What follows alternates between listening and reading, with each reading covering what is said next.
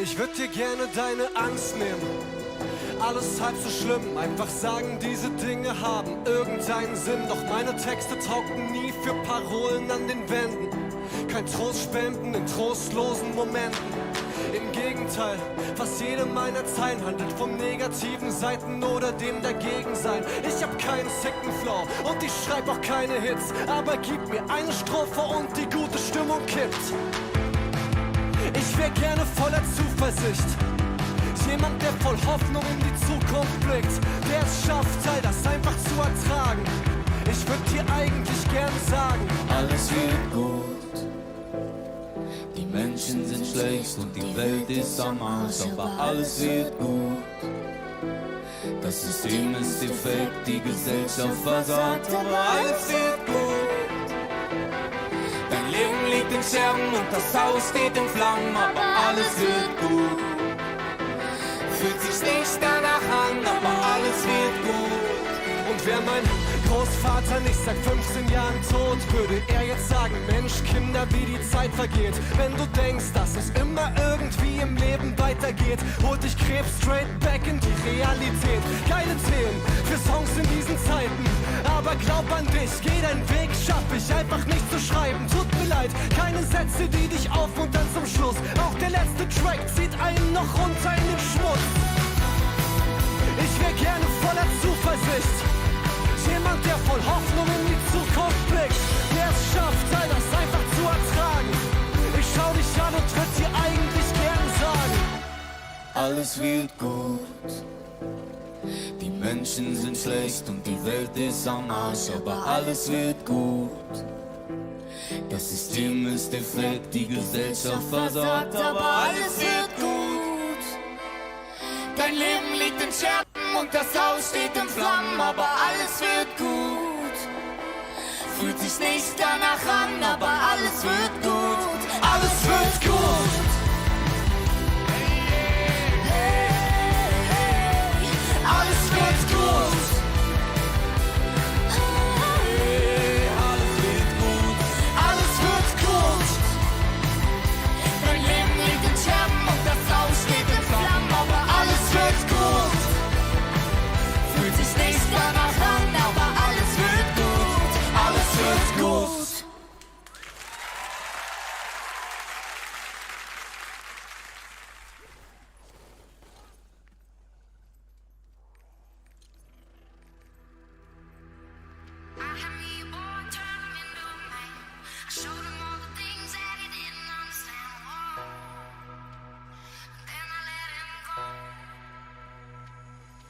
Now there's one in California who's been cursing my name, 'cause I found me a better lover in the UK. Hey, until I made my getaway. 1, 2, 3, they're gonna run back to me, 'cause I'm the best baby that they never got a key. 1, 2, 3, they're gonna run back to me. They always wanna come, but they never wanna leave. Exes and the hoes, they haunt me like ghosts. They want me to make them all they want. Exes and the hoes, they haunt me like ghosts. They want me to make them all they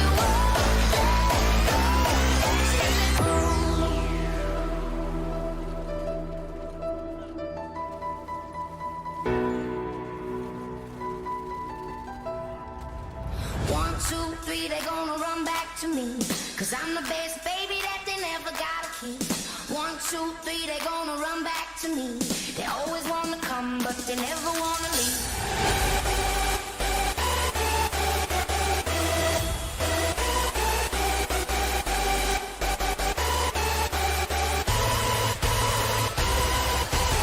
One, 2, 3, they're gonna run back to me. Climbing over mountains and sailing overseas. 1, 2, 3, they're gonna run back to me. But they never wanna leave my exes and the hoes. They haunt me like ghosts.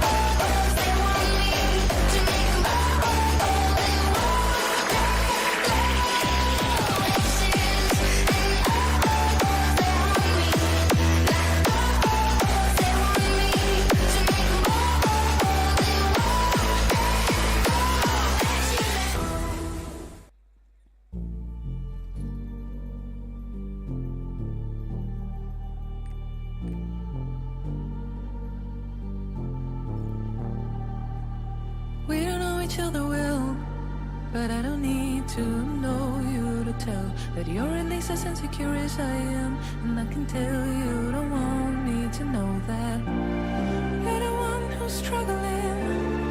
You don't want anybody to know your biggest weak spot is being real. Your biggest fear is being here. And I know your biggest secrets. I got you all figured out, and there's no way out.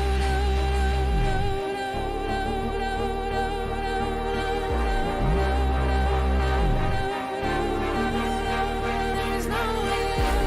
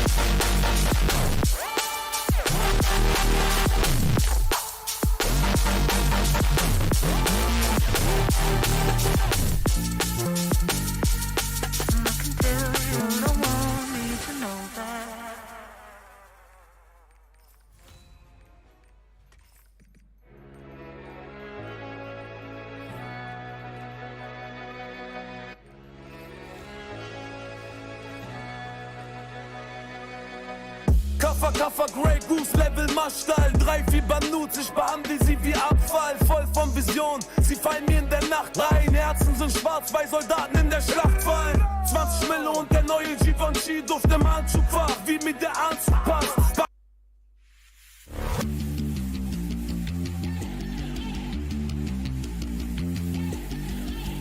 Electric lights blow my mind, but I feel alright. I never stop, it's how we ride, coming up until we die. You can catch my eye if you wanna fly. I'm so alive. Never stop, it's how we ride, coming up until we die. I just wanna break the rules, boys and girls across the web, put it on us and shoot. Coming to the discotheque, getting high.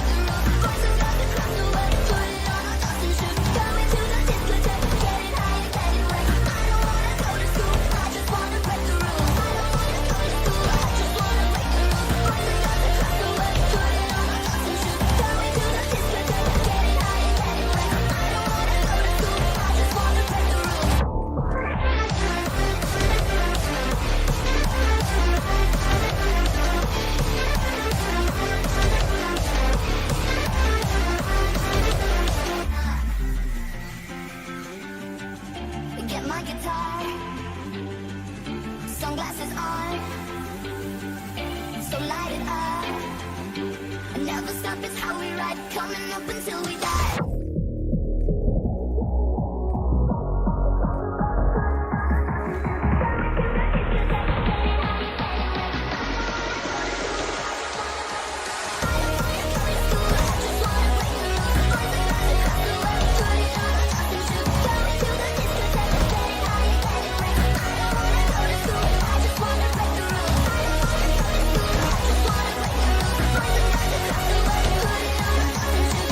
To the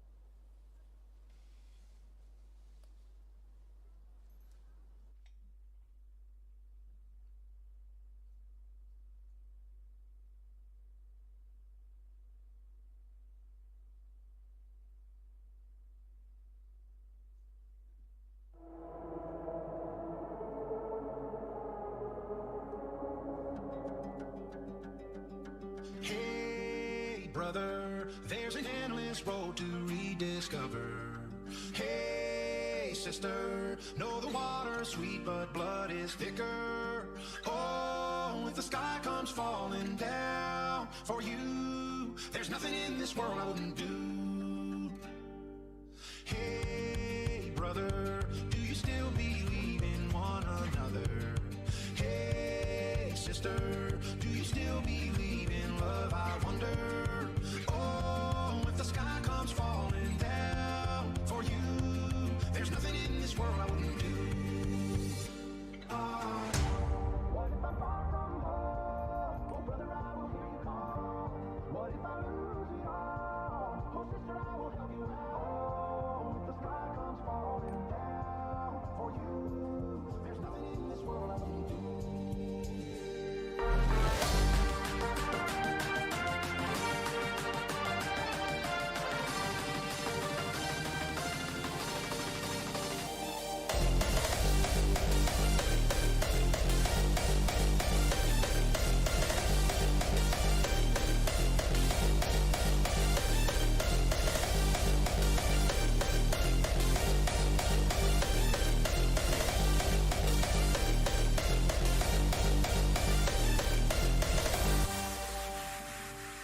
Hey, brother, there's an endless road to rediscover.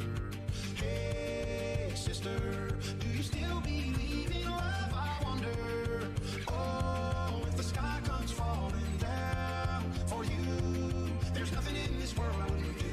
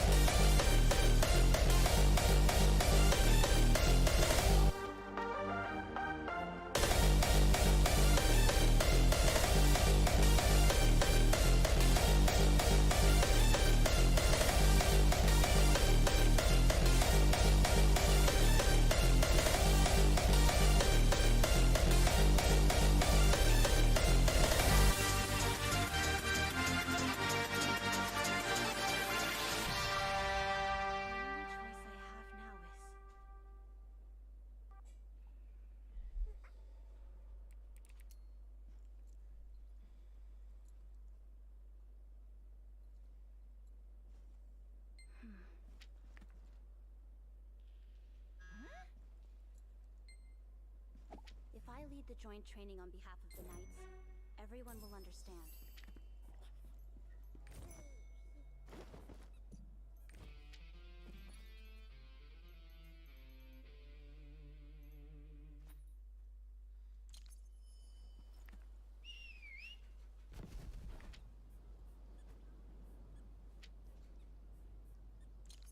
All clear. All clear. Satra is speaking.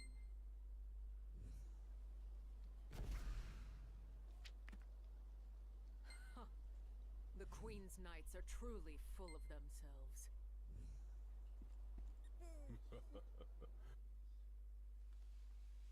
My apologies. Our young friend here didn't recognize the hero and showed you disrespect.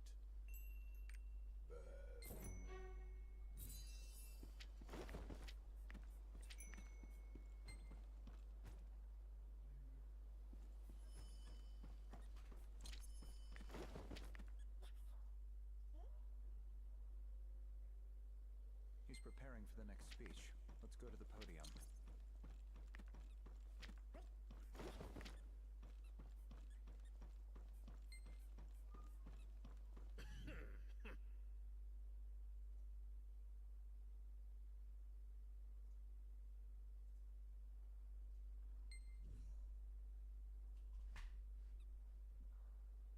Doesn't it all make sense now? Please tell Her Majesty, we will follow her, but the Senate finds the decision very unfortunate.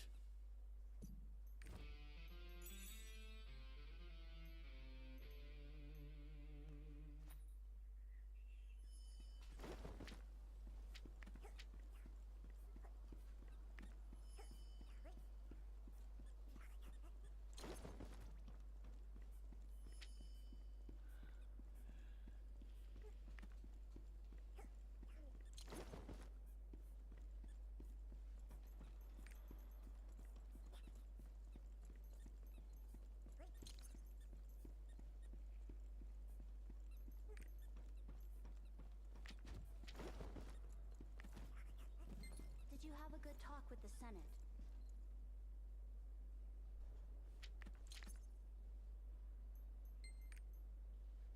I knew it.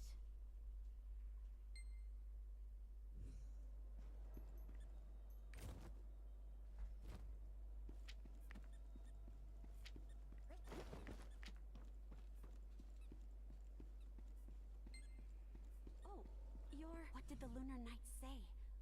What about Commander Ravel? It seems it would be difficult to see Her Majesty right now. I'll have to come back another time. I had something to show her. President, it's because of Vergris. You do have a point.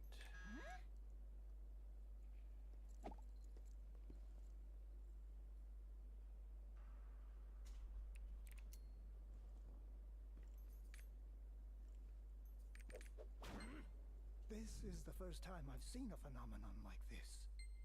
You may approach.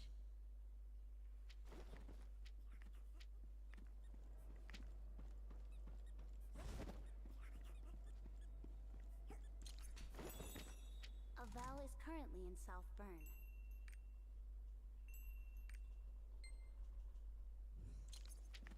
It also possesses the power to heal, so it will be useful.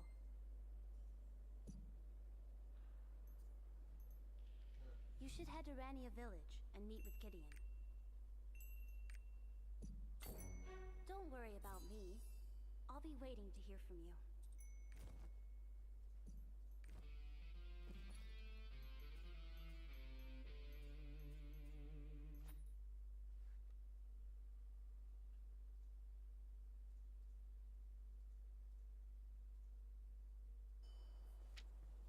Hey! Whew. How long has it been since I left Illusion Bamboo Island? I feel so much better.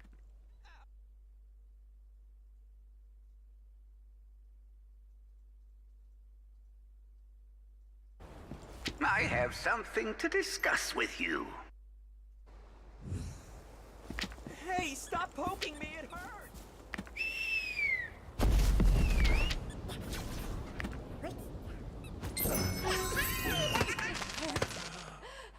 Valorine? So he's a bad guy. Saved. The necromancers have appeared again. Valankar Mountains have been drenched in blood. Those damn necromancers. The guild's suffering heavy damage due to the necromancers' attack.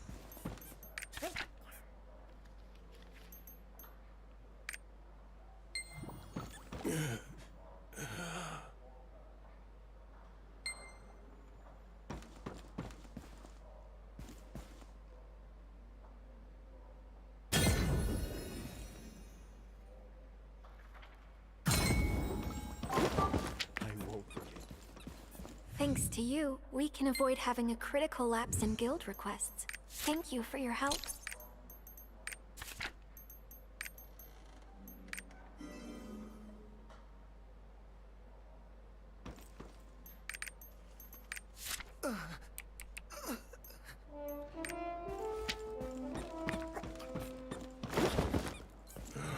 What? You're going to the south? Why did you suddenly decide to go south?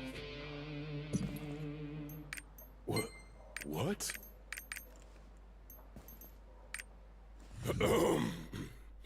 If it is the Queen's order, I'd gladly shave my beard. I could send Zirion. Despite his appearance, he's very talented. This guy, he's been nagging me for the past few days. So how about it? If you're going to take him, sign here. Good.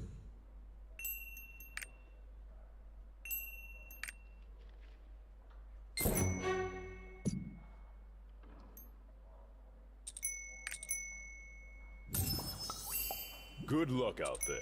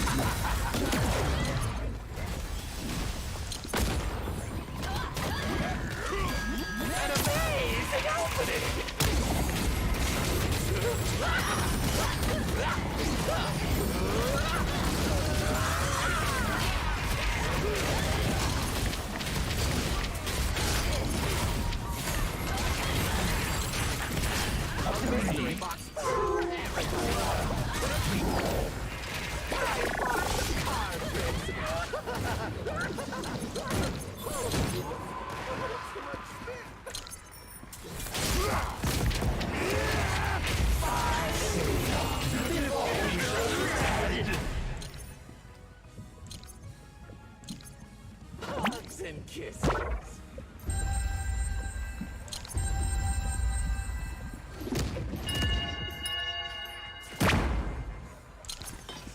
I'm here.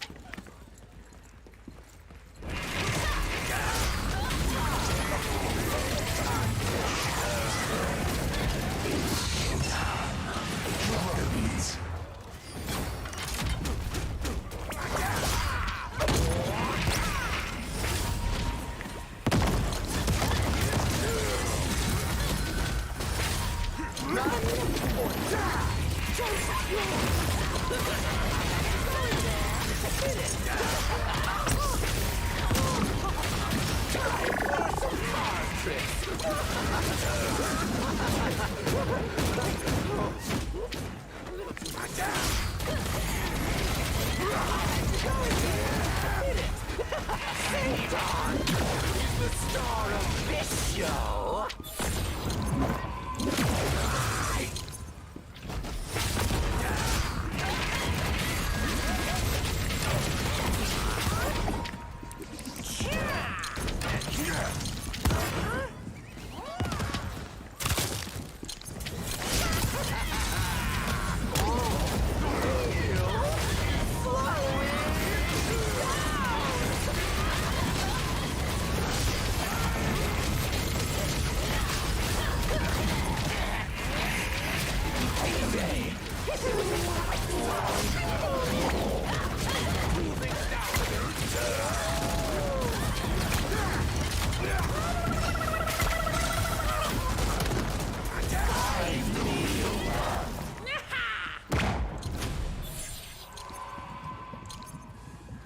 Hugs and kisses.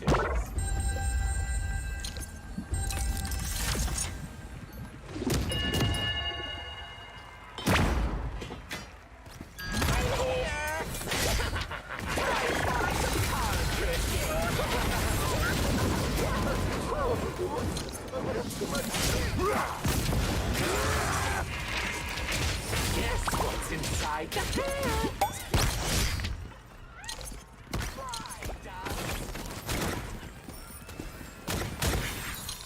Bring down cards.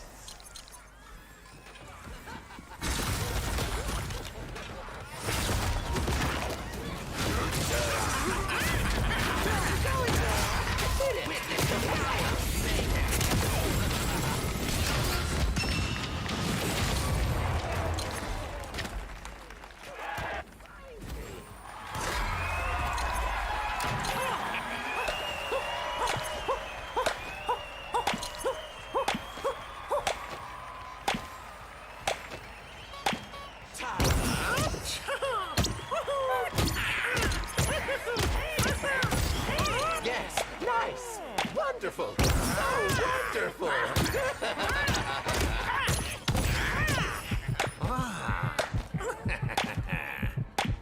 Oh, saucy moves there!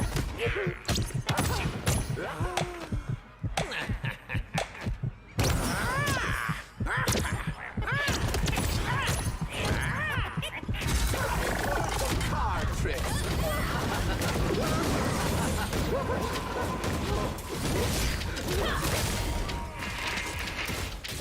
A mystery box for everyone!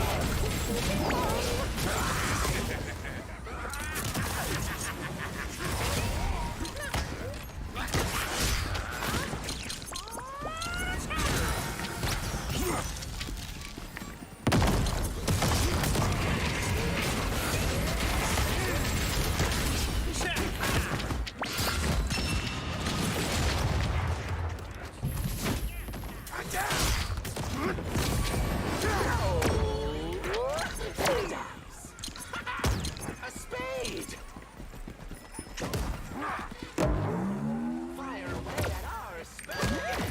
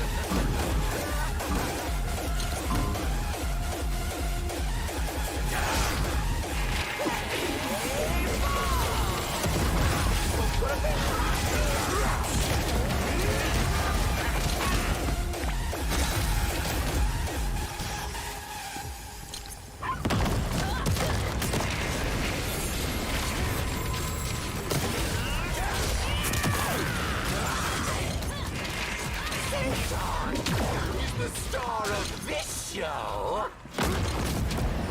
Taste the heat.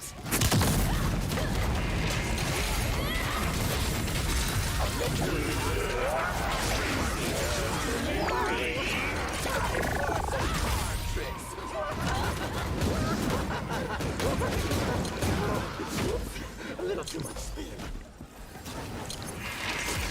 Looking for something. Say no more.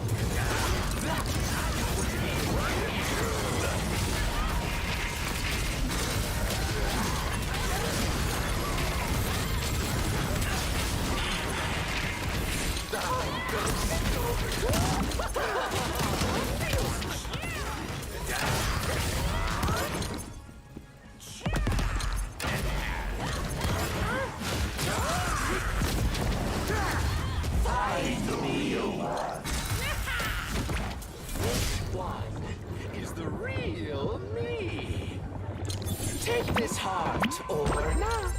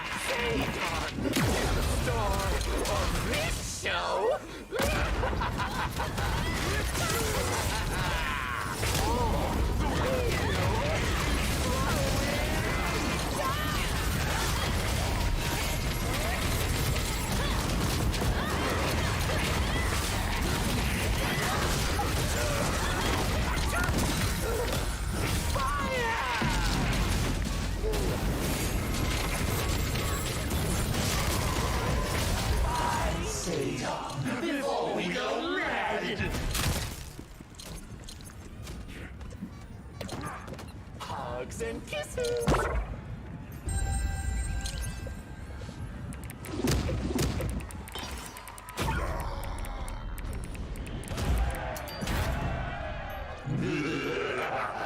Special delivery.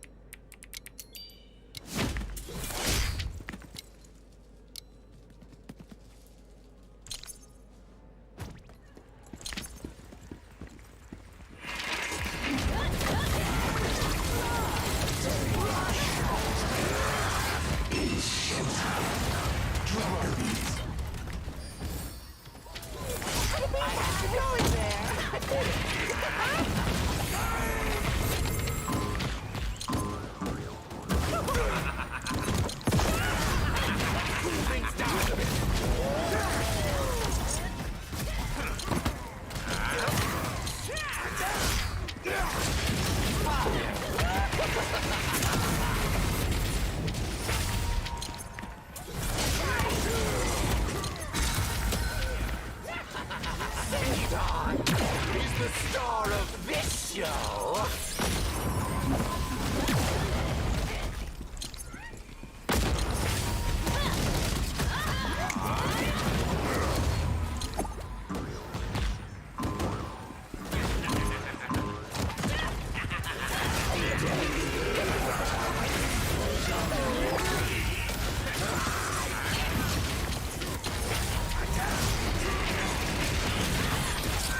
An amazing opening!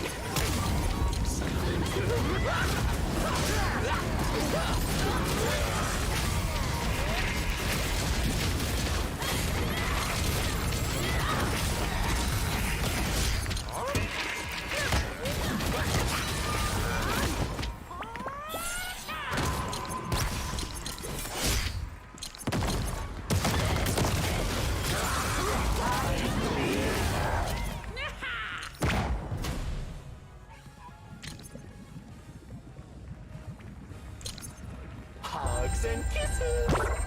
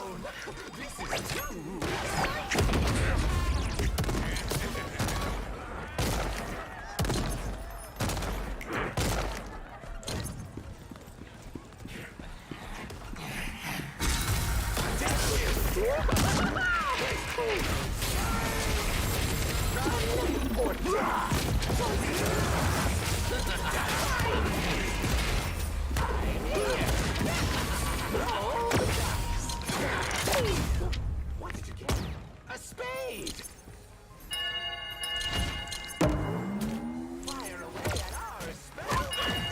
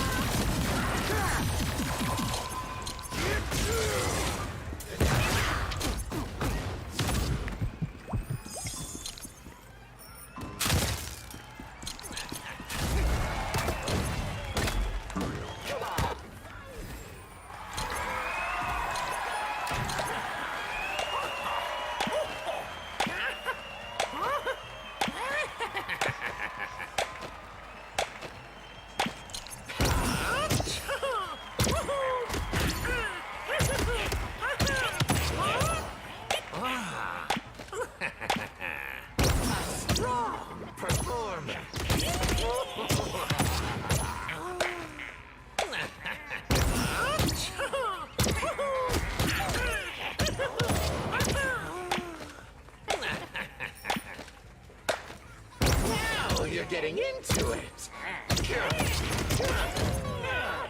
A mystery box.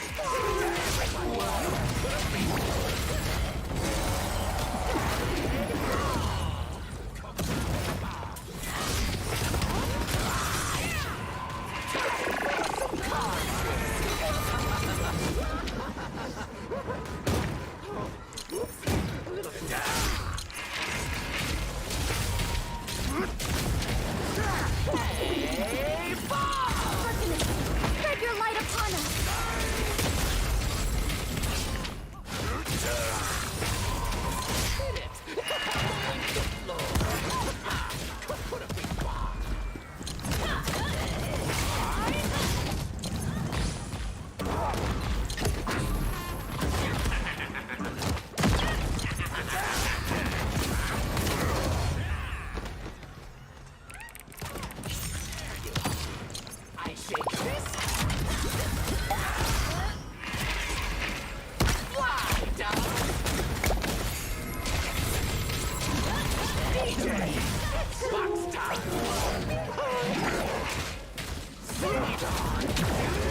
Star of this show!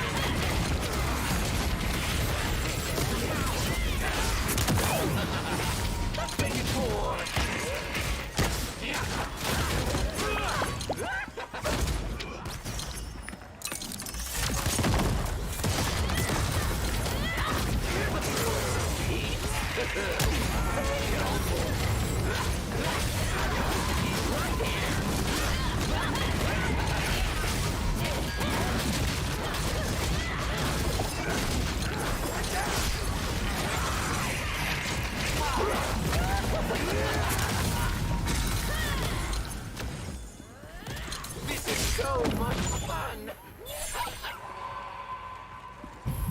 Run! Run!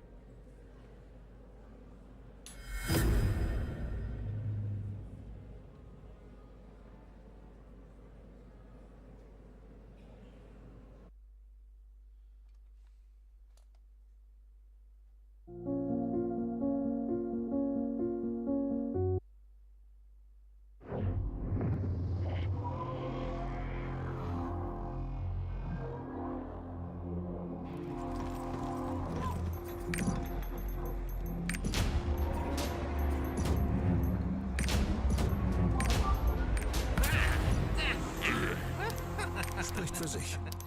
Der neue Opel Astra Sports Tourer Plug-in Hybrid. Scout keeping him alive. The objective, can they take it? That's one for the side of T1. Viper now in trouble. Baker, everything on him. Guma still standing strong. The flash forward. Baker now standing forward. They can't finish Guma. It's massive for the side of T1. I'm super excited to play against T1. When I think of T1, I think of League of Legends, I guess, and of Faker, of course. He's the greatest player of all time. 항상 유럽팀 상대로 저희가 이길 거라고 자신하고 있진 않아서 충분히 경기해야 되는 팀이라고 생각하고 있고.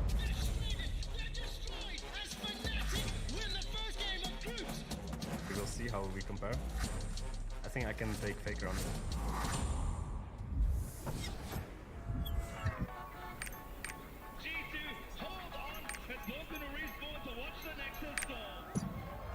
Yeah, got us an MSI, but Worlds is the only tournament that matters. We have a score to settle. I was confident playing against G2 at MSI, and now I think we are better than we were before. I think they're probably the weakest team in our group. Evil Genius is the weakest team in our group. Biggest advantage was just our team play. We just beat Evil Geniuses before, and we have to do it again. We already sent Matt home. G2's next. 일단 담원기가 되게 잘하는 팀인 것 같고, 근데 하지만 저희 팀이 더 잘하니까 내일 꼭 이길 수 있을 것 같아요. 징동은 전체적으로 약점이 없고 운영을 잘하는 팀이라고 생각해서 저희가 잘 준비하면 이길 수 있을 것 같아요.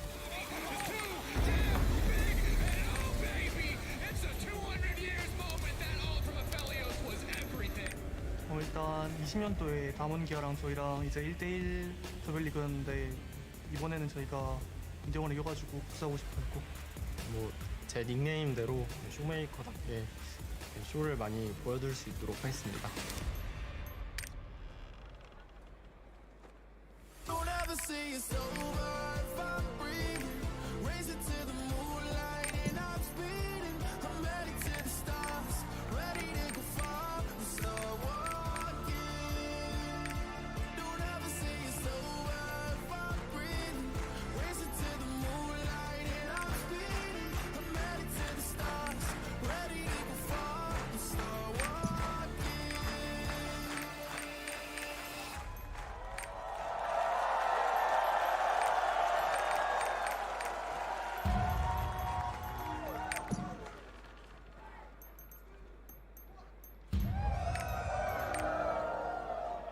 Welcome back for more group stage action here on day 2. After finally conquering the LEC, they are here to take on the world, presenting Rogue!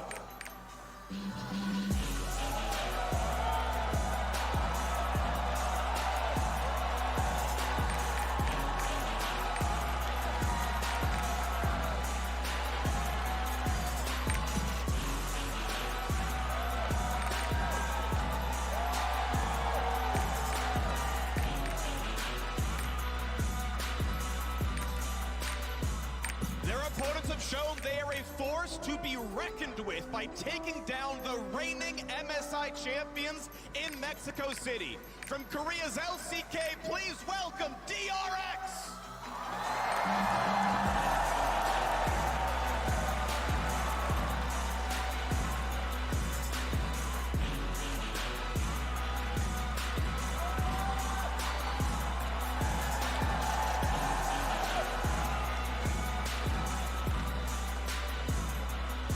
It's time to kick off day 2 of groups here at Worlds 2022.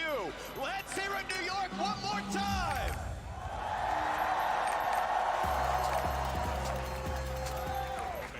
Let's get straight into it. Day 2, day 1 was already so exciting. Worlds is incredibly stacked. We saw the analyst test talking about 93 unique champions already. The record is 94, and we're only on day 2. We can break it right here. Probably could, I think, you know. Beryl was actually, last year at Worlds was tied with Fudge for the most unique champion picks of any players. Both of them had 12. Really? So he is one of those really flexible players. And I mean, I don't know how you get more flexible than us seeing Singed. I'm personally a very big fan of Senna Lanes. Didn't work out so well, prior. But I'm still looking to see a whole lot more fun out of this one. Of course, Rogue making their Worlds debut. DRX, who 5-0'd in play-ins, first time seeing them here in the group stage, of course, as well. And let's see what we get into this draft, because last time we saw they were stomping. First ban is going to be the Jarvan from DRX up against Rogue, denying Malrang, of course. We saw him in the LEC playoffs and finals, especially just so much early game action. He has a very, very low CS kind of difference against the Indian jungler. He's always down in creeps, so he looks for those active plays, want to shut that down. A lot of targeted bans so far as well. You know, Comp taking away his Caitlyn, something that he's been confident to play. I do think you really have to take this Comp Trimby bot lane very, very seriously for the side of DRX. It had been such a strength for them in playoffs. And with this Kalista Caitlyn ban, Maokai first pick gonna come in for Rogue, gonna get that jungler rolling. Level 3, of course, really good gank setup and team fights, of course, with the ultimate. MF is something that I'm thinking about for DRX here with the AD carries being down. Def's already played 2 games of it. We've also seen things like Tristana coming out of him, so it depends which route he wants to take in terms of aggressive AD carries. Of course, Rogue will have a little bit more information on DRX because of that play-ins. Rogue, of course, have been quiet for the last month or so. Absolutely, and I'm just so interested to see what DRX's approach is going to be against Rogue. You know, when I think of them from the LEC, I think of team fighting, I think of incredible individual laners, team that builds advantages through their 1v1s, through their 2v2s, and then takes that to the team fight stage where they can really take over. DRX, I do think, can get aggressive early, though, and it'll be interesting to see if they want to push the pace of the game. Wow, we've got a Lucian Nami insta-lock for Rogue. That's so interesting because obviously with the changes, the Electrocute doesn't proc on the E anymore, so gonna go for something like the Airy. You have to imagine, what does Zeka go for? We've seen his Akali, we've seen the damage this mid laner can do in play-ins. Azir would be more of a range champion, but if Lucian's dashing in, I think Akali could work really well. Yeah, absolutely. You know, I didn't think it was gonna be a little long because Maokai's already locked in. Yeah. We know this guy is so good on the Akali. It's gonna make it dangerous for Lucian potentially here. And you already have Sejuani, you have the Akali, you have that range threat of the MF ulti. So Comp is gonna have to position, I think, incredibly well, you know, in these team fights to really be able to get it done.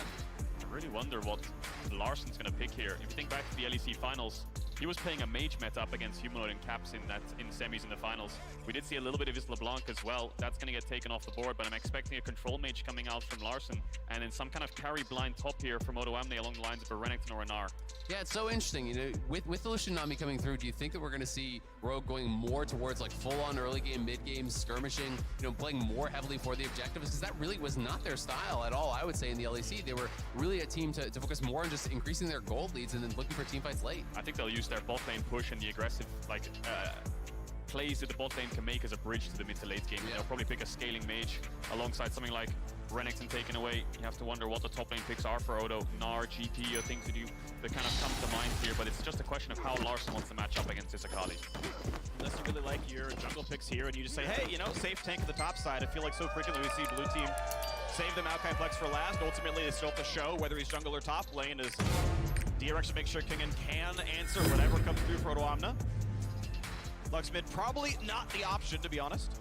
Yeah, it's a bit of a tough call here for Rogue. I think Azir is a no-brainer, just a bit annoying into things like the Akali and the Amumu diving on top of you, but really good scaling, really good range. Is that going to be... Odoamne is a very high-prior Maokai player. He loves Maokai, he loves Rumble. If this is a Graves, that wouldn't surprise me if they flex it. Bedius was talking on the desk about the power of the flexibility of this champ. I do think it's more of a jungle pick for Malrang because of the amount it can set up, but Trundle's locked in, so that's going to be a Maokai top. Wants to have that 80 damage in jungle to mismatch his mid laner. Now, I'm just so interested to see what the answer is actually going to be here, you know, for Kingen. Is it going to be actually Juhan playing the Sejuani, or is it going to be a Sejuani top as the answer? Because you can go to some of the really aggressive counters, some of the melee matchups that can be very, very difficult. But it is looking like if Lee Sin gets locked in here, it would just be Sejuani top against the Maokai, much more of a farm lane. It would feel like DRX are playing more heavily down towards mid and bot. So very interesting. I was kind of expecting more of them trying to look for a counter to that Maokai and actually just slam that Sejuani into jungle. But going Lee Sin here, a focus on playmaking. It is going to be a lot of threat on this mid-range Lucian here between the Amumu, the Akali, the Lee Sin. All of these abilities he's going to have to be watching out for, because if he gets locked down, the MF ulti will be there to clean him up. Yeah, I suppose the logic is just the Trundle's so good into Sejuani jungle, right? You're forced to go things like the spellbook on Sejuani jungle that we've seen. Can't remember who it was, but it just avoids the aftershock proc to give the Trundle the stats, right? So the value is there, but they value more having Lee Sin, Akali, a lot more kill threat, a lot more level 6 spike onto this Azir to try and force mid push to help out their side lanes, most notably bot. But if you look at both comps, tanks in the top lane probably going to be very quiet this game. This game's going to be heavily about keeping mid push for Rogue and making sure their bot lane can dash forwards. This is going to be a fun game. I think bot lane's going to be spicy. I think there's a lot of pressure back and forth. If you do misstep, honestly, a Mumu can lock you down long enough that MF gets the kill or the jungler shows up. On the other side, Trundle either has natural escapes. Those ganks feel pretty decent as well, depending on how pressure goes. If they're low, maybe you dive.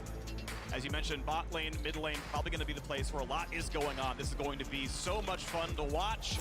Does Rogue continue on the domination they had in the LEC? Does DRX continue the domination they've had at Worlds so far? Not only beating RNG, but 5-0 in their group, and now to see if they continue on the era of Korean domination. Only one team ever from the LCK since 2014 has ever failed in the group stage. DRX is a tough competition, but they have looked so far pretty amazing here at the World Championship. Our first game that is going to start right about now. Rogue versus DRX. Before we begin with level 1's Airy on the Nami, not a surprise, the electric changes will help out in that lane phase a little bit more. Look at some DRX chants from the crowd.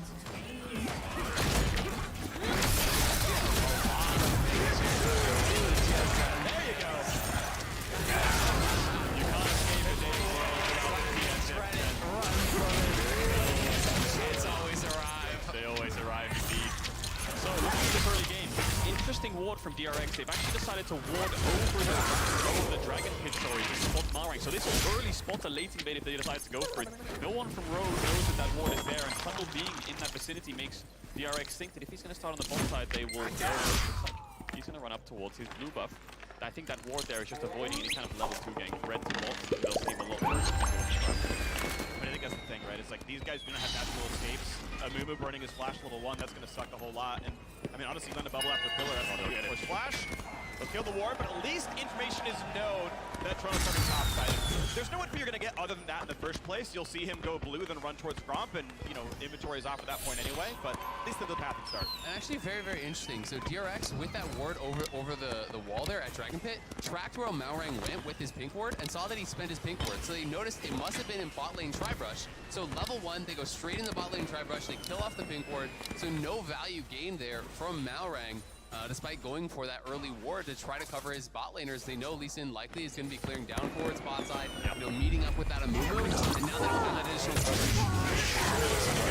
Pretty helpful with those crazy movements here, though. He's helped him a little bit. Second his therapy is that. And honestly, heavy trapping is one of the favorite copies that this is pretty good. Keep going. Thanks to help him. I think actually likes to stay in the middle. Oh, that missile helping out forward too much. Yeah, definitely. One off the way. So to DRX on the road. Level 2 yet. Experience there, so they're going to for now.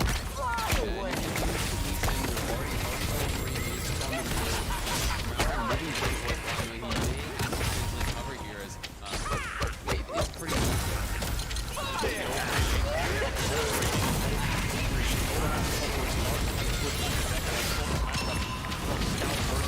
yesterday in the EDG T1 game, and despite T1 dominating that game, the level 1 to 6 was really rough for Faker in this final matchup. Early on, even after keeping back, so the Azir should be able to control the game. Top now level 2 can start to walk up. You had it all the way down to get this bot crab up in 3 seconds. Malrang actually skipped his wrap first, so he won't be in time to contest this crab. Also one thing over to level 4. They meet each other in tribal. Lee Sin uses very hard and only wants to Malrang might have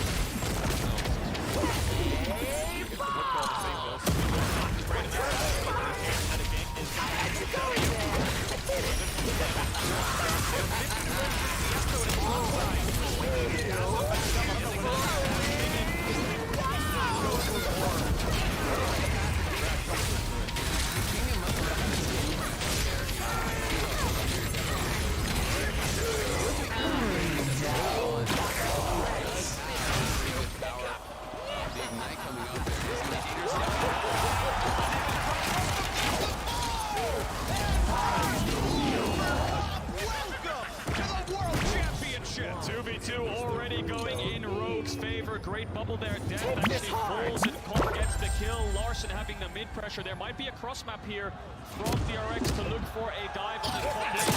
Odoamne if they can look for that kill. Gonna ward the try. EP has a good run. Do they go for it?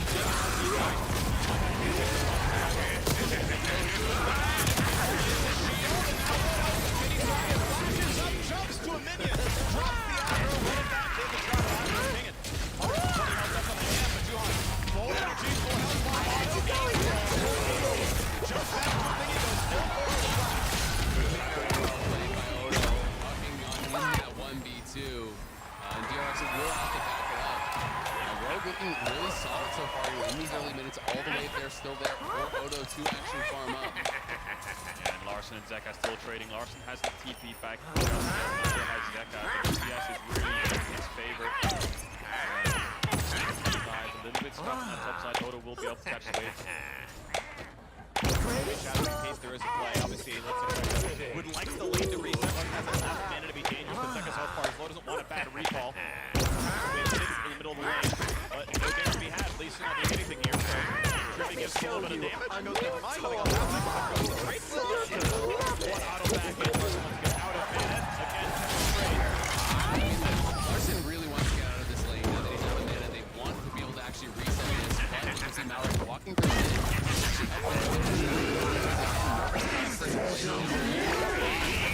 This will mean a pretty easy reset for Zeka, though. In this poly versus Zero, it's often not about that first reset. It's just like, mana on the Azir side. If you actually get him out of mana in these situations, then there's not really that much more threat, and the lane really starts to stabilize for a while.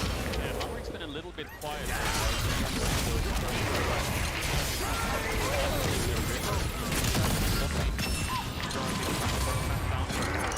Second respawn, covering Rogue on the spot, push out for the waves safely, and there's no threat of Nolan. Who still has the flash right, so there's always that threat, that looming threat of Nolan, or at least it's down close. So we talked about the level 4 power spike, Zeka taking back with the alternator, Lamtone as well. Now on that level 6, we will have still pressure onto Larson. Yuhan just needs that level 6 as well, so they can start contesting this mid 2v2 and impacting both side lanes. both sides of the stun, but it's still Trippy could be in danger, but the bubble down does not land the AD carry. Second banish shots, I believe, missed, so Barrel's nothing, but the Q's gonna land Juhan on the board now. Run back to his tower, taking a shot from Def. There's the power of the Amumu on the setup. The Lee Sin can just come through lane because he has the Yapto, he will land the flash. The second one will land and Lee Sin can follow up. And with Glacial Augment, it's actually so difficult to actually even disengage from the end. And Nami is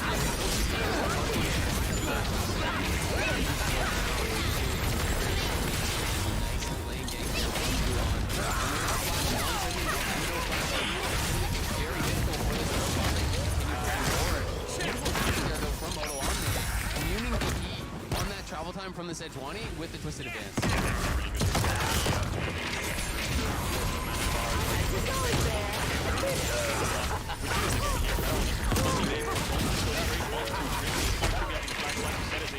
The Glacial Augment just makes him so slow, and despite not having the second charge, you have goes onto it. Fine on the no flash there. Was beautiful. Warthog back away. There's the bottom side. Barrel nearly dies. And then we got a bit more by Larson. Then back down the within of his own jungle and gets killed for it. Oh, not gonna land here, so pretty much Grimby feels safe. Has the level 6. There's the Netful. Won't get the kill, but Pump's very close to having mana for Culling. I think DRX is the way of the win. I think they're still changing the wave. Exactly. It was just a wave clear ultimate there from Def to just chunk out Rogue a little bit. This is dangerous though, they're going to stay around, they will spot this ward, be able to clear it out, because they're neutral. They do have the mana advantage pretty heavily though, so we'll see if they want to start pushing one more wave. It looks like they will, and I don't think Comp can stay around. He's too low and he has no mana at all. He's going to start off the Herald, and Malrang's channeling the recall, so it looks like they're just going to give this enemy doctor with Herald out. They're just going to hand off to Blue Buff and take a base, so the stakes of the game right now. A lot of trading involved. Top side goes in Rogue's favor, but they end up losing the Herald. Yuhan just bot side, and Malrang going forward to make sure that he can follow up the play. Yuhan has dashed over the wall, but Larson has the way to push the collapse. There's just no real way out for him. He's trying to escape as long as possible. At the end of the day, it would have been better to actually just go back and go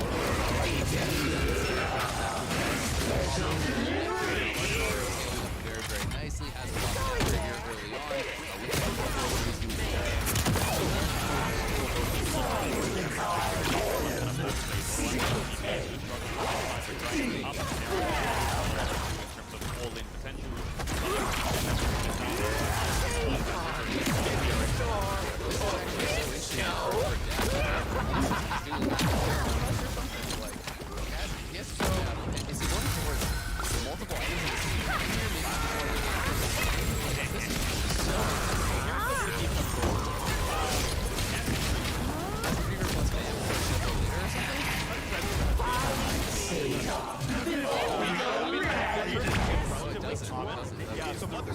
caught misfortune item. But not as a first item. No, you should never see that. It's but always mythic rush. If he's stacking raw AD, he's like, I'm just getting as much ult damage as possible. I'm just gonna build AD items and then go mythic. It's sort of like those early Stratedirk builds where you're like running a power play. This would be something that this was many seasons ago. Fight early and then build them into Just trust me. back in the day. But not something I've seen in a really long time. Maybe bot lane has to be no ignite, so innate healing is always better than just rush something to make the lane phase a bit easier for him, I presume. I wonder if he will finish it. Looks like the components he will, but regardless, DRX will get the dragon. Yeah, it's really, really interesting, right? Because he has the extra longsword, and he doesn't have a quick flow. So, it's like, is he even going towards it, or is he just building that and then going to something else? But either way, doing pretty well on the DRX side. They get the dragon, they get the herald. We'll see where they want to actually look with this next herald. It always feels like when you're playing against Azir, trying to open up through mid lane with the herald is a pretty good idea. Get Zeka moving around on the map, try to take Larssen out of his comfort zone, because the longer he's just chilling, farming 10 CS per minute in mid lane, the better things are for Rogue. And we've seen what Zeka can do in planes already. Outstanding performance, huge step up for DRX. Now playing with Yuhan over Pyosik. Yuhan did play 2 games of Maokai. What now we're seeing is Lee Sin, still a little bit ahead of Malrang. Has the XP advantage, has the farm advantage. Here comes that mid contest you were talking about. They do want to drop it around here. Rogue will push out bot lane, and they should know something's up here because MF and Amumu aren't showing on this bot side. Larssen playing relatively safe. Yuan's just going to help Zeka clear out the wave, and this is the mid lane contest that both teams want to do. Rogue want to keep the push, DRX want to threaten kill pressure, so it's just even. And right now, Larssen's gonna sit there and tank the wave. No big problems for him. Gonna try to keep the lane on his side, make it uncontestable to kill him as Wave goes under the tower. Worth noting that the one turret plate was not gained for gold. It died the minute with no one around, so that 160 does not go into anyone's pockets.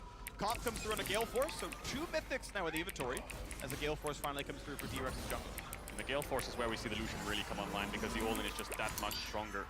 DRX do have summoners in bot lane, so they shouldn't be under too much threat. Odoamne's been under his tower the majority of the game. Unleash TP in 2 minutes, but we need to see what this Herald's going to drop because it's about to expire. It's going to be mid. Juhan just went straight down towards bot side river, moving in towards mid here again. His camps are up top side, but he's just going to straight drop the Herald. They're pulling down Kingen as well. They want to try to threaten here, and if Larssen doesn't spot the Sejuani on the wraparound, things could get a little bit dangerous. There's already 4 members here. Flashes us, so that might not have landed, but now it's going to be the jungler stuck in place. Marwan gets his stopwatch in time, immunes the Amumu's done. And King without flash simply could not live. The shuffle guarantees it. They hand the kill over. Larssen 2-0. I really like what Malrang did there. He just instantly stopwatched, didn't use the ult, didn't use anything else. He just made sure that he was avoiding more CC, so they had to back off the dive, and Kingen, obviously with no flash, just gets collapsed on very easily there by Rogue. So they got the plates, which is what they wanted, but maybe overforcing a little bit there, DRX, with that top prio. Yeah, absolutely, and I just don't think keeping track of the fact that he actually had a stopwatch. I don't think you actually look for that sort of a dive there. If you know that Malrang has a stopwatch available, trying to hard force onto it. Kingen's there on the wraparound, but of course Odo is going to be coming in with the follow. You can see on the mini-map, Odoamne was already moving down from that top side, was going to be there very, very quickly, and with the stopwatch in place, there's no way you can continue the dive. Odoamne arrives behind Kingen, this flashless Sejuani, and he's just slated to go down. They can give another easy one over to Larssen, who's been the beneficiary of a lot of these early scraps. He's got 2 kills already. Yeah, 2-0-0 on the board. Has the mythic picked up that we saw a little bit earlier on. He's gonna solo out this blue buff as Malrang clears out his bot camp. Shouldn't have a very hard time doing that, but with 1 minute on the Herald, that's the next objective that both these teams will be looking for. Taking Herald as the RX is so pivotal because you crack open mid-tier 1 to stop the Azir from being able to wave clear so effectively. So Rogue will try to deny that, you have to imagine. When the mythic gets picked up, there's a Sunfire for Odo, so I think they're pretty happy to take the next fight. The question is, who can set up first? Who will arrive at the objective first? Because face checking into both these comps is pretty scary. Now, Bloodthirster is, of course, done here, as we called out. That is actually what Deft is going for, just the full sustain. It is a pretty good attack damage stat stick. And if you think you're only team fighting with ulti, the only stat you care about is raw AD. Attack didn't do anything. The crit chance is the same as like a Kraken Slayer or whatever. So, okay, he's going for the biggest ulti possible. The ability to not get one shot, hopefully, by, Lucian fighting him in the lane. So, we'll see what it pays out for him. Of course, cooldown boosts are, of course, in for the Lucian, and now in the top river, fighting for vision. Bit of an awkward scenario here. So Kingen used the TP a couple seconds ago, and Odo is in bot lane with the TP. So now it's a weird situation. Does Death go top here and contest the Herald, or does he just drop, or does he stay bot and then they have to play a 5v4 on this Herald, right? Does he really want to give up this much creeps just to arrive in a fight that Odoamne can TP in anyway? So I think the RX are saying, let's give this up. There's no real way we can contest this. Death's not here unless they can look for a steal. Our Rogue don't have that much lockdown. The Nami bubble, the ult, it's all skill shot based, so he can play a little bit on limits here. Threat Rogue as Death is on the way. The more time they can buy here, the better. Lendo's auto TP to make it a 5v4. Here comes the first engage. Stun's gonna land, but will it even kill? No one is in range. And finally, Zeka comes in, knocks down Trimby. A trade of support for support. That costs an ultimate. Death is almost here. Good smite comes through from Malranga. Ulti's not gonna do a whole lot there. Zeka back out to safety. All the time on the 4. Juhan builds his face, stays alive. Battle lines drawn, both teams gonna back away. Support's full, but Rogue get the objective. DRX get Auto Omni's TP, so now they're gonna look for this mid tower because Rogue have to take the long way, but with only the ranged champion being the MF, Def doesn't really want to walk up and hit that tower. Dragon up in 10 seconds. And Comp actually has Herald. I wonder if he'll just even drop it top. And he's up top by himself. He's just going to use it for the fast recall. Potentially save it for later. But DRX staying out on the map here. Starting up this Dragon here on spawn. Looking to take their second Dragon. Larson does not have TP. He cancels his base. So it looks like Rogue are thinking about trying to contest this. But they still need about 15-20 seconds for Comp to get there. Very similar situation to earlier where they need to stall and wait for Comp to try to buy time. But look at Deft's mana. It's incredibly low. No ultimate either. So he's just basically saying, I can't fight this, guys. There's no way we can take it. You're going to have to take the 5v4 if you want to contest. And DRX just pull away and look for this top tower. Comp is on the way up. Trimby's mid. This could be a little bit risky for Comp, but I don't know if DRX have the information as to where the Nami is. So it would be a bit of a risky dive. Is it worth going for? Wave extremely small. Barrel's just going to blast one out. Rogue get the Dragon. Honestly, really well handled by Rogue. You know, even just Larson, you're showing it's in his face, coming back out. There's a threat of him being Just here a little bit earlier.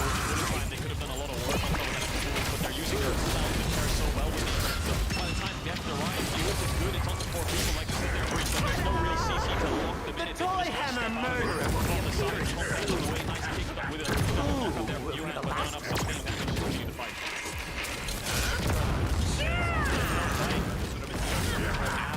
But for the wave, no one's impressed with the Dragon Soul. As we are towards the best rib, objectively. I will not be taking any questions. It is Hextech Rift, it's the best one. Words go down, hand it over to Larson. Oh, come on. That is nasty. Big goal from Larson. Still on fire.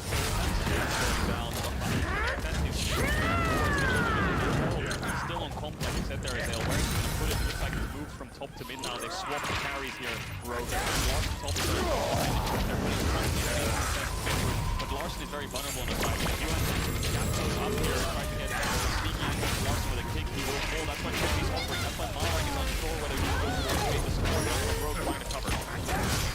And you can see that Kingen is not confident to even walk up. You know, they haven't had eyes on a lot of these Rogue members for quite some time. So even though it is just this 1v1 between tanks, Kingen has no idea. They really have very, very little forward vision. You're looking at the map.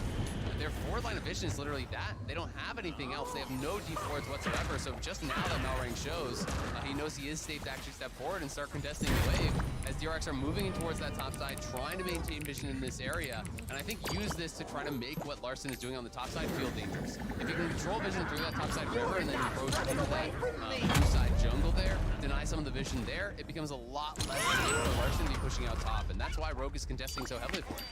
Yeah, looking for that top side crab now. Malrang Comp staying in mid will help them keep the mid push to help Larson on the top side. That's where both these teams are focusing because Larson is so vulnerable. The mid jungle can collapse with Barrel next to them and they can actually make the aggressive play first. Rogue's always going to be on the back foot, but Zeka right now, Rod will do a lot of damage. Rogue will be very careful on how they use their CC. They have one lockdown into the mount, and if Auto used it on someone else, then the Akali can take over a fight.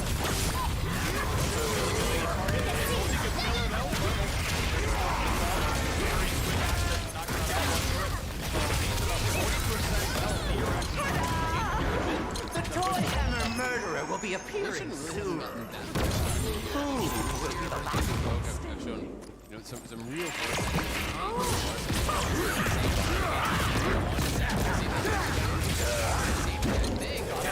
knocked out first, the good target is Delta around, ulti in for Amumu. Is this first kill gonna come across Larson? Attack and now kill out. Both Jones was broken. Safety, hospital leads in. Now easy way out.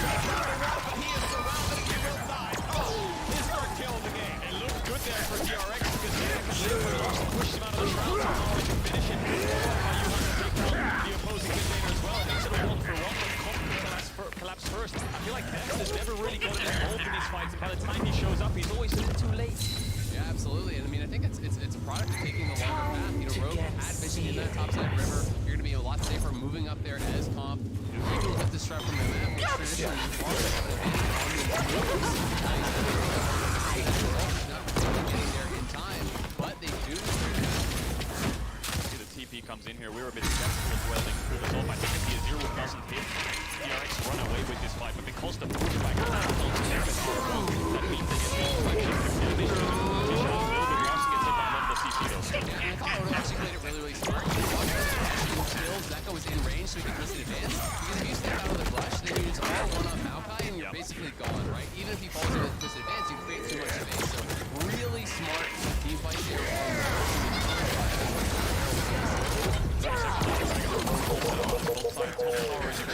So we're looking at a cross map here. DRX will get this top tower. It's going to fall, and they can also TP in to protect the dragon. So 20 seconds left. We'll play on mid and bot waves. They'll get the push. The question is, does DRX want to walk in? Do they have any good wards?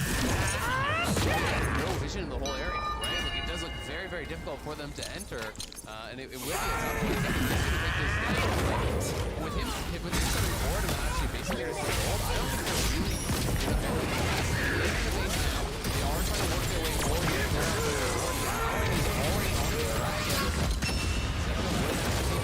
It's so hard to walk in. One Nami ult in either of these chokes, and that's it.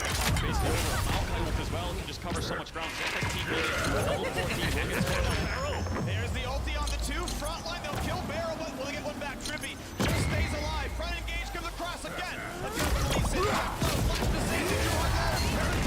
Not quite the kill. Blocked down. King running for his life. Comp wants it. The shot's not coming through, and he gets them.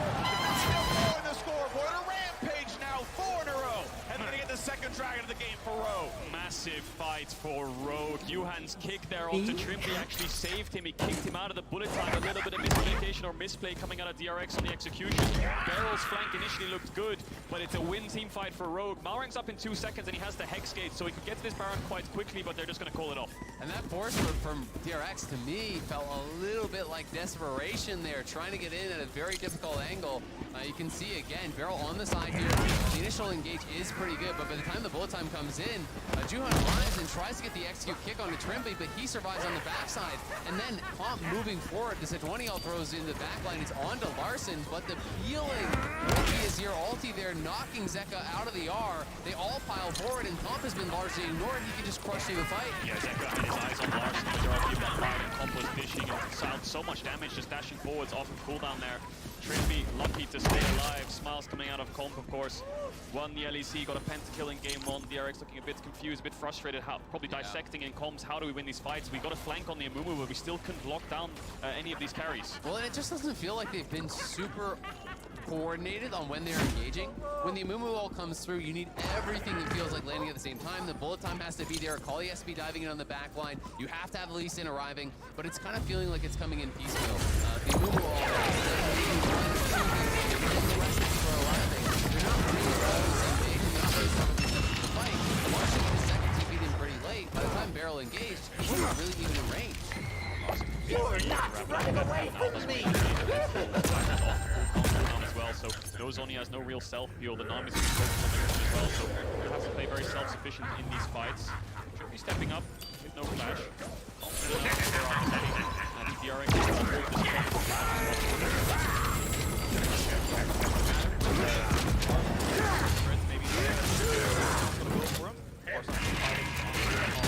It's hammer time!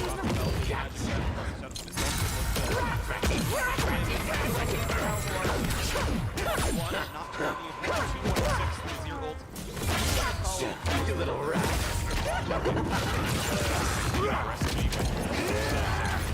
Defensively.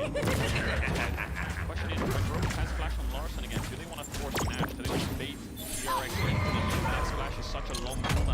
much good zone control in these chokes, like the entrance red with the Nami ult, with the Maokai ult. Does Odoamne want to push out this bot wave, join his team, and then force DRX into them?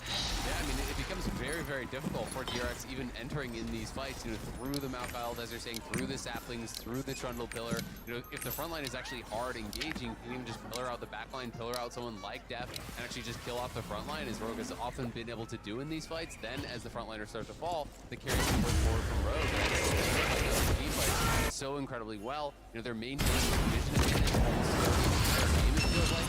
There's one force in his here in total, but overall, Rogue doing a great job. Session forward. The stun that was barrel get the ult combo together. Cobb just disrespecting Beryl. There's so much cleanses. The Q waiting there. Everyone is there. Destroy Hammer Murderer will be a Larson does still have his cooldown. He still has ulti, and that's what he's watching for. There's my truck. That's the thing is what's seconds away still. So they cannot get out of the pit and get him away. And right now, Vision is spotted. They know where he is. They get to fight in for, but no, they're going to fight inside. Oh, yeah. He gets the kickback. But will be enough. Larson stays alive for 1 HP. Jeff gets the kill, but he has the time to make it happen. And now he's surrounded, trying to live. Will he get? Finally drops down. Odoamne, is the Sunfire Aegis enough? He's punching. He's doing what he's supposed to. Being held by Trippy. He will burn them down as best he can. The TP comes back and Sunfire is there. Barrel is low. Is his Q up to jump to Crust? It is. He's gonna stay alive. He'll just barely live. He's got no chase. Nowhere to chase anymore. Spider-Man on a move there. Barrel makes the miracle escape. Odoamne as a tank just 1 versus 3. Clash of DRX. This all came from a massive blunder from Colt. DRX could have worked away with a Baron there. Their turret took a very long time to find Larson. Eventually he found it in the fight, but the base damage coming out of this Trundle and Maokai just wants to get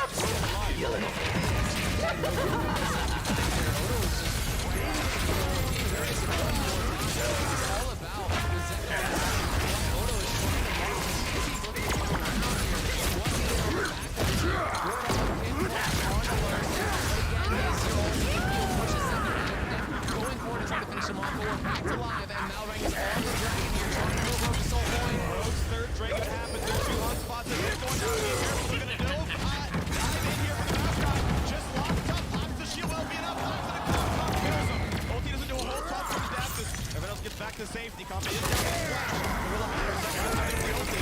Taking out forced down. On the guy before. Just stealing it right out. And the 25 Larson gets the final kill on the King. This Maokai is a really big problem for DRX. He's doing so much work. He's trying to lock down the carries. You know, the Kings and the Akali have so much mobility. Odoamne knows that. He's keeping his eyes on those plays. The jungle DRX is stopping them from being able to reach the team. MF cannot do it like this, just running out. Chill out.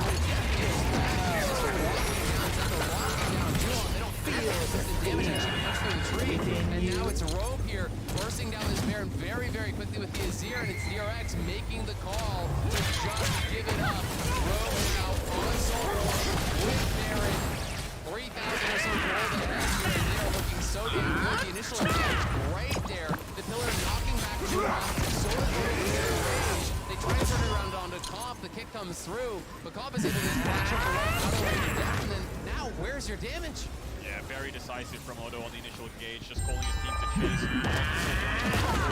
But you have a very good question there. Where's the damage really from DRX? They can't take down Conflict. Maybe if they took down Conflict, Larson's just such a big threat. They have to figure out how to get this one down.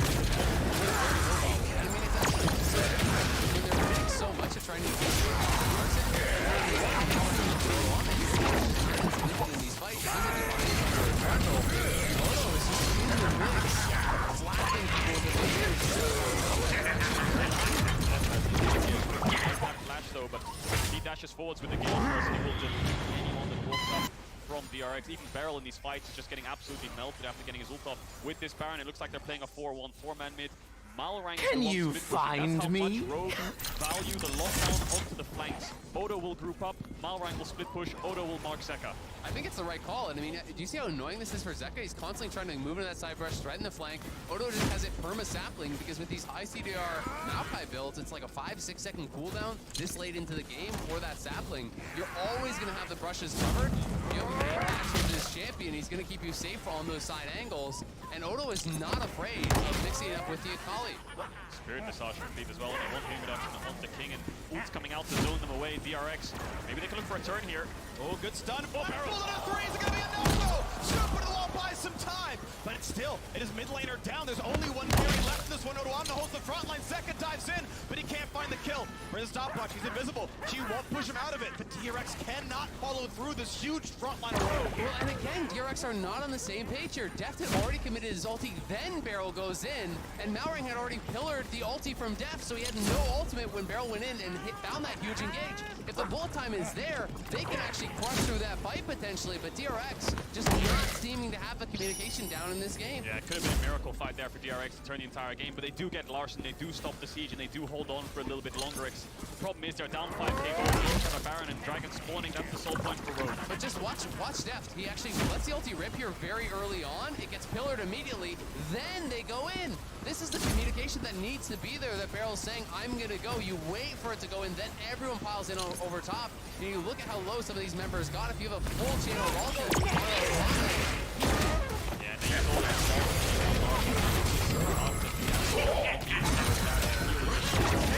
tossing his ult there across the jungle, looking for a singular pick. 1 minute 20 seconds.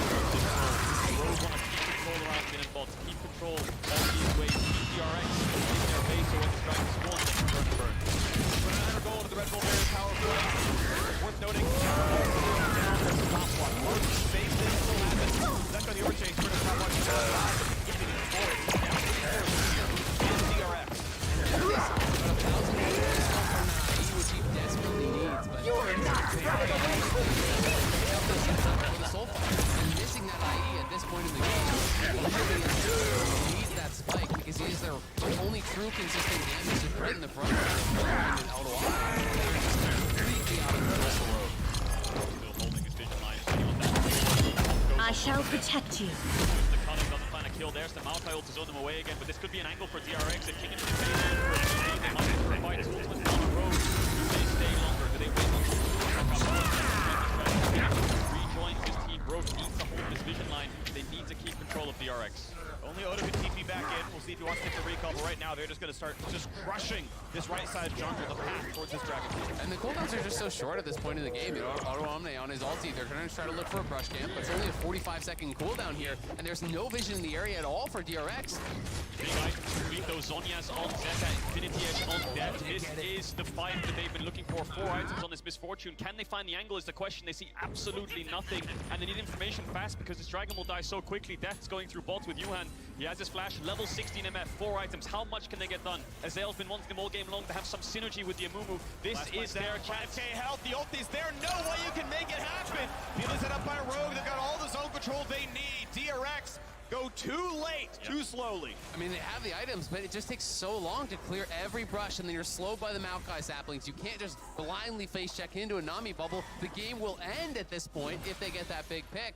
And this is the punish here that we are seeing on DRX for time and time again, losing out on this vision game.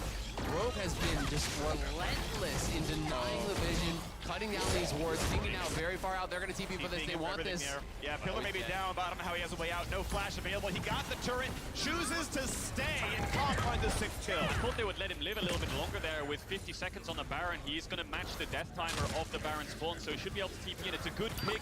Investing a TP into it won't hurt too much because Rogue will force the Baron to spawn, but Kingen will be alive just in case they do decide to start. DRX will get some vision in Rogue's jungle on the top side if they convince members on the bottom side of the map, which means Rogue sweep that out very soon. And this is where it becomes so important for DRX to actually get some vision. They're trying to establish some sort of vision control. They think ward deep, they got the shuttle, they got that one additional ward, but Rogue is just going to start to clear all of this out. And as long as they can clear out that vision again, the pink is already spotted. That's your only flanking ward that was really on the map. Now it's very difficult to actually find a good angle here. Baron's up. The defensive items for Larson and Comp. Guardian Angel, one Comp, Larson for the Banshee. Avoid getting that DRX doesn't have too many spells to do that. So it should have it for when they commit. DRX trying to get some vision in the room. Sapling's doing work to give them vision with that Hextech Soul. It's just so annoying the second a Sapling lands. You're just slowed for so much. They're actually barreling down mid. Gale Force in seconds at a half HP right there. Minions block the rest of the golem, but still diving forward as Comp feels so safe. The Guardian Angel, full items. No one's gonna stop him. Middle inhibitor goes down. I actually love this from Rogue. You know, they get full mid cryo, just run it straight down. They push Zeka back into the base. Now they know there's no way that DRX is lying in wait here, so they can fully clear out any and all vision and make this lights out for DRX. There's no eyes on anything that Rogue is doing. They can stop Baron over the wall and have people zone like this. This is what the best setup is for Rogue, but Odoamne just being in the face of DRX, showing pressure and slowing them down exactly the same as the Dragon. How does Yuhan get past this? He's trying to find an angle, but it's already gone. Time. Ulti comes down for good measure. Kingdom will just simply die. No one's even around him. They rest from leave, and it's his 5th death of the game. 15-9. The time on in for Odoamne. Sets them all up. Ulti. It's going to mean absolutely nothing. Comp finds the double. Burns the stopwatch. Resurrecting now as Zeka runs away, but no one is left to watch the fall of DRX, who will drop their first game of World. Mad Lions couldn't do it. RNG couldn't do it, but bet your ass Rogue can. They will find their first win of the World Championship, their first time winning the LEC, and so far, 1-0 in World. The Nexus falls and Rogue is out top.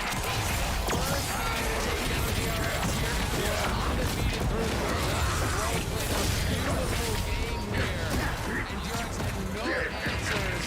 First Rogue in the front line, they were going crazy. They not force the objectives because Odoamne was untargetable.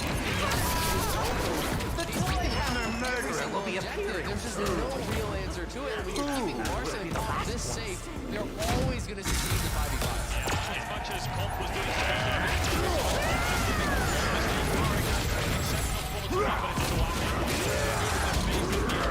it's Odoamne who's just shutting down these carries, not allowing them to enter, and just really saving the game next to the line. So much run time to DRX. It's so hard with this force. Anytime she's in range, she's pushing, she's knocked back. The ult comes out from the Maokai. It's so hard for DRX to navigate fights up against this Trundle Maokai. Absolutely. I mean, between Nami Wave and Trundle Pillar, and you have a limited window when you actually can find that engage. DRX was never able to get vision, so they couldn't actually pull off these pincer plays that you want to with the style of Comp. They really wanted to be the ones maintaining vision, and having Zeka on the side coming from one angle, while Barrel's coming from the other, and everyone's collapsing at the same time, bullet time over the top. But Rogue never gave them the in to do it because they so masterfully denied their vision and made them approach through a sapling minefield that was denying every angle they wanted. Good showing from the first seed of the LEC, but let's not forget that was the 4th seed from the LCK, right? That was an expectation that I think LEC should have actually overcome. I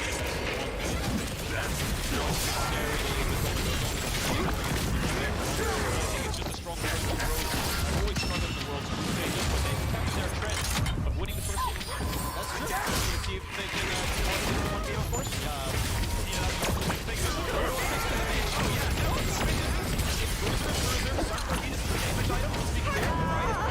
The toy hammer murderer will be appearing soon. By the end of the game, talking about how Rogue everything locked up. I think the first half of the game, though, was DRX just were not together. You think back to when they beat RNG, DRX came back in that game off the side of the lead, taking the ball at the right time. This one wasn't so they just finally take the play.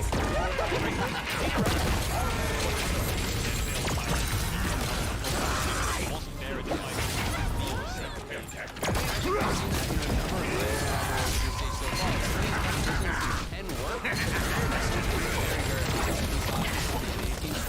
Prey to that with C9 and 100 it's really tough to pull it off because everything has to be so well coordinated. You need to find those angles. We're seeing so much success with taking like that because it's way more straightforward. To me, he's actually the new champ of the tournament. Like Maokai, I think, should be 100% from here on out, and it should be banned red second that first pick. Well, and I'm gonna say, how much more heated did it look when it actually had income? Oh yeah, it was crazy.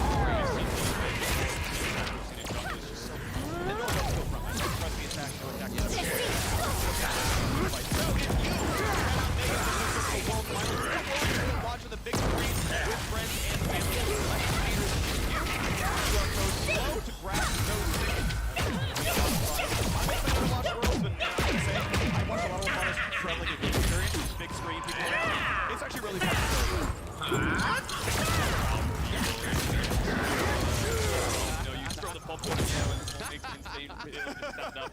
Just those. You can have energy yourself when things happen instead of in your chair, but when the whole like audience next to you is cheering, it's just so fun.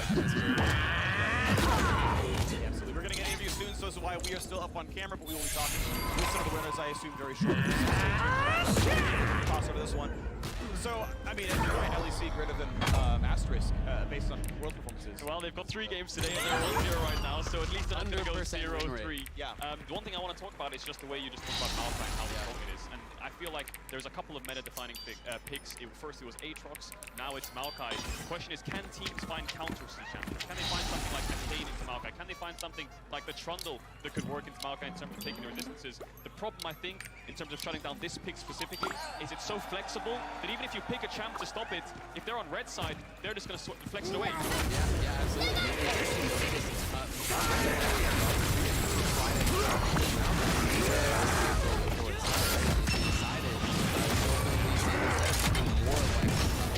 Or you can go to even like a Darius or a Camille and they went for it, it didn't work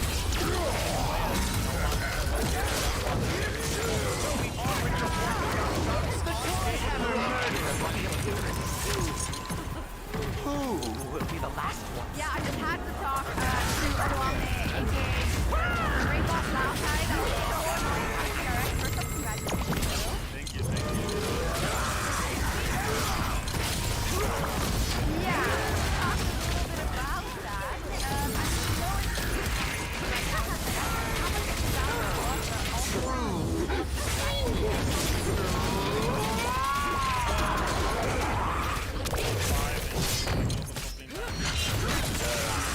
We felt like it wasn't really Maokai, there was a lot of people, more like Trundle had a lot of value to their comp, and we were like, we kind of had decent top lane bans to facilitate for whatever, so I was like, yeah, I mean, it's gonna work. Gotcha, you little rat. I don't know, I felt like everyone kind of like a lot of real counters versus it, and you high chance I don't know, like that was gonna be always fine with them, always, but I don't know, I felt like it was a monster value for the Maokai. Yeah, it absolutely was, and also the way you played it in some of the tricky moments, I guess. But did you feel like you were in danger at any part of that No, because the way the teamfight dynamics were, I was just trying to keep an eye out on everything, because I know they want to dive a lot, but at the same time they can also hurt me, like you have to spam step a lot, so it was in a way hard, but I was like not close cages, but most of the time I felt like I was going to be okay. I just wanted to provide as much CC and kill for my backline. But I did see you at some point just absolutely Yeah, I mean, at some point I was like, no, don't go, and I was like, bro, just come with me, I can do this. I don't know, I was off, I feel like Okay, well, a great start for Rogue, but obviously only one game. There are so many left to play. When you guys were in Sweden, you ended up winning the title, and you said so much was due to the fact that you landed in Sweden and to play for a team. in a way, yes and no, because in Sweden we didn't expect it to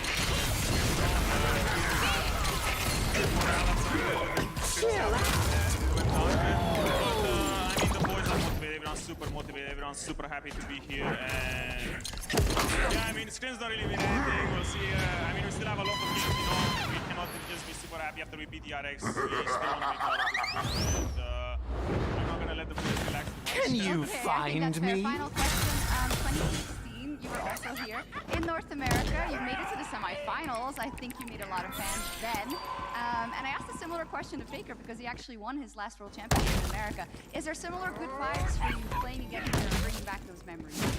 I mean, I do have Greek ADC and Polish support again, so I have that going for me.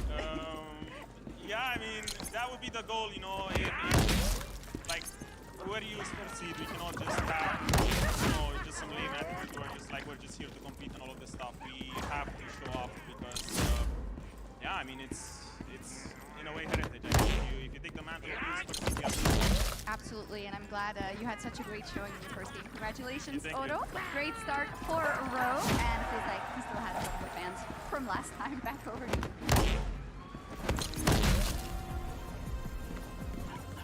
Thank you so much, Shox. Odoamne says, if you're going to take up the mantle of EU's first seed, then you better show up, and show up they did here in their first game of the group stage, taking down DRX. Vedi, I'm sure that's got to feel good. Yeah, it does feel good. There's always a bit of concern whenever it's EU versus Korea, and I talked about how first seed versus fourth seed expectations should be high, and there were a couple moments in the mid game where I was a little bit concerned. I was only concerned for Rogue until I saw that first. And then I was like, sure. Oh,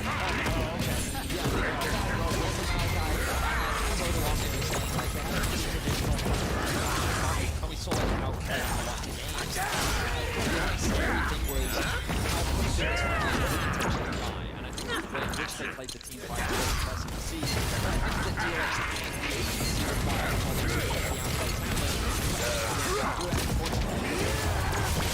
Dad is currently heckling us. But I agree with you in terms of the draft. To me, a winning draft is team pushing lanes and Malkow was even arguably pushing. It was almost 3, so just total out draft. I mean, yeah, you heard Odo say it, like, happy to take the Maokai given the bans, was confident pretty much no matter what the response was from the other. And yeah, I really do like the diversity in the comp that Rogue brought, having a little bit of early game pressure and power in the bot lane. A lot of people talking about how maybe Power of our ancestors. Anywhere in the meta anymore, but this Rogue bot lane proved otherwise. Yeah, it was really surprising to see it locked in. And as you already said, we talked about I was expecting to go to Jack's head in the other game. I wasn't expecting there to just be a straight up 2v2 kill from Common Pretty. But I think that this showcases to the international stage why so many Europeans are excited to see Comp here, because technically he is incredibly talented and he's been good fighter. It's really exciting.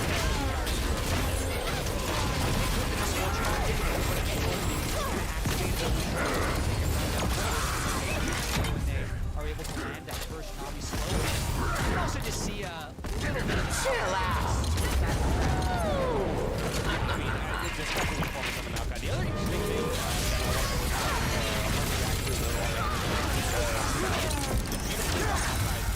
built two different roles, right? In the times when he needs to push forward, be the engaged, be the aggressor, he can be that. But he also mentioned that as they got to the mid and late game, more of his focus was around peeling for his backline, trying to protect. When you also watch how Larson played this as well, they had so many great disengage tools, right? You think about the Maokai, you think about the Azir wall. It was very obnoxious for DRX to play this game, and while on paper you look at, oh, Zephyr's on his high, dead from misfortune, this is in reality, there's so much disruption.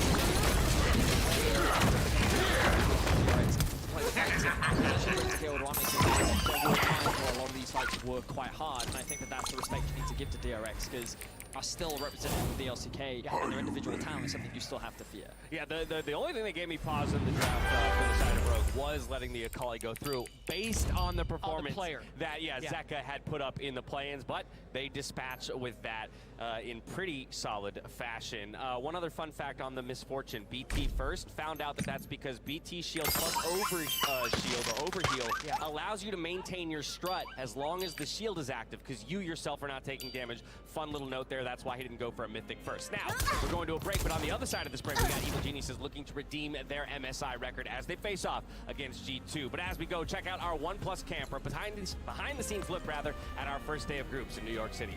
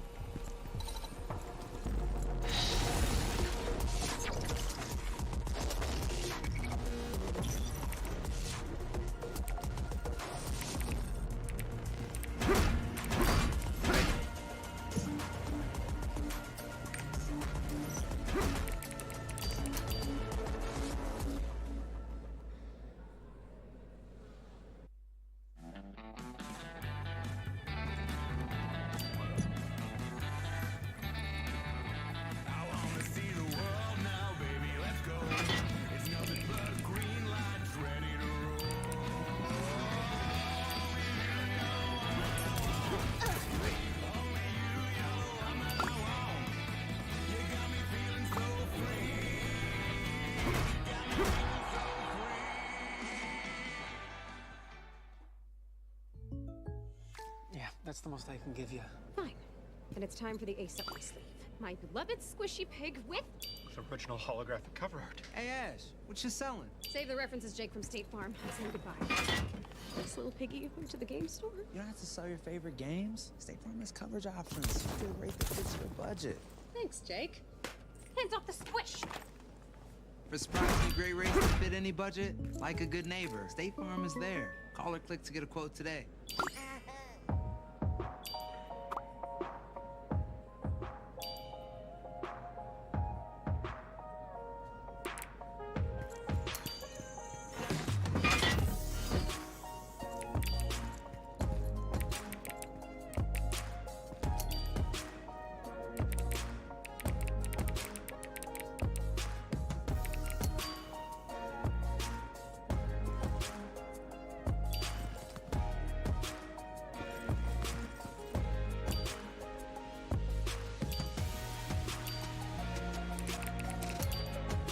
Wir spielen nicht mehr wie in den 80ern. Und was ist mit deiner Geldanlage? Es ist Zeit, Geldanlage neu zu denken. Mit unseren Investmentfonds.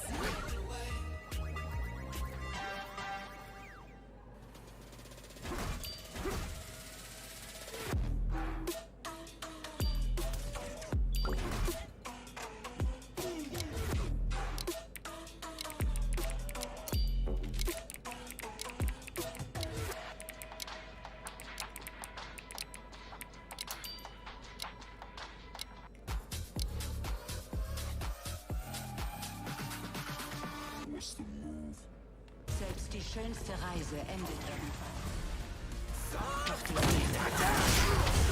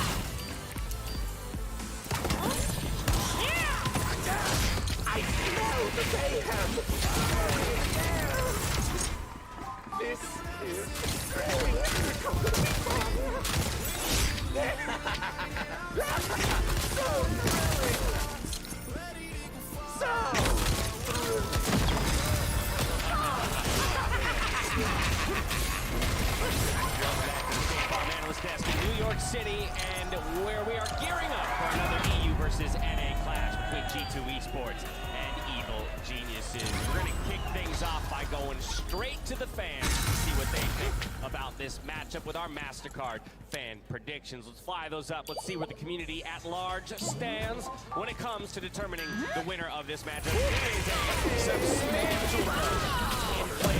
You want the master of the truth.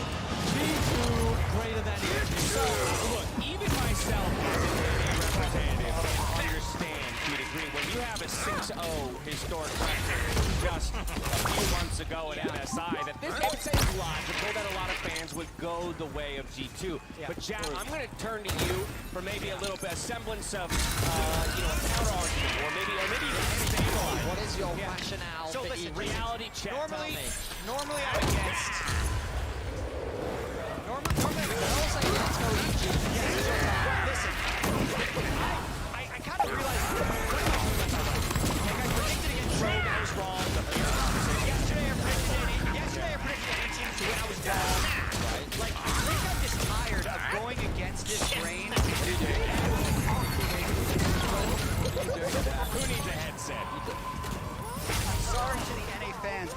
would like to be right every once in a while. You do. So I had to rip this. I had to do this during the break, guys. Oh my God! You G2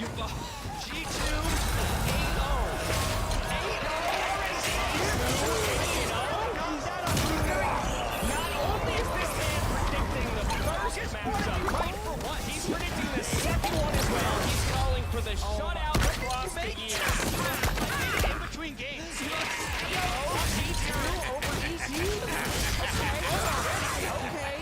Well, Benny, I was kind of hoping for a little bit of an argument. Okay, let's talk about why G2 is so great by looking back at yesterday's game. Oh, no. All right. Yeah, but I think that's an important thing. Let's talk about yesterday. Because while I do think a lot of people clearly have faith in G2, it's not all roses. It's one of those situations where yesterday it didn't look great for G2. And we heard Jankos saying that from the start of the beginning of the day. It wasn't just the draft, it was actually just how he played. And I think, to be fair, it's hard to evaluate the strength of your draft if you really are trying to how to play within the first 8 minutes of the game. Because John wanted to do they G2, and we really didn't get to see anything from that. For G2, I bet it worked great in scrims. I bet if they ran back this draft today, because a team's going to show less early game aggression like EG, they'd be able to get to the scaling point when Seraphine can be a good team fighter. It doesn't matter that they can only play through bot lane, and I think they'd actually do okay in team fights. Even in that game when they were down 8,000 gold, they were actually kind of close to some of those fights. So I just like that draft versus that team. Okay, let's talk about early games though. Lux there, right? Typically that's going to indicate we're trying to get something done in the early game. So domestically, G2 was never really known for that early game, and you can see these are some of their summer stats. Even though they finished first at the end of the regular season, they weren't known for their early game dominance. They might get a kill here and there, they might find a pick, a couple of early objectives, but really it was the mid to the late game where we really saw this G2 shine. The problem is, internationally, they had these same problems at MSI as well. You all remember what T1 did to them into the early game, and this is what Damwon did to them in the early game as well. So while I think that domestically G2 have found ways to transition small leads into massive ones as they move from the early into the mid game with incredibly powerful team fighting, the early game is an area with which I think G2 can look to be exploited, but I just don't think EG is a team that is capable of doing that. Yeah, and Vedius, I'm a man of history. Right. Right? And if you actually remember the last time I was on an international analyst desk with you for Worlds, yeah, everyone on the desk predicted G2. Yes. And what happened next is they got 3-0'd by FPX. So I do remember that. You have actually fallen for the trap. I appreciate everybody. I would never do this. Yeah. Let's go! EG! Jojo! He's taking it down! There it is. Let it be known, nobody beats EG 7 times in a row. Not gonna happen. Another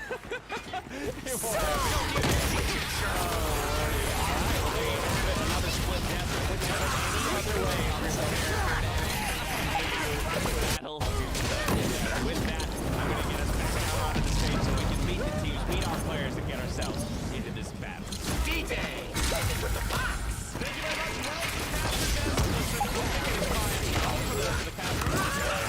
I would like the crowd to be biased here for EG. So first of all, can we get another cheer for Evil Geniuses, please?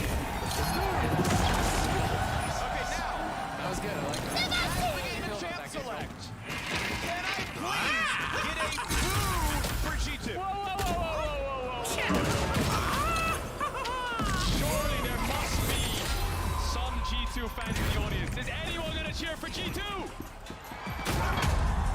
Not bad, I'll take that. You got some big a little bit. A couple big claps there. Yeah. Just remember, you know,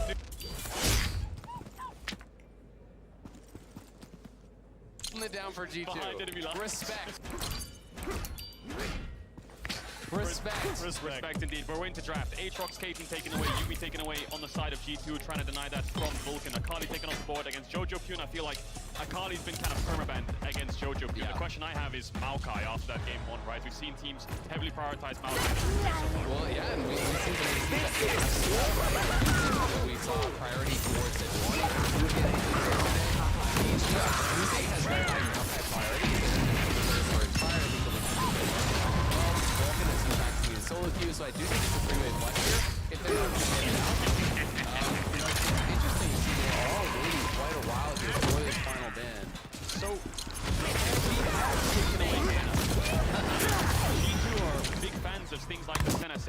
I wonder if that's something that'll slip through in the draft. Bucket has one recorded Senna game.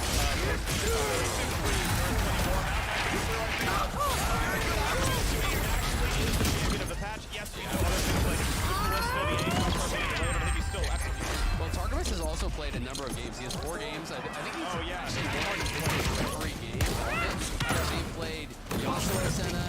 They've played Senna Seraphine. They've played a number of different Senna Swain. There are a number of different styles that they can play, but I still think prioritizing Maokai here does make a lot of sense. Maokai's so strong, and I do believe he's really for EG. We'll have to see what the response here is. This is going to dictate a lot of the draft. It is the early Sylas, it's the cap special, this is the signature champion. Keeping the Sejuani go top jungle.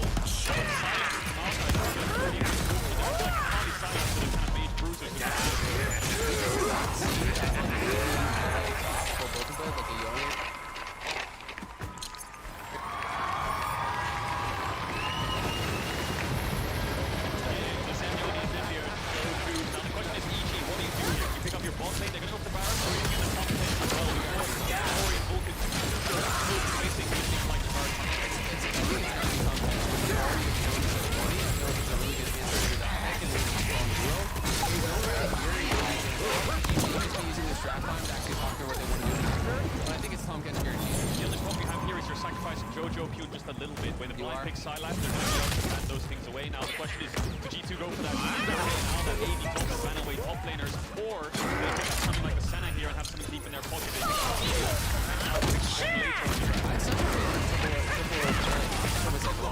I would like that for them. I think that is really good style. Allows them to set up their top lane more heavily, and I'm going to be interested to see if we can get it. They're actually going to leave that top lane. They're going to keep Sejuani Flex, pick support on 4. I think I speak for not just EU fans, but all fans across the world. That Pax isn't playing Seraphine, he's playing something a little bit more agency. And maybe look at those highlights. Oh, you like it? I liked it, yeah. They are reminding you that Sylas could flex top, and there's still an option. You gotta keep up close. I think spells good things for G2.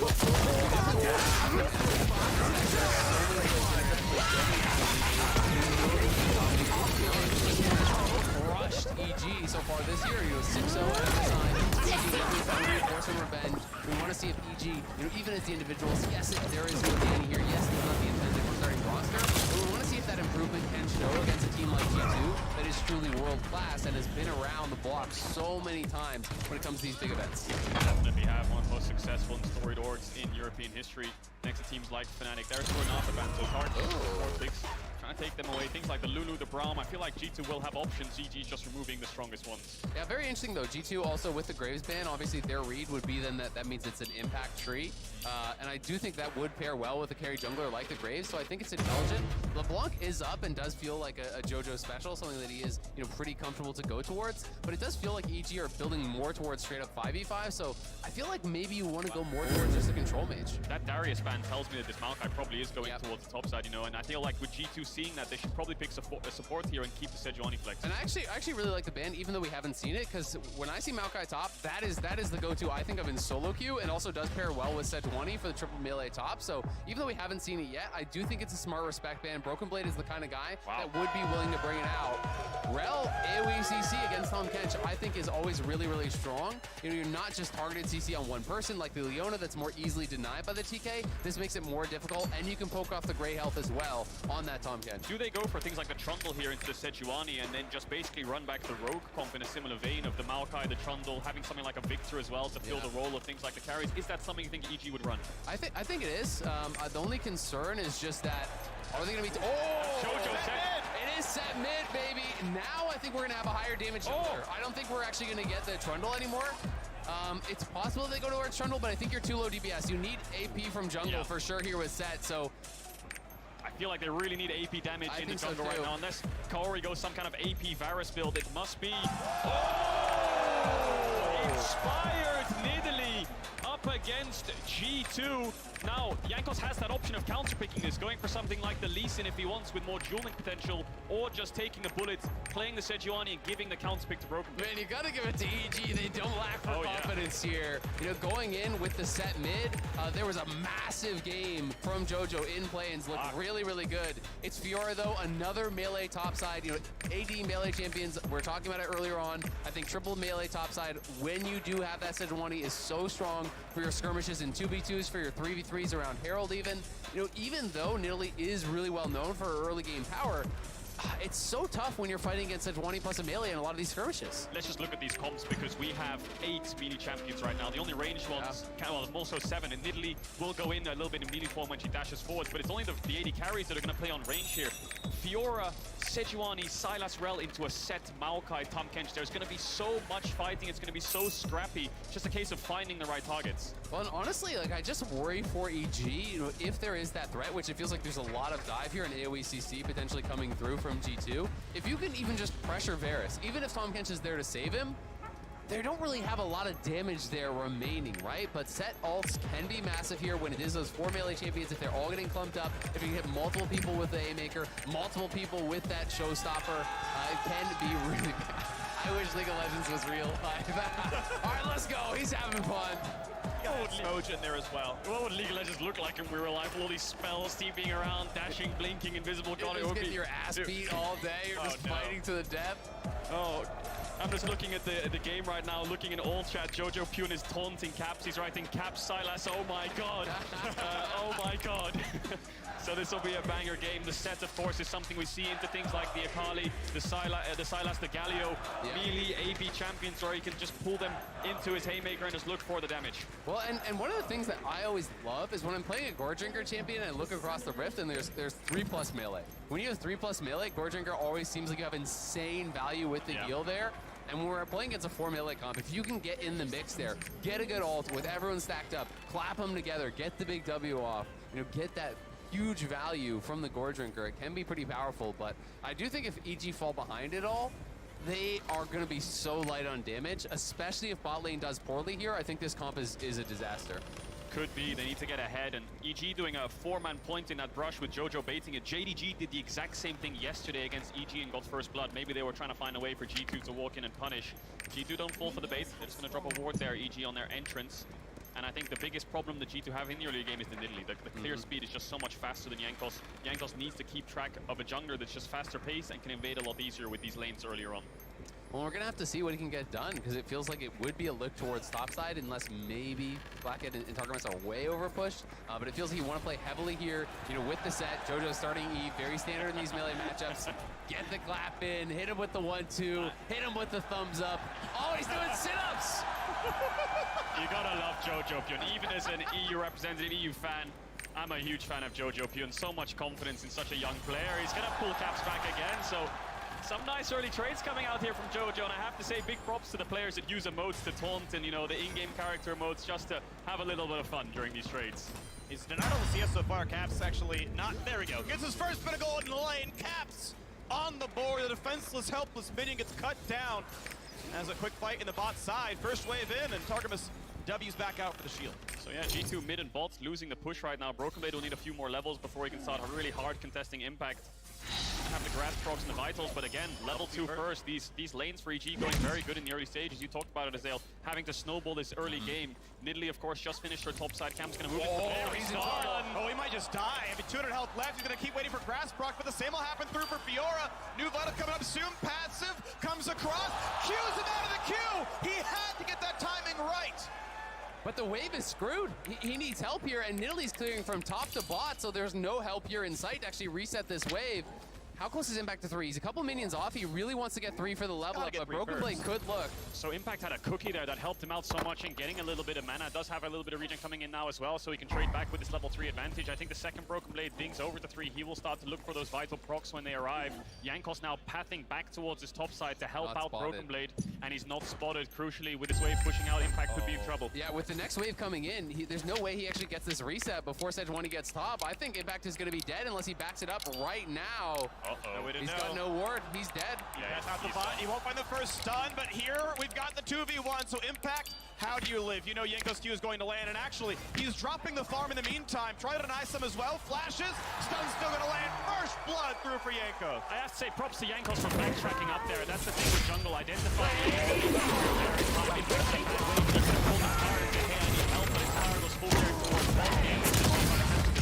We'll see what Inspired can get done though, because he's now walking into Jankos' jungle, ignoring the grab and making way the front, and Nidalee needs to prioritize farming over covering. Absolutely. Impact dying even with the flash there. The only small silver lining is that Sejuani got the kill, and the wave did get reset during that, so the wave will slow push out towards him, but Inspired gonna have to be careful here. Take some respect over. Of course, for Fiora, much better. This early Fiora with the grass box is so frustrating. Just the Q poke that he's gonna come out here from the Fiora.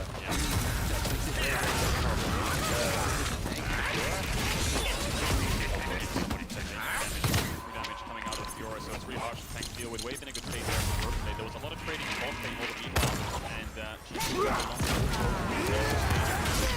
down here is EG stepping back. Top lane helps Jankos out a lot. The lane exponentially gets quicker and quicker, and Experience just gets harder and harder to take on it. A little bit. He's clearing through his second spawn right now. Fire has already taken that base. Has not. First buys are in. Maybe the drop will go down. Bottom penalty still up as well. Again, the sidestep over to it. Impact now going to farm under his turret. It's going to be a claim, no problem. Targamas Matter Jankos is going to take knockdown with double grab. That is a double grab here for G2. Cloud9 fans, avert your eyes. It's not even playing. You gotta go to him like that. Yeah, Inspired's gonna walk in here and realize this is going to be double grab. So he needs to take away the Sparks. He gets to Nini, so Inspired really needs to get this ball rolling. He has to push. Jojo's doing a fantastic job in the lane with this small team, and Jankos could be in trouble. Jump over to possibility. Dives in. Jankos going to be okay if he still held his flash to get caught. Rico will come through safely. Yeah, and maybe an option to start up the dragon here for the Nidalee. You need to snowball. You need to put pressure on G2 to contest you while you are still in the advantage as this Nidalee. So he will start the dragon. That should be his relatively uncontested, I do assume. Though Caps is cheating down to at least get a little bit of vision on the area. It should be too late for G2 to really have any sort of an option here. So first dragon will go over to G2. Yeah, pretty easy for them to go real contest G2. And you look at the goal right now. It's the EG. Despite G2 getting that first blood, that's coming from mid as well. CS, Cap's gonna dash away from the true damage, has the ultimate, but doesn't decide to come in. Or Jungle right behind him. Yeah, 3 men here. I think he's hoping that Jojo will go aggressive on him, and Jojo definitely does have a propensity to do just waiting on this side. Targamas has been here for quite some time. Jojo paying respect to the fact that we did see Targamas for quite some time, but he's not playing the game. Stun comes in, a flashback to safety. Stun puts up the shield. One straight over the top, but does not get the angle correct. The sidestep from Jankos guarantees no safety. 2 on the board for G2. Pretty clean insect there from Caps. It looked pretty easy to just put Jojo before jungle displays. He managed to use the CC layer. I wonder if Jojo could have ulted someone instead of flashing initially and then flashing afterwards. We'll have to look at the position of the champions. Yeah, it's very difficult. You know, maybe I would have tried to been able to find that angle. As he lands, it's hard. Maybe he could have tried to, get an ult on Jankos and then flash back towards the tower, but G2 wasn't really giving him any sort of an easy angle there. Good setup from Caps. But the jungle is making all the difference in the jungle. Very, very heavily. So Set needs to be playing with that advantage, and he wasn't the 1v1 until that point. But now, things looking better and better for G2 here. CS pretty reliably here. As they wave at the bot side, it's going to be played slow. Let's start with the goal. So, Diego lost. Jungle should be able to pressure Dinner out of this lane a little bit more. You do have so much setup now. This top side of EG has enough setup for Nidalee to find the build, but right now they're going to contest this blue buff. All of Jankos' camps are up here. He is level 6. I wonder if G2 are going to collapse on this when they get the information that he's there. JoJo stepping up, lets Jankos know that they're on his blue. How does G2 dissect this play? They could look for an engage, but Inspired has the flash, so good play there from EG to get the blue and get out. Yeah, a nice little bit of aggression, but it just hasn't felt like the Nidalee has really paid dividends. He's not playing that aggressively, you know, as far as looking for actual ganks. He's playing pretty heavily for the farm, but he's only got really one camp, or camp, I should say. So things looking really, really good for G2. His farm advantages, you know, mid and bot and jungle, but they're slight. And the couple kills going over to G2 more than even it out. Sacrifices all the wards for steal there as well. Probably steal the new Vulcan, not level 6. That would have been crucial.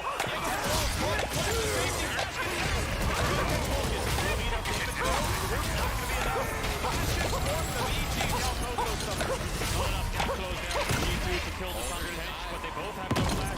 Kaori has the heal, Jankos has the ult though, no level 6, like you said, bring on the Thunder Hedge. They're going to go in for a big stun effect. Well, now they're going to find a whole lot here. There's the CC chain, and they're going to get all of it. Look at the shield. It's showtime!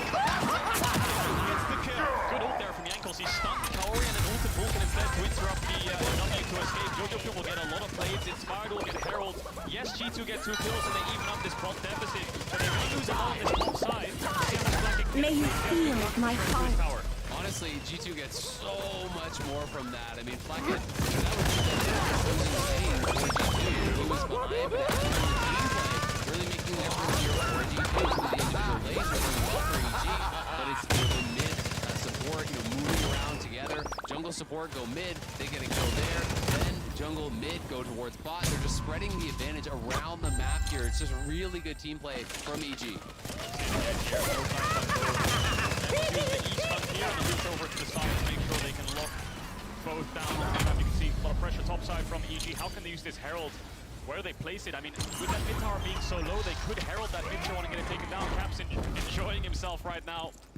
G2, of course, have really good kind of team synergy behind the scenes when it comes to joking around, always making fun of each other. So after this early game lead, should make them pretty happy with Caps.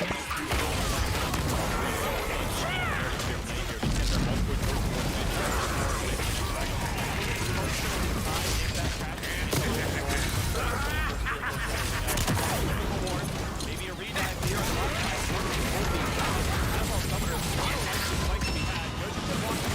Spotted by a ward, can't kill it. Self just knows he's on vision. I mean, with that healthy and Kargamas,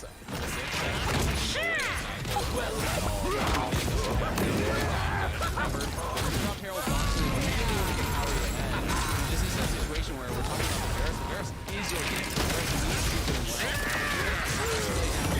Boss flashes, dying. Because that roam, you know, they so, gonna drop the Herald there. Trying to get some more gold here in the pocket of Coward. Yeah, I think it makes sense because the set in 8 minutes is time for the Varus, so the Varus needs a lot of gold, needs a lot of items. Do they transition to a break? So just Varus gets started up, to the top side, they can use no one needs teleport.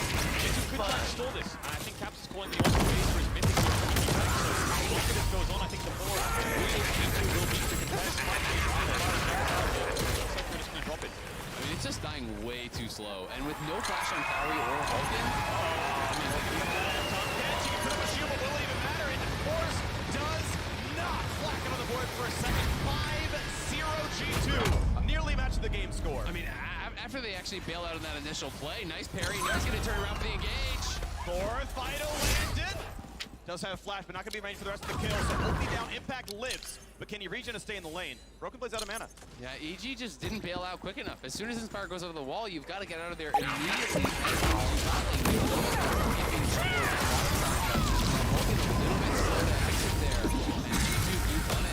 They're getting so much more out of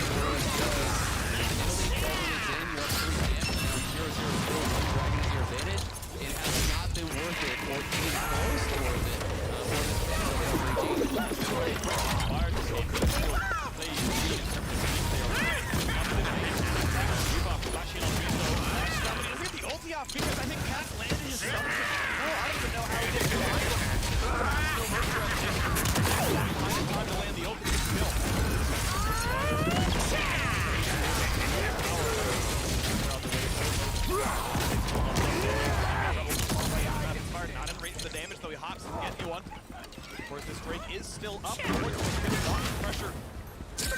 here by Zeros in terms of where they've been, and by the way, right now they're just finding it pretty hard to start it up because you're constantly getting mid-push or bolt push. No matter where you get mid-numbers, G2 are getting pushed on the other side, and now they have this awkward situation where they're on the river. Easy have a lot of pressure right now, though they could look for this dragon window. Well, I think that's why they were trying to go through mid, right? You know, flash on Caps, try to get a kill on Caps, then move over towards that dragon. As soon as that fails again, they're once more on the back foot. Kauri, though, does have the Mythic here completed, and at a certain point, EG will have to force. It's not okay to just play slowly with this style of composition. They're not going to have any threats in the later stages. Yeah, that's why I'm surprised Vulcan took that base. They basically out of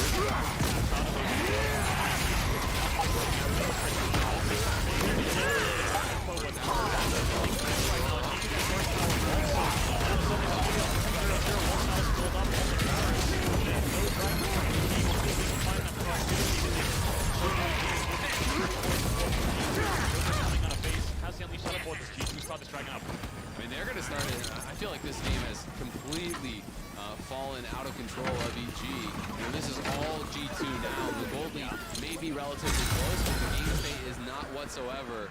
This is G2 running away with this game.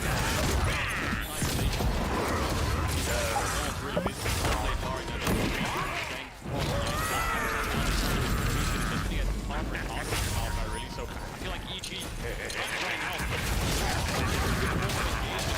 bring him into the equation and try to force these fights while the Fiora is trying to split push. And this GT battle here, the pull-up to back up and down. So, big Raptor taking, Jaeger can find a stun pretty soon. Watch for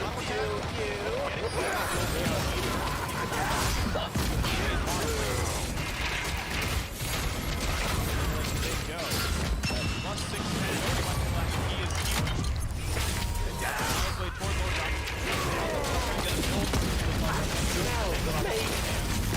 Glowing in the air. How? Really?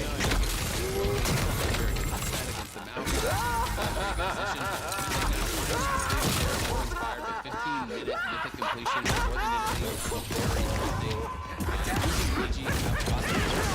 of course now they have their mythics pretty much across the board. It's only in fact that doesn't have his, but of course now he's going to complete it. This is their window, and I feel like this is kind of almost their last window. It feels funny to say 15 minutes in, but you've got to get something done before G2 starts hitting 2 items, or this game's toast. I don't know about you, but this just reminds me of the C9 Fnatic game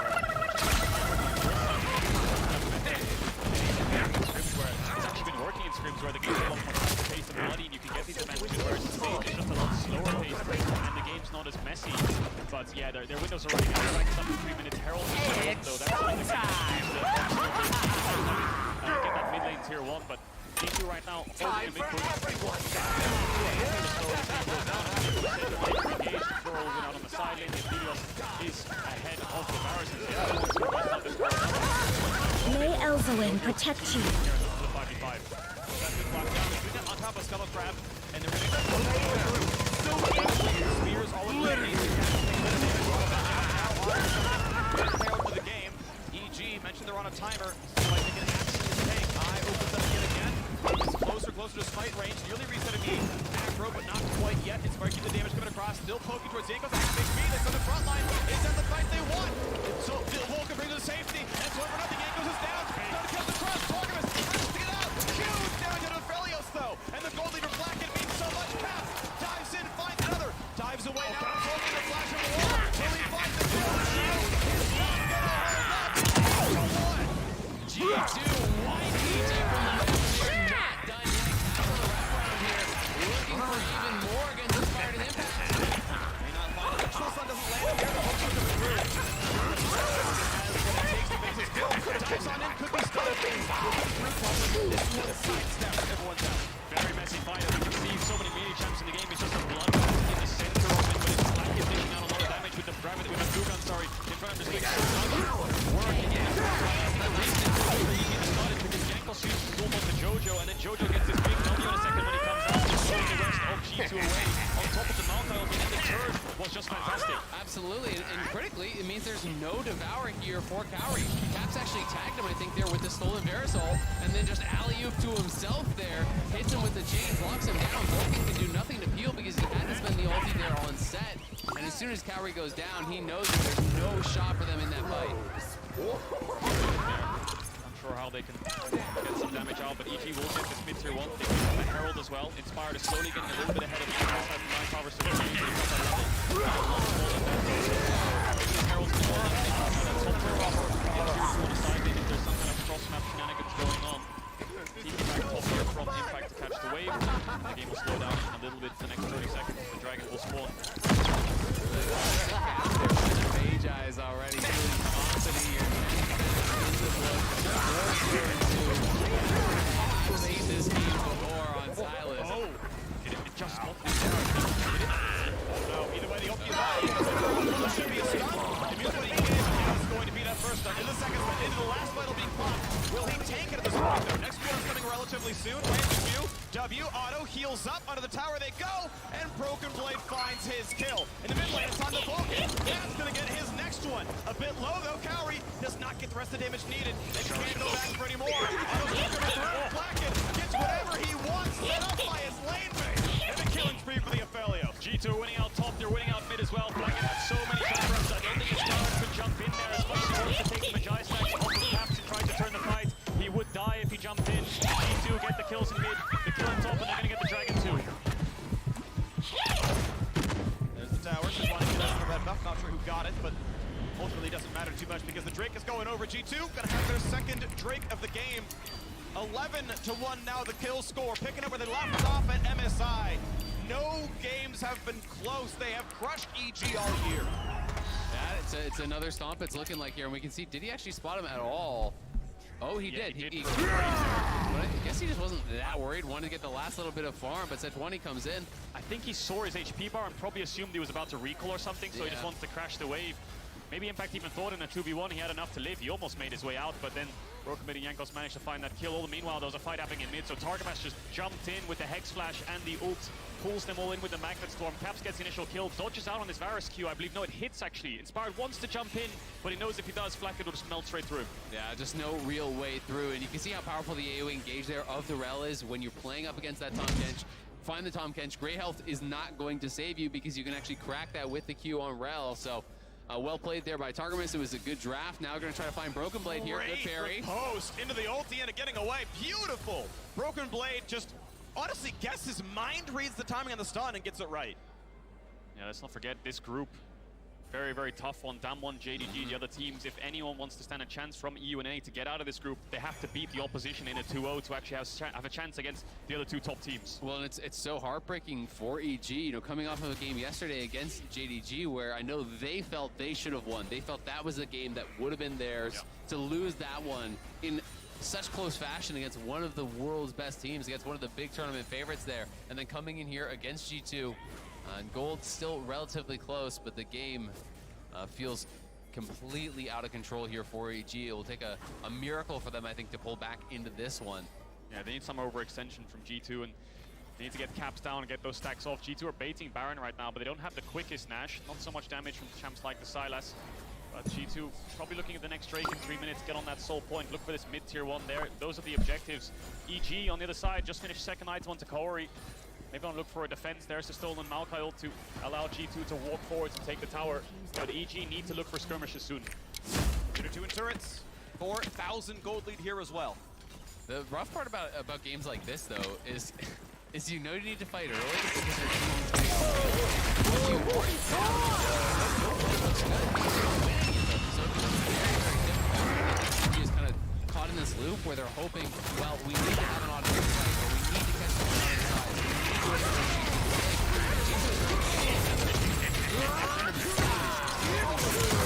You know, they already have the on scale. I feel second items are already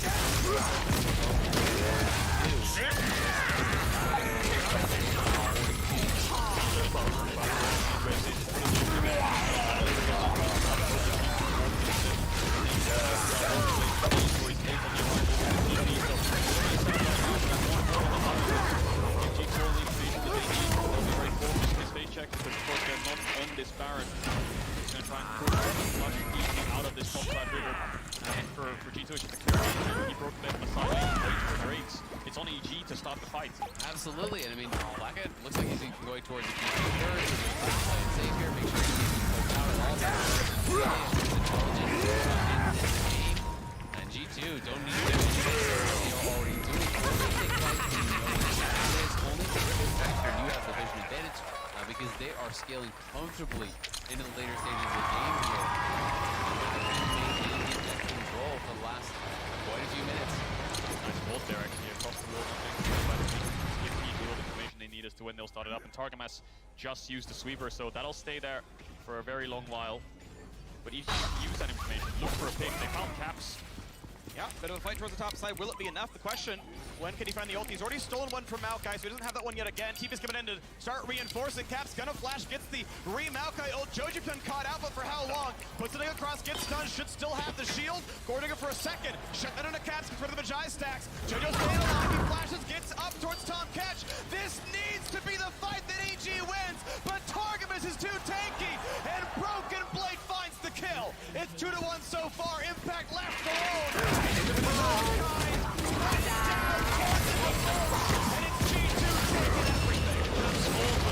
Broken Blade stands strong. The next carry's in line when he does die there. Loses the Magi stacks, but now it looks like GT will start up this turn.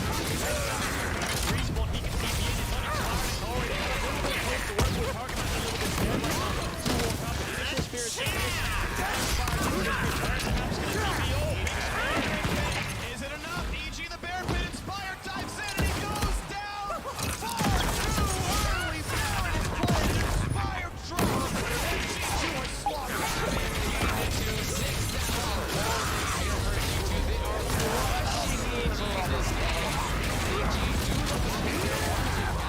They do actually find it, but they have so little damage taking so long. G2 has easily responded this time, and Jojo's getting beat down on the side.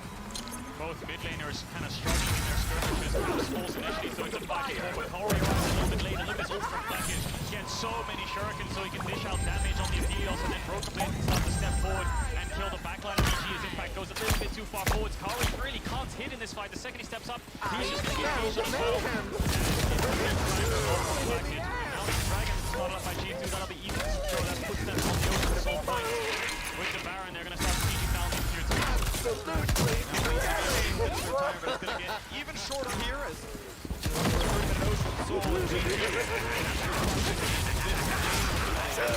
to be honest, Caps looking for someone in the brush, not going to be there, but soon Jojupen, the 1v4. Not taking the hit. Mertreads, that is not an easy target. Finland under fire. Blake can always riposte the ulti. Doesn't have to care about that too much. Interesting that G2 are playing a 1-4 rather than having 4-man mid. I guess it just covers up a lot easier because they can all to your top side. So Impact's now collapsing down, but they can see him coming to this red side jungle. Broken Blade just spotted him out, so how defensive do they want to play this? Broken Blade doesn't have the TP, but it looks like they're confident enough to step up. As Corey goes back towards base, that means Broken Blade can take this mid tier 2. Impact spotted. G2 waiting for the next cannon wave. Caps takes Devour. Even if you wanted to fight it again, it's not going to happen too much.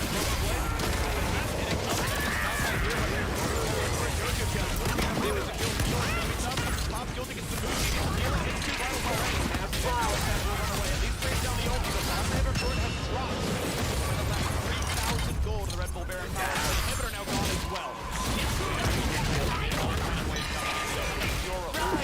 Massive damage there from Jojo, and he gets engaged on. First stun comes across, will get chopped up, stays alive for now. Dives in before has to British dodge. Will there be a re-engagement? Will it land? They find a bit of damage, the Cap stays alive. More damage across Jojo's shield, and Jojo will drop black, it stays up. Save by Finland. Blowing in the air. Gonna run away over time, maybe even throw. A 4-for-0 team fight, make it only 3. Vulcan had gotten out a little while ago. 18-2, they're looking to get their 7th straight win over EG, and it's going to happen through the middle lane. Double hitter down on an Nexus turret number 1. Not going to be much. Therefore, finding that stun, fighting to get on the kill, you have to believe it. Fire inside the fountain. As his turrets and die, and he'll be left 0, 1, and 2. A CS lead, but not one for the game. As he will sit there, hope for the regen. The minions come in. The Nexus falls, and G2 gets the win. Really well played game there by G2. To me, this was all about the team play from G2, how they work together as a squad, enabling each other to move around the map. It's the first visit towards mid lane from Yanko, so getting up towards mid lane, helping out, having a bit of fun in the early levels. But once they get in that kill, they need to pay it back towards bot lane, and down towards bot lane with Yanko.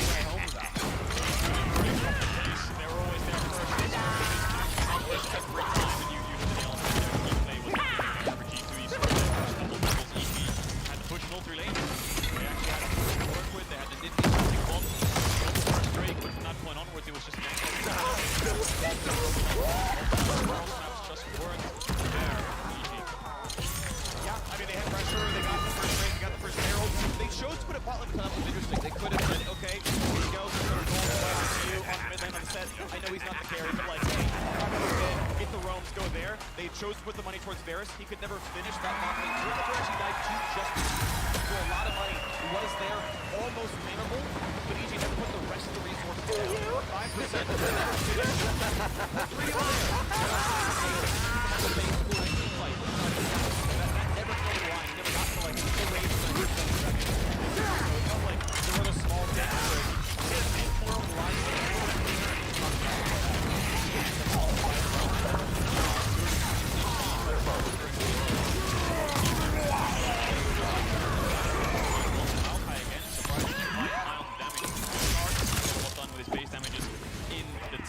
But I feel like even though Captain fell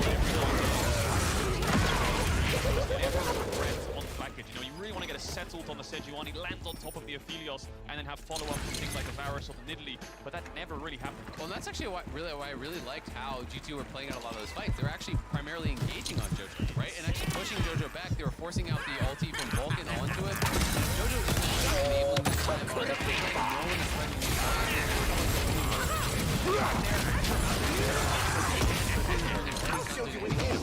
anyway, so all begins with Jojo in those team fights once they were not in the game. So G2 pushing Aphelios is free firing, and it's gonna look for good for them.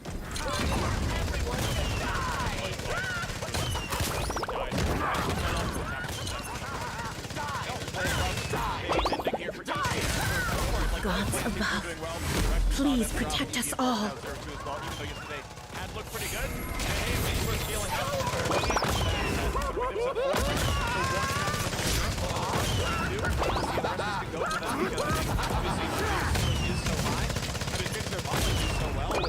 So little experience with players, like in case after one split on Giants, a double rookie bot lane, they're just so good down there. And I'm excited to see more of them because they are kind of shaping up as time goes on. Now we are joining Shocks on Vader.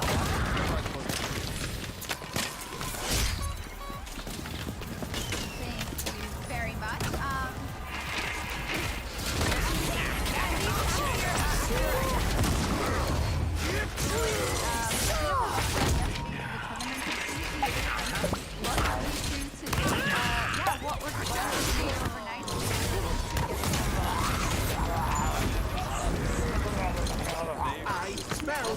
I think that coming into the groups, we were like the only team that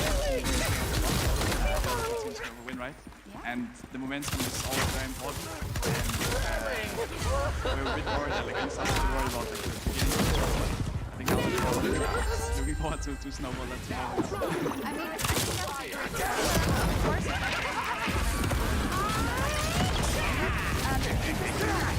Silas. There was a lot to say yesterday about the Seraphine. It wasn't the best experience, which is that one. Could you give us a little insight into why kind of the drastic differences in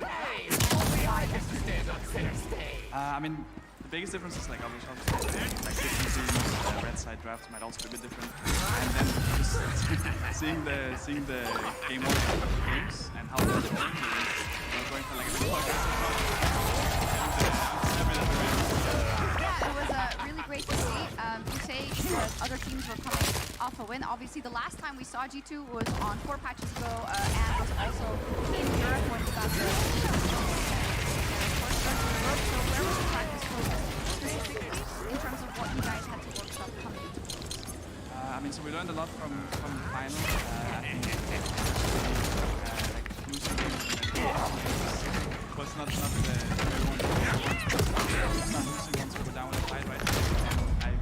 That's why I'm happy today as well. Even though we lost yesterday, we came in today and we still played aggressive. And if we can keep it up, then I'm sure we'll we'll go far this tournament. Yeah, final question to that. It is still a really difficult group, of course, with the likes of Damwon and JDG in there. If you want to make it out, you'll have to pick up a win, at least one against those teams. What is it going to take for G2 to get in the right mindset to be able to survive this group? I mean, I think just getting the confidence to challenge them on objectives, to get a challenge on them on waves, right? And I think, yeah, today goes a long way. We saw both Rogan, then he gets wins, and of course we don't want to be the only team without him, so... Okay, awesome. Thank you very much, Caps. Congratulations. Thank you. First win.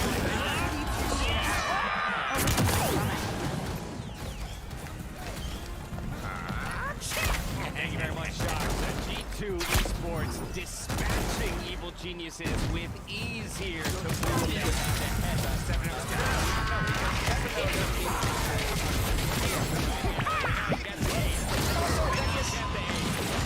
I don't know why you think I'm going to be sad.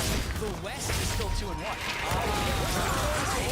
the day, the West is popping out. It could be a 4-1-8 for the West. That's awesome. That's a very so a positive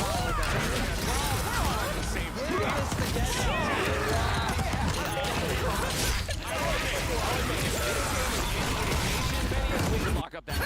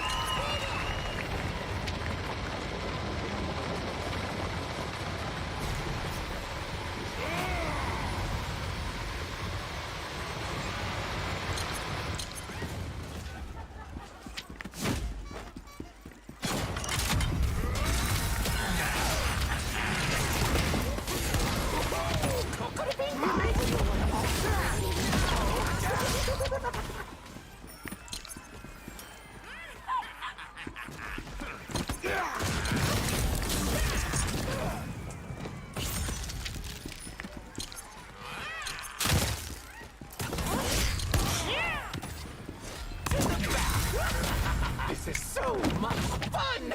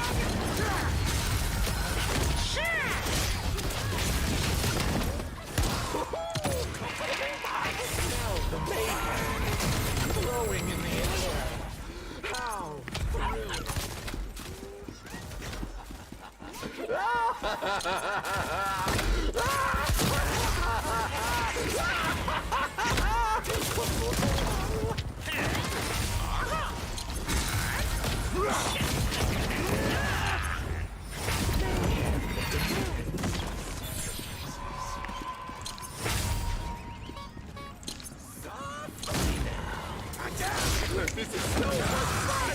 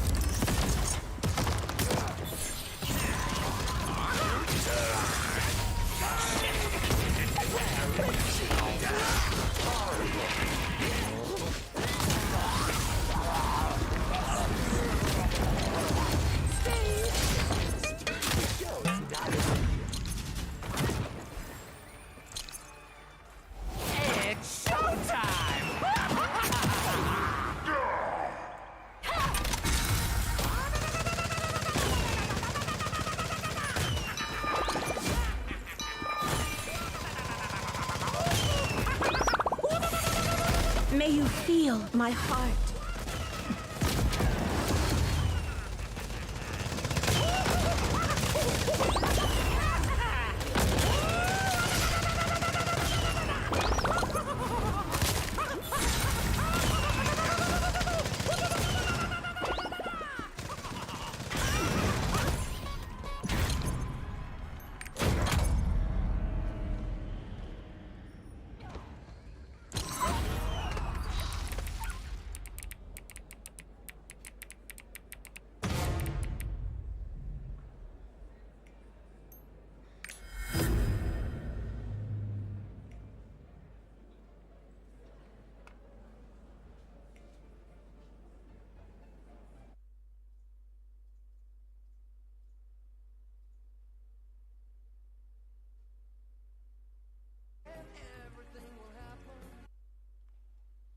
Hey, Roll-On-Nutzer, kämpfst du auch täglich mit nassen Achseln? Also, hör zu. Mit dem trockenen Old Spice Stick kannst du sofort starten. Ich wurde heute schon zweimal befördert. Und es ist noch nicht mal Mittag. As top of Group A would be massive for the remainder of the group stage. I completely agree. And what I'm going to be looking for in this matchup is when, just if we're talking about the draft, which is hopefully starting soon, when T1 picks top lane and what Fnatic holds counterpick for. Because I actually can't think in my mind right now, like if Zeus just blinds Fiora, what Wonder is going to play against it? You'd pick Gwen, probably. Probably, and then that'll be an interesting matchup to see. And just because, like, we've had this discussion about what generally happens at World Championships is the team that is perceived better will pick scaling because they don't want to have any mistakes to cost them victory. Yeah. Which for me leaves this opportunity space for the inferior team to try and pick early, right? Because then maybe they can surprise them with a win. But T1 is just picking lane dominant outplay champions because to me, they just want to be in control. Like, they are better in their minds, so if they play perfectly, they don't want to have an opportunity to lose. It's a weird flip that's happened actually with T1 if we think about the last 5 or 7 years of League of Legends evolution. They used to be the slow war machine. Yeah. That was what was so interesting to me in the EDG T1 matchup, because they were in the same group in 2017 Worlds. T1, C9, EDG. And there was that famous game where T1 was 10,000 gold behind. Yep. And then Wolf finds a Recon engage, and they just wiped them. Into an Oriole. That was Boom. like the, no matter what, you'll never beat T1 because they'll always scale. And then China came back on them historically by just picking early game. And now T1's like, screw that. We're just never going to let you have a chance to win. And I think that's actually what they've been trying to work towards for the last several years. It's I think part of it is due to the young blood that exists on this roster, right? It is a lot of younger players when you pair them alongside Faker. I'm sure if we looked at games played internationally, you'd see Faker with his many and the rest of them with not as many. But tying back to your point in terms of aggression, I believe that League of Legends, the best way to play is actually having the stronger early game team.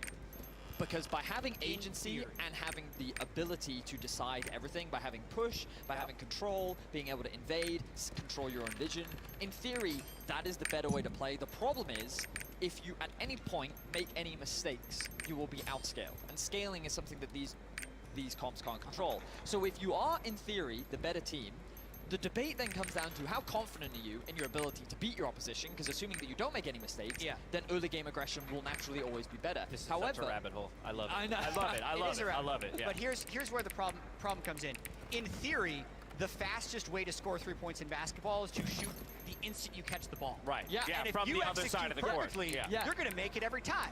But that is actually impossible. Yes. So it is actually impossible to play a perfect early game of League of Legends with no mistakes. So it's always about finding that gradient of how well we can execute for the difference in skill. Say that. Yesterday, T1 did just that. Did they play perfectly? And occasionally, people make buzzer beaters. It happens. And this is the thing. And this is the thing that's important to differentiate, right? Like, I would argue that in order to play a successful early game comp, perfection is not quite required. Totally. It's just a matter that, like, there's a line in the sand with which once you cross it, you can't really come back from, right? Yeah, especially when you consider that neither team can play perfect, right? We are humans. We are going to make human error, and it is the nature of the game. Is that as you make moves towards one side of the map, other things are left to be This is inherent the LS philosophy, right? Which is we are not robots, which means that the easier way to play the game is actually scaling. So why not just calm it down, pick stronger laners, and then just wait to scale? Because then you win, even if you make mistakes, automatically. you win automatically. Well, right, and that goes back to so for me, I've always classically thought of it more as if I'm the better team, I want to go to late because I'm confident that we won't give up too much early, right? And so that we will get to that point where we win out. But we're right into draft, and let's take a look at the first few bans. It's Caitlyn, it's Fiora, and it's that Maokai on the other side. And what I love about the end of this discussion is the winner is the team that wins. The right theory is whatever ends up winning at the end. It doesn't matter actually what the correct theory was, it matters what happens. I know you all came to Worlds for that level of analysis, so welcome. Welcome, welcome. LeBlanc will be the last ban on the side of Fnatic. We'll see what T1 goes for in their third and final ban. Yeah, and they're already banning tanks and Yuumi, so T1 clearly sees Yuumi as mega powerful champion and the most pick ban champion at Worlds so far. Well, I was going to say, when you ban out the most OP champion in Maokai, you're left to go to the second most OP in Aatrox. But the thing about this is we know, well, I still think that Zeus has answers, right? Yeah. We know that Jax is something that can happily play into this. Oh, yeah. And I'm curious as to what other direction Zeus is willing to go. They don't have to pick that in right now. Uh-oh. And of course, Akali is actually another champion you can actually play into the Aatrox as well. And they're going to lock that in. The great thing about this pick is it can be flexed into both mid and top. Major flex. So T1 demonstrating their flexibility in draft. Okay, so how do you approach this then as Fnatic? Because you just saw what Faker was able to get done yesterday, but you know in the back of your head, Betty, that is a flex option as Aphelios will be locked in second rotation here, second pick rather, for T1. Well, I think that right now what you need is more crowd control to limit the flexibility and options of Akali. And I think Poppy is a great response. Razork, he is incredibly comfortable on the Poppy. This was one of his most played during playoffs. He is hyper aggressive on the champion. And Humanoid is saying, you know what, we like our range, we like our scaling. It's a comfort pick for me, so I'm going to lock it in. So I think Fnatic's quite happy with the first three picks. Yeah, we kind of said either mid laner would be happy to play either side of this matchup. So Humanoid jumps for it. He says, let's go toe-to-toe in the mid lane here. Akali versus Azir. Thresh will round out our first phase of picks before we dive into the next band. Now, what I think is super fascinating about this Thresh is Keria. A lot of discussion has existed around his performance during summer, and many have argued that he wasn't the best performance support during the regular season of the LCK. But I think a large part of that is this meta shift. When we saw Keria at his best is when he had agency on the map, when he was roaming around, when he was able to make these plays, and Thresh is the perfect champion for that. Thresh Aphelios, a very powerful duo. Gumayusi and Keria really set up for success. Hilly pulls his Pyke ban, taking all the time they can on that first ban here for Fnatic in the second phase, and that will be a Trundle taken off the table. Yeah, I'm really interested to see what T1 ends up picking on 4, it'll likely be the jungle pick. I would say Lee Sin, but you don't want to play Lee Sin into Poppy, so the Poppy's a pretty good blocker pick there. Then you follow the Trundle, which was banned away by Fnatic right there. So I think so far the draft is going well for Fnatic, but obviously T1 still has comfort champions for themselves. Ballista also removed. They want to take away some of the early aggression from Fnatic. One thing that did spring to mind was Kennen Nocturne. It's something that you could play the Kennen into the Aatrox. I think that the matchup is not as good as the Akali one can be, but in terms of engage, it would enable you. I think Nocturne also does very well into what's in front of you. It's just a matter of if they want to go in that direction. Instead, they're going to look more towards the Viego Vi. Vi can offer that same principle, that same lockdown. They're kind of just flickering through and showcasing what Oda can play.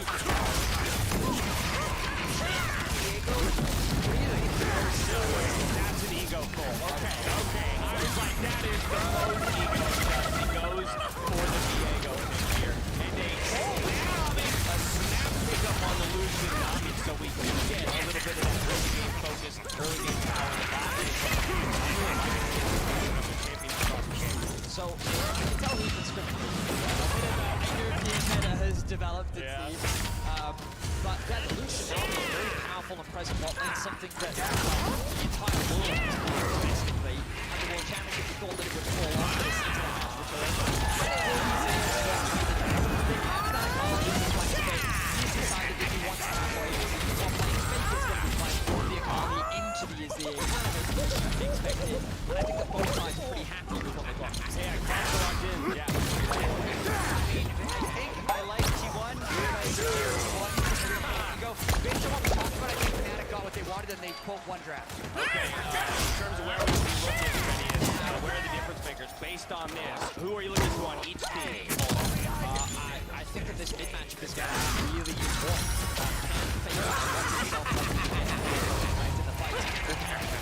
His impact. On top of that, the top matchup, I wouldn't be surprised to see T1 throwing a lot of resources there to try and shut one down and find ways to limit that. Alternatively, they might try to attack the bot side of the map themselves. So I think it's a bit of a cross map. Fnatic focusing bot, T1 focusing top. The question is, who can get that I mean, either way, it's definitely a different look for both squads. Well, the couple pieces of things will have to work with Monster locked in, teams are ready to shoot down. It's 2-0. I'm setting myself up for the rest of the group. Let's end the game. Let's get back to our Thank you very much, Dash. Hello and welcome back to a battle at the top of the table here between Fnatic and T1.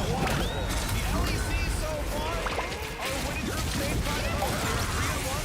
They are the strongest region so far by record in group stage, and T1, the strongest teams in the group right now. Only one of these teams is the only team in the world 2-0.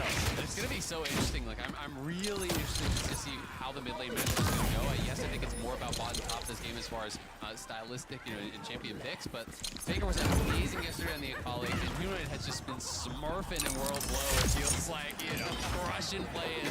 He crushed C9 yesterday. He's been on another level, so I want to see if he can really bring that level of pressure here against Faker. He's going to need to do a lot of pressure in that matchup before, which is this matchup, second half of the EDG versus T1. Offers on a lot of pressure from Scouts. Azir, Human needs to replicate that pressure. Well, I'm going to pressure you to link your league account with Prime Gaming to receive free in-game content. If that one happened. Setting up right now, making sure no aggressive wards towards his top side. Spawns nothing too special going on, and that ward will see if Diego goes for a invade. Really interested to see how this top lane does go. We kind of expected that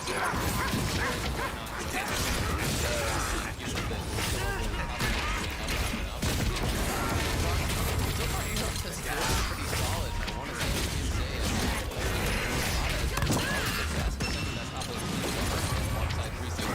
He can really punish it. Yeah, fantastic game yesterday. Nice stage. We'll see if he can replicate that again. He's passing for now. T1 out of the first, so he's out of there. He can go back this red.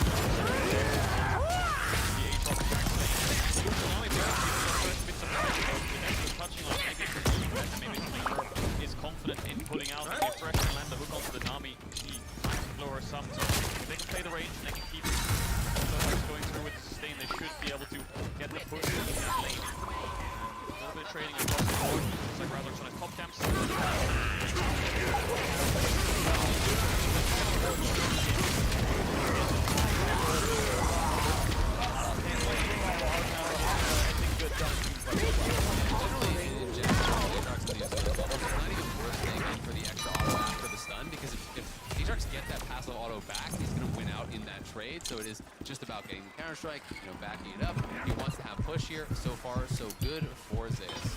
Yeah, Gumushi had to blow the heal there. Upset dashing forwards on top of him, almost in tower range. Bot wave stacked here by Fnatic with their junglers on the top side map. I wonder if Owner's going to invade the red here. It's a gamble in the sense that did Razor go Raptors red? He doesn't know, but he has started on Raptors. He's going to take the gamble and check the red buff. See if it's up with the early pressure. I mean, Fnatic has the bot push, they have the mid push. They can collapse quite quickly if he starts it up. He's going to put the trucks in there.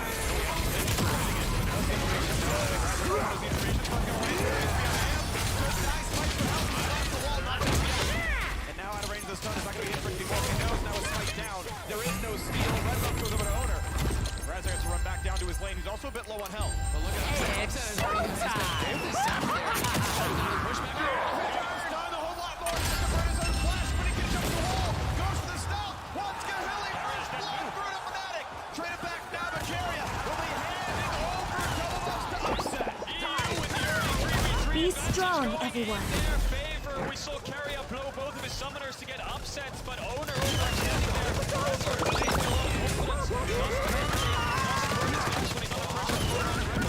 Saves it to punish him later on. Humanoid trading really hard on the Faker there, loses a lot of mana bar, has the motion to pick up. That's a Lucian with no.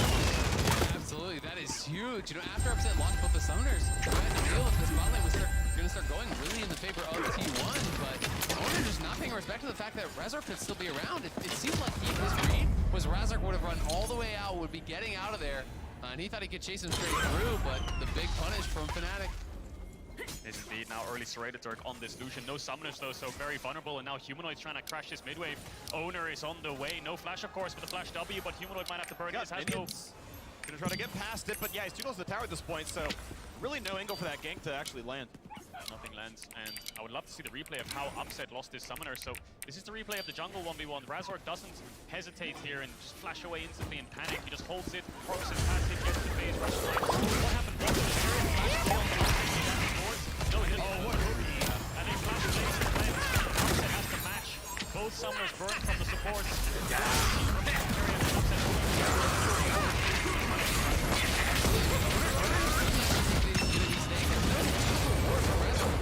The ward in the brush as he walks out, and then just waits hugging the wall. So the Owner doesn't have early vision, and as soon as he comes in, it's flat, settling in the wall, all of it there. You already know how to punish it for the play. And that was just Owner. That's what some people did one time. This is no TP. We're watching that replay, so there's a threat of a dive lingering here. Owner's on his way up to try to cover it. They can't. I think seeing the strat come around, he's like, he's here, we cannot play. We don't get this dive out. Still has his flash, still has dodge, presumably. He's gonna leave. He's gonna lose a full wave. Facing here with no TP means you're gonna lose the cannon and everything. So that is tough for Zeus. That is the difference in some of these early game attacks. Jacks don't really have any sustain, so if you are taking those cues, that sweet spots that Wonder keeps hitting you with, it's gonna be a massive advantage for him. You lose the entire wave, you lose the cannon, your wave will bounce, and Wonder will get a plate. That right there is a swing of almost a kill's worth of gold. Definitely is. So Wonder up to him here in this top lane isolation. Razor hovering around to zone Zeus away, and side lane's going in their favor now. Double buffs have fallen off the Lucian. Upset has the cleanse up if Carry lands the hook, but Hilly has no flash, so Upset might have to play for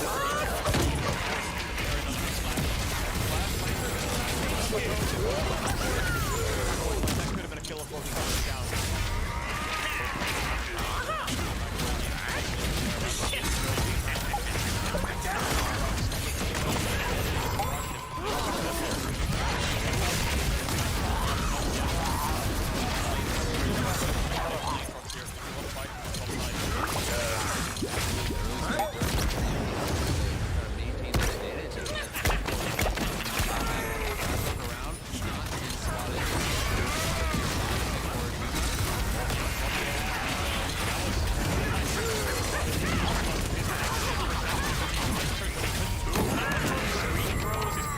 His mouse broke there, something happened there. From the fire!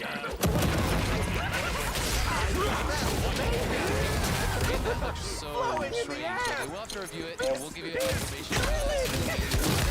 No, I agree with your assessment, Gabriel. That's immediately what I was thinking there is not able to take the lantern. It just looks too strange.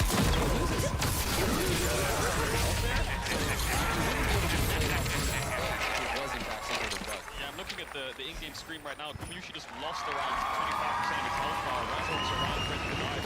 This would not have happened if the easy ever happened. It stopped working for a split second there to take the left. So perhaps investigate what happened. Resolve whatever issue T1 have with that secret.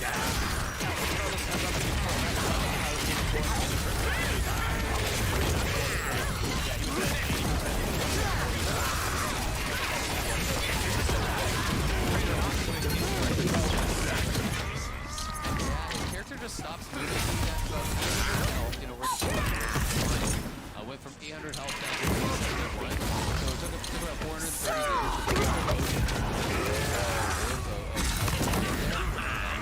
Lantern had already yeah, just talking about the game state right now. We just saw him on the bot side.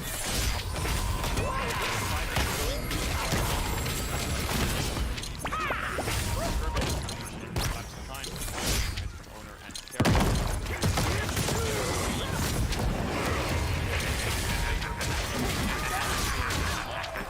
Both keeping back.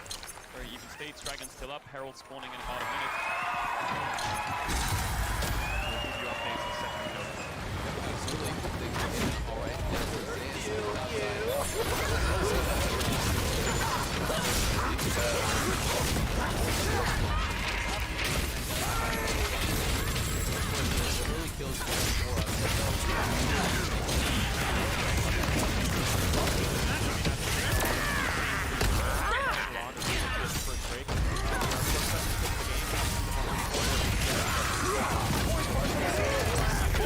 Force the battery call and then, oh, you still yeah, it takes a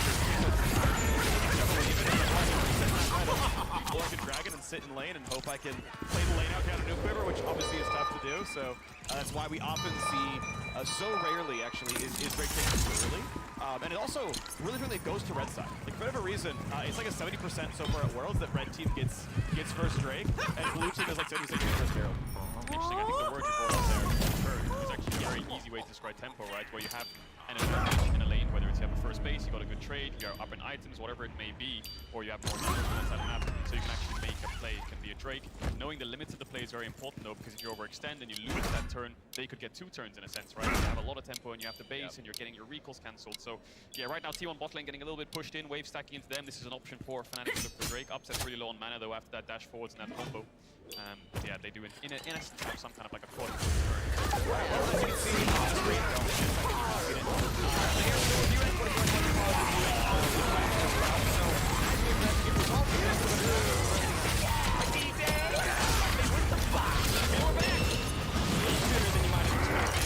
as you can see here, game pause, Fnatic game 3-1, rest.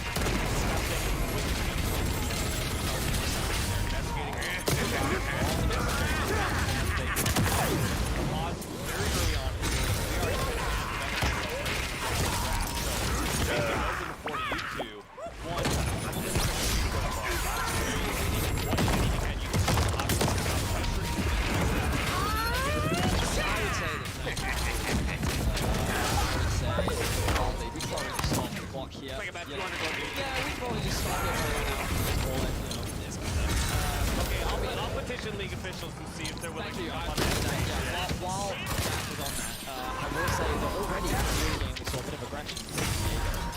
Invading on the Razzle, trying to disrupt his kind of rhythm. Aggression, but then that aggression immediately offside.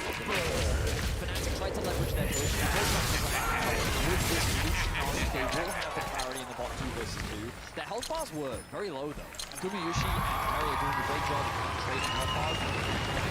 Diego the confidence to actually look at this type of play, but he ends up getting punished as a result, and it gives Fnatic the early 2 kills. The problem the T1 find themselves in now is that it was Lucian who was one of the benefactors of one of these early kills, which then only further enables this bot 2 versus 2 and gives Upset Militant the ability to even be more aggressive than they already are.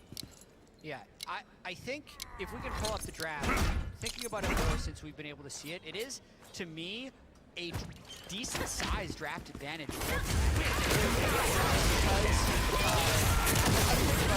one of the reasons this draft because even though Jackson can't work against it, and once you have gold to win and split push against it, I think Aesop still gets pushed. Right?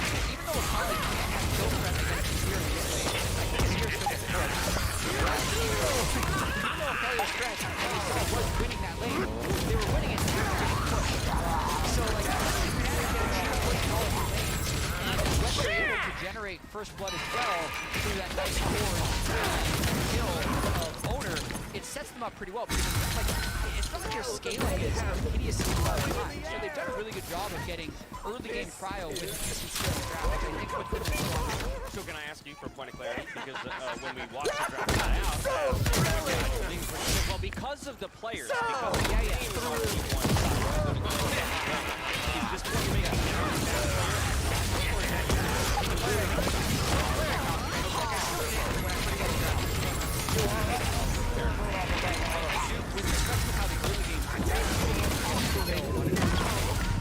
because of how well they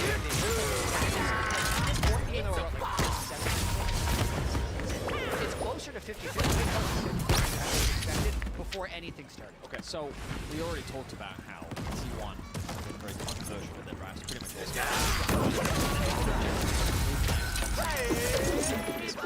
right.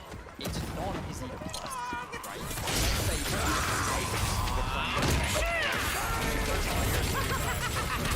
I know, but let's just say Steve is on support, and you're like, hey Steve, you're our only engage. How confident are you in Steve to be able to do that?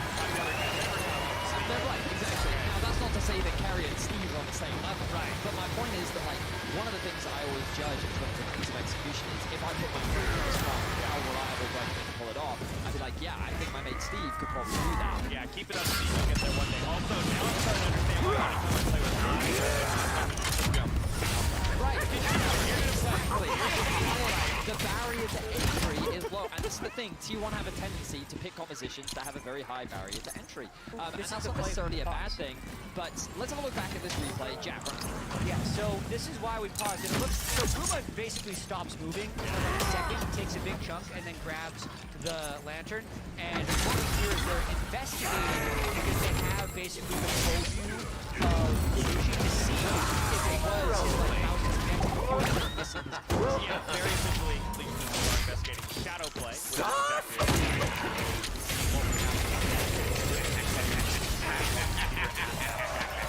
play to determine if Kinushi freezing, or if his freezing rather was before taking the lantern from the bug or user's error. This will determine whether or not the chrono break, or whether or not that will be offered rather. They should have the opportunity. But all that said, it's all about it. They kind of hacked the game up to that point. You're going to have to imagine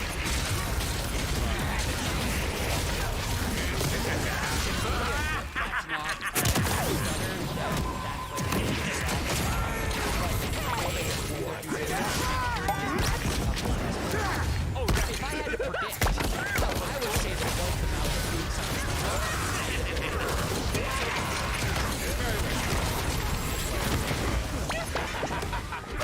like, it wasn't like, oh, I'm just doing that. You know, it's so interesting.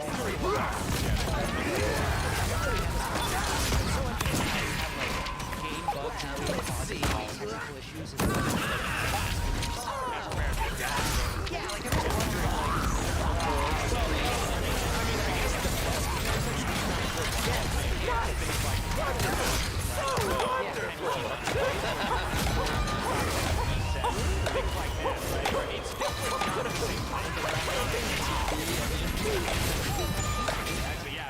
that's what our listeners are doing right now. They're under the hood, right? Rewatching over and over again. Exactly. No, I mean, it's a totally... Because to me, this is like, he shot the basketball and it just came out sideways. And they're like, well, we want to check that you actually shot it towards the hoop and didn't intentionally shoot it sideways. Right. Which is just, and I can see Dash getting an update right now. All right, I'm going to jump in here because I have been delivered word that T1 was both offered a chrono break and they have accepted that chrono break. So the league officials are going to get that underway as quickly as possible. Takes a little bit of time for technology to do its work and get us back to that point. You know, computers. Sorry, it's just Our future robot overlord. It's just in particular with that one, a fun story about Yamato. Okay.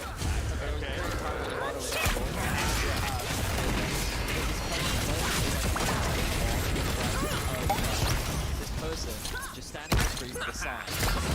One hand flips the sign up the table. It's staring broadcast, right? He just kept saying it. It's great. And he would go, technology, moving on! And then it was just a classic.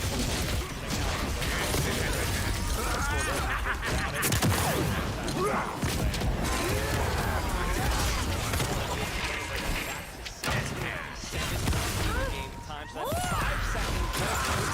Back very hard. Just at the beginning of basically that.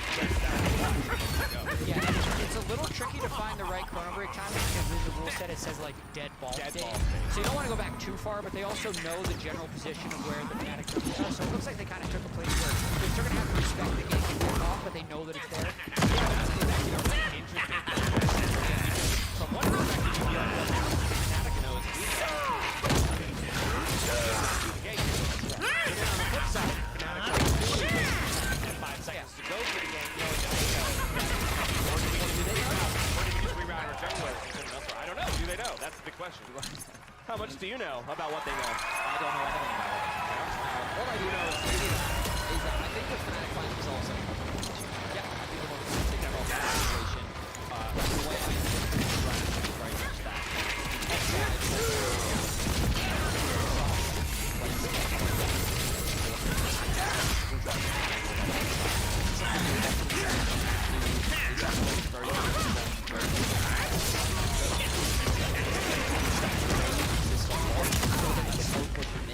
Wave crashes tower, they'll group up with the Poppy and they'll look for the dive bar, especially with the this is something that's too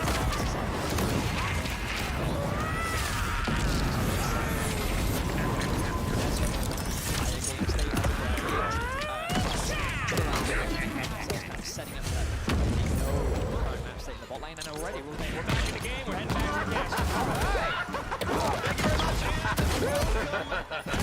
You can see Gamushi still has crucial important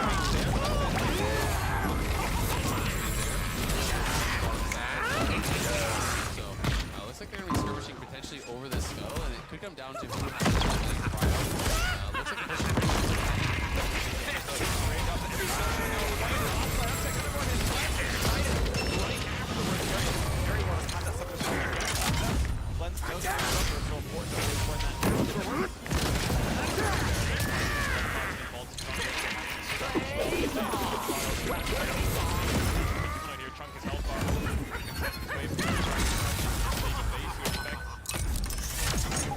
Very deep area. A lot of respect there. Turns it there, owner. Gonna get, gets the plant in time, so Razzle's gotta get away. We're looking at the stun for now, but gets it once to the WM.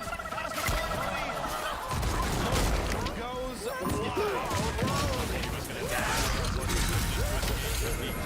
Smoke from the flash, has the boots as well, the boost speed on the Poppy. So in the end, favorite T1 on that side of it here. You know, being able to get that flash down. Very respect. He also knew that Razor's flash was back, so when you are hugging a wall and you see the Poppy, you really good for him. It could be flashing.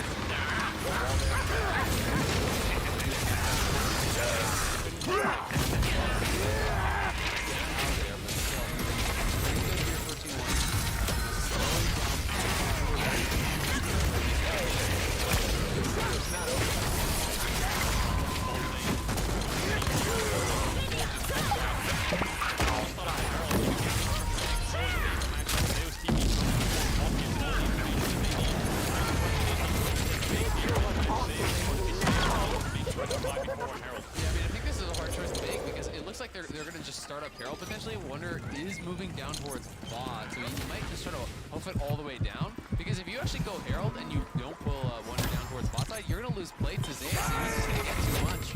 Yeah, Zeus is already going to get one plate. You have to imagine before Wonder arrives. He's He's going to get to his way down, just the boots.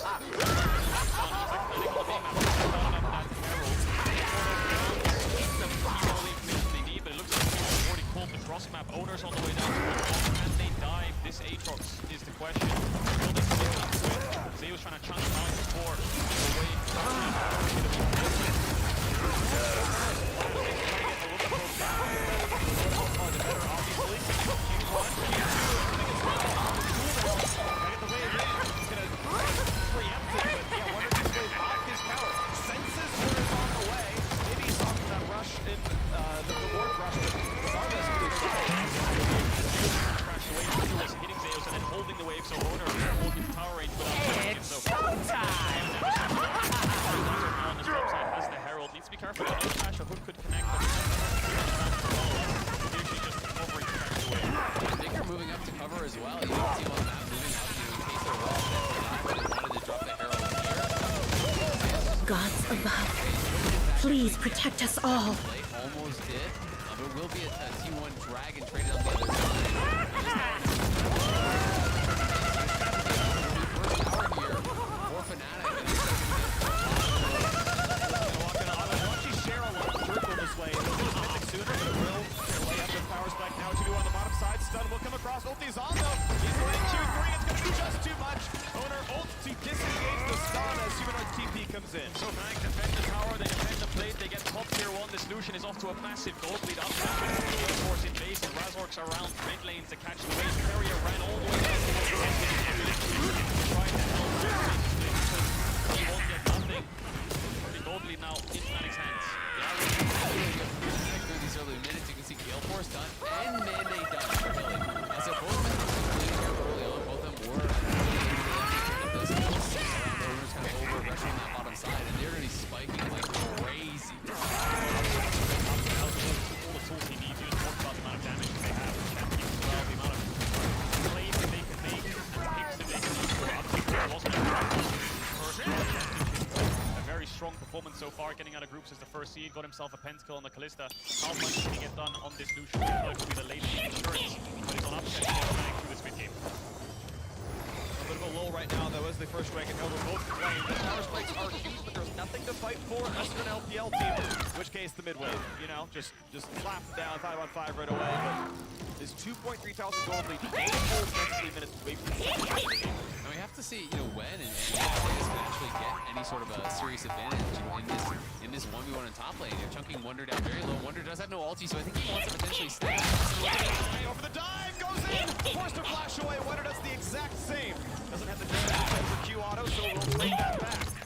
Nice attempt there from Zeus. You know, and it's going to be Wonder that actually has to face here. The fact that he does have a Vamp Scepter, he knows it can be an easy redive for Zeus. So Zeus may be able to pick up another play on that top side. Will be another one going up for the Jax, but in fact, Wonder does have the TP. He will be able to cover this. And Mythic is complete.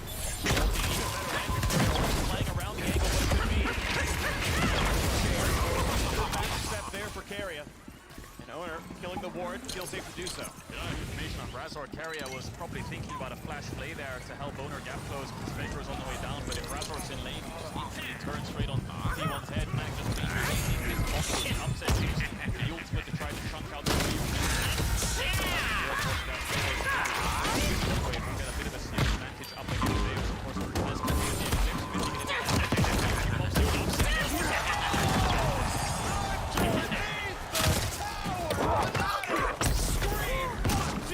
Umstead is just going off in this game, taking down Guma there through the heel. And just went on a mission there, got blocked away from Razork. Wanted to slow down T1.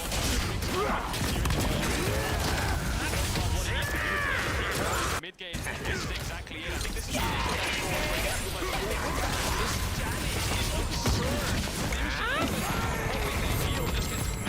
Yep, you get the E from Nomi. The Band-Aid is there. It was E, Gale Force, auto, Q. He's trying to get out. That's a big kill on the other side of the map because T1 now, it's kind of all eggs in the Zeus basket here. They're going to get some good damage down this tower. We can see that Hillsong is heading up here, as is Upset, but we'll have to find out if they're actually there in time to finish the tower. I don't think they will be able to pick up for T1. They find their first power of the game. They find Wonder. I wonder if you just face check over there.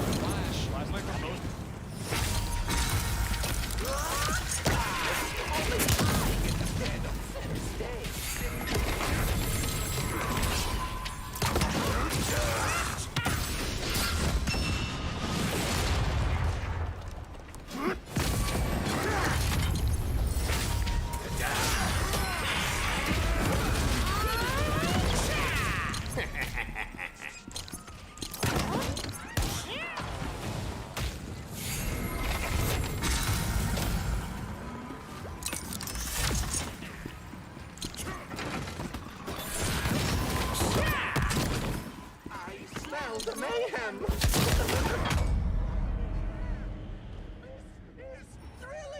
And they can look towards the dragon. Gumayusi getting caught there. Humanoid using the all-in, uses the ult. Looks like flashes were traded as well. Flash in for the play. Wunder still without his own flash. The hook puts him in for a while. Now, will he be able to drain tank this one? Without cooldowns, it seems unlikely. Gets over the wall. Ignite. Sharks the kill. Carry a 300 gold bridger. But another kill on the other side of the map. It's really become the tale of two lanes here. It is about Upset and Hilly, you know, versus what T1 can kind of get done on the top side with Zeus. Now, the problem for T1 is that none of these kills are actually going to Zeus. You know, he didn't even get an assist on that one. He is being gifted, you know, additional time to farm, additional time to scale here with that pressure up towards Wunder, but Fnatic are getting so much more on the other side. He's not yet up CS or levels on any of the other solo lanes in this game. Maybe Wunder, but we know he's behind. That's not the problem. The problem is Azir is still going to be a big threat. 1-0, 140 CS, a big Lucian down there as well. Now T1 are going to be able to grab second Herald of the game, but Zeus doesn't have anywhere to go. No ward. Put on the dodge zone, gets away from the bubble, but is there a way to live? Finally gets a ward down from his support, but Humanoid has the damage. Looking for a bit more. Razor gets the knock at their Faker sidesteps, and he's gonna find the lantern from inside the shroud. Still chasing, Upset.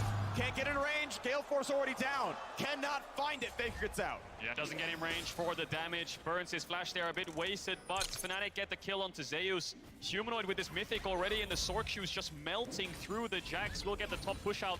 Not in time to contest the Herald, but it's a trade of neutrals. Still an early lead over to Fnatic. It's the carries of Fnatic that are so strong right now, and Wunder I think is pretty even up against Zeus, despite, like I said, Azale only one assist going into his back pocket, so I'll take a look at this one again.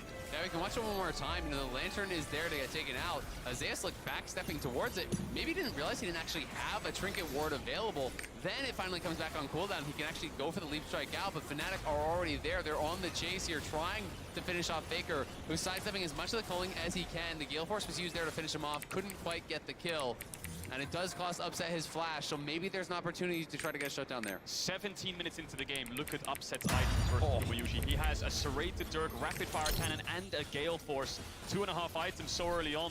He will melt through anyone of T1 who lack a lot of frontline. There's no neutral objectives just yet, so T1 don't have to get pulled into a fight, but they do want to use this Herald somewhere. And that basically means Upset is the entire gold advantage, right? Like, he's the entire rapid fire ahead of his opponent. That is the gold lead right now here for Fnatic. So he's got to make sure that he's positioning well, that he's playing safe.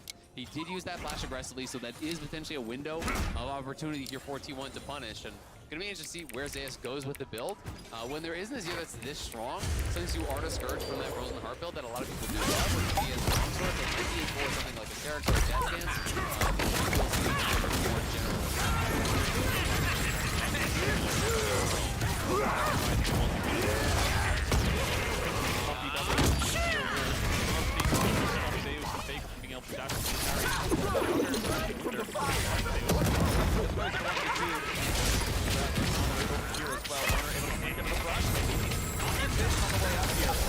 Suddenly a weird surprise. There. Carrying it also up there. Essentially, no 3v2, but right now as well. This song walking down the river.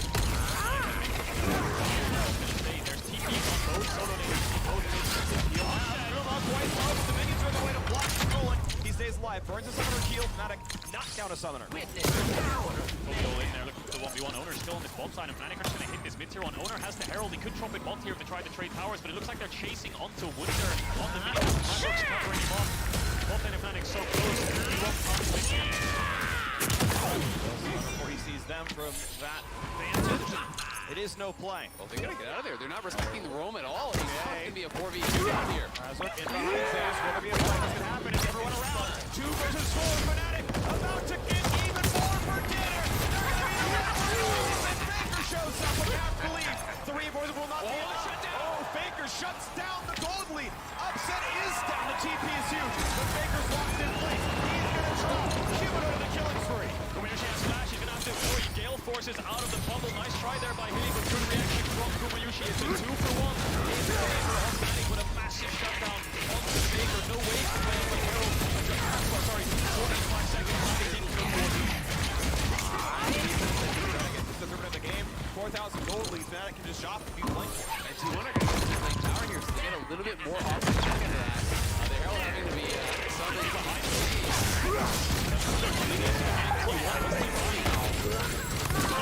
The rest of the team is just way too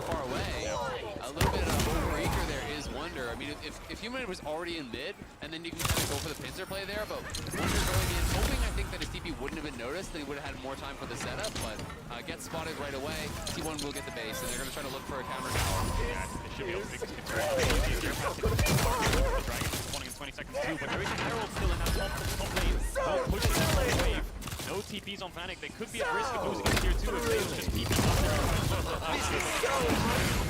Might be caught though. Dashes over the wall.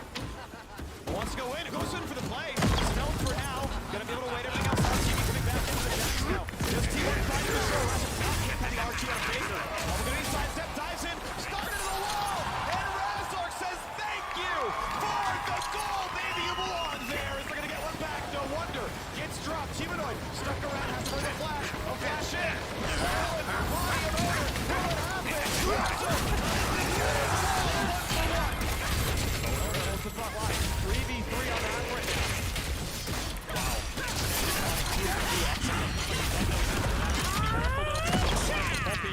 Does transform out of it. Dragon started up. Herald has taken the top tier 2. It's going towards the top tier 3 here. Fnatic need to defend their base. It's going to get a charge. Humanoid has to actually defend that, but it will get the charge off. You can see on the minimap, stop moving. There's the charge. So they actually almost cracked that top lane inhibitor tower, and there's no jungler there to answer. So it's going to be a Dragon for T1. Even it kills herself, but they get the top tier 2. They almost get the top tier 3. T1 going to be pretty happy about that overall, even though Faker went way too deep on the initial play. They kind of gave away a freebie.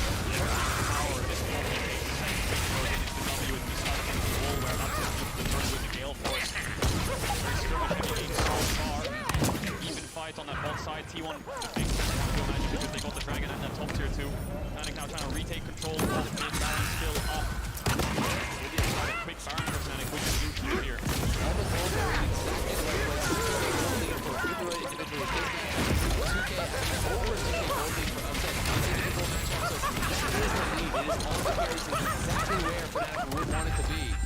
It is, in fact, the Blade of the Rune King. You called it out as an option. I was disregarding it because I didn't think this is a game that Zeus can win through time. It does feel like based on that he's going to have to group at points, he's going to have to team fight. And when you do go for that sort of a build, you are so squishy. If you misposition at all, if you get CC'd up at all, you're going down. Especially against Humanoid here right now. Level 14 has a Shadow Flame and Ludens building towards Rabadon's third. No defensive items on this trade, but the amount of damage is severe too. Upset 3 items strong. So this mid game for Fnatic is incredibly powerful. T1 needs to be careful in overextending, looking for picks and looking for fights. They're grouped up. Carries of Fnatic will help. Correctly playing around the Baron. Just fog aboard the Baron pit and nearly. Basically no vision. Top jungle. They're gonna run in there and find the fight. They look back. This time they get rid of Viego. This is a guaranteed fight. It's gonna be his. Baron's claim. The fight begins. Hillsong stays alive, but now they scoot back the check. Poppy interrupts it. Power of our ancestors. Baron. Carrier just drops. Gets nothing done. Viego. Fnatic continue. European domination. Absolutely everyone. Faker just drops again. As Fnatic go to a 7-0 start at Worlds. EU faithful stand tall. This could be a 3-0 day. T1 is falling apart. 5-0. Baron for Fnatic. Fnatic are crushing in this game, erasing their opponents off the map. The beautiful knockout secures them the Baron, and then T1 it seems like no for the erase of these Baron buffs. The force was not working at all.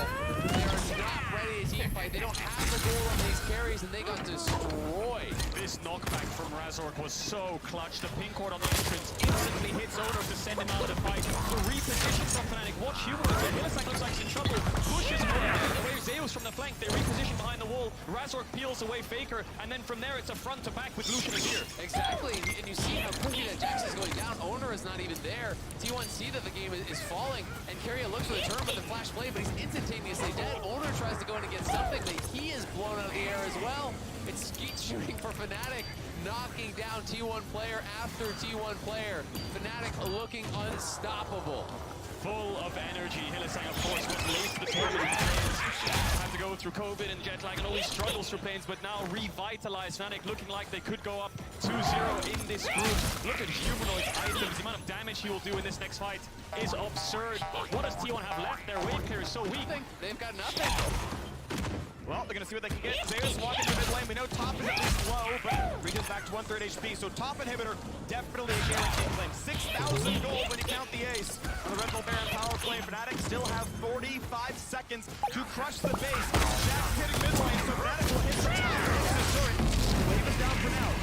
They'll come in, they get a bit more time. Look at the top of the ulti. Jack's coming into the TP flank. They will send back. Faker, no problem. Turret falls. 5v4. They can wait 30 seconds, but they might lose their final turret of the half. Fnatic looking to close this one out, waiting for the next top wave. They hope to T1 away. They just use the Aatrox ult to pop the ult. Nami illusion, all that's left is Humanoid's wall. Winter's base, looks like my CD back upset, dashes forwards onto owner. Waves coming in, but Zeus is proxy in the way.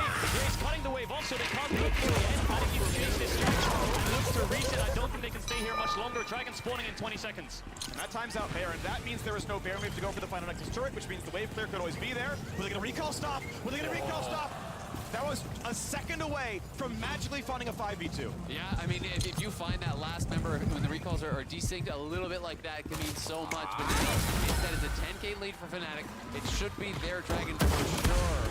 I don't think that T1 has any business trying to contest here. There's no TP on Zeus. He's pushing out top. I think the hope is that you can tell you get that third, fourth item from Yuriushi. If he's giving you IE, he's giving you a lot in the tank here. He doesn't get anything done. And there's not with Zeus as well. But Zeus will just keep pressing. They definitely will. Upset also close to that Infinity Edge, but T1 with very little luck right now. Zeus is trying his best to push that wave, so they at least have one lane of pressure, but Fnatic just grouping up. Wonder has the TP, he'll try to come into the stage. They've been T1's close to that much range. They're either very single target damage heavy, and they have to commit with these melee champs to push Fnatic back, but they're so strong that they can just poke them under towers. Such big level leads and gold leads right now. I think they need another Baron to close this one out though, so Fnatic need to slow the game down a little bit, so T1 will have a little bit of room to breathe to get a couple more items. Time taken. We get to a lull right here. 1:45 until Baron. This one probably ends the game if Fnatic grab it cleanly. I think T1 know this. Need their wards to be around top side. Need to prep for this one. Zeus still going to be on the sides. Wards of Veil plus a null magic as he steps up towards a bit of two different items. I mean, this tells the story, right? It's more than a full death cap ahead, more than a full IE ahead between these two carries. The advantage for these Fnatic carries is monstrous. It's just the ability to keep their carries safe. Upset the but it's onto the tankiest member of the team. It's going to mean absolutely nothing. The poke could have been nothing happened. Still 3,000 health.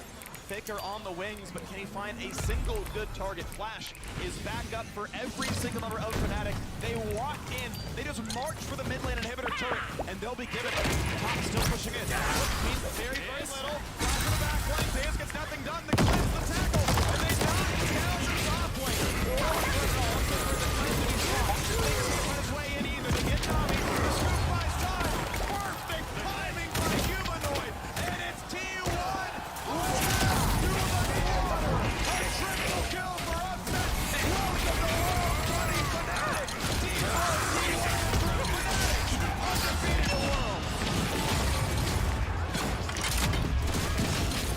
Unbelievable performance coming out of T1.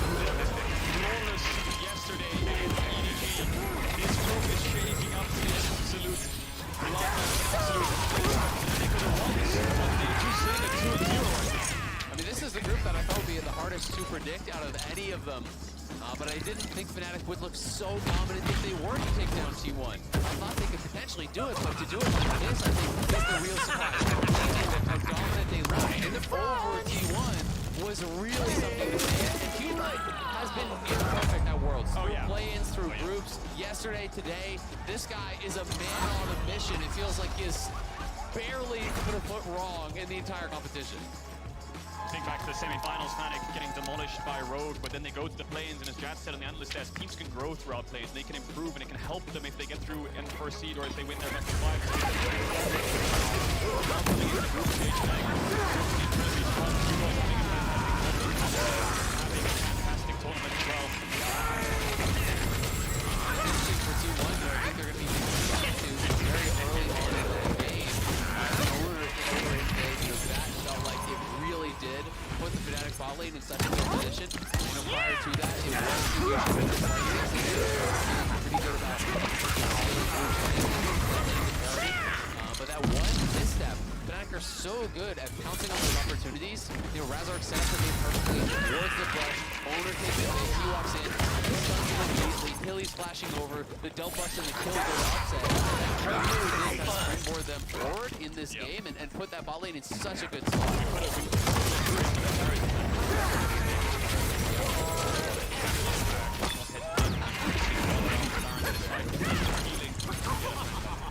Yeah, he really did. This puts, I mean, you can see how well they did this one. It puts LEC at, I believe, 4-1 in the group stage. And we saw earlier, okay, LEC 1 better than LCK4. Expect the result for Rogue. But Fnatic were in plans themselves. 3rd seed from the LEC, and they beat T1. The greatest international of all time, by the way. You know, still a very strong team.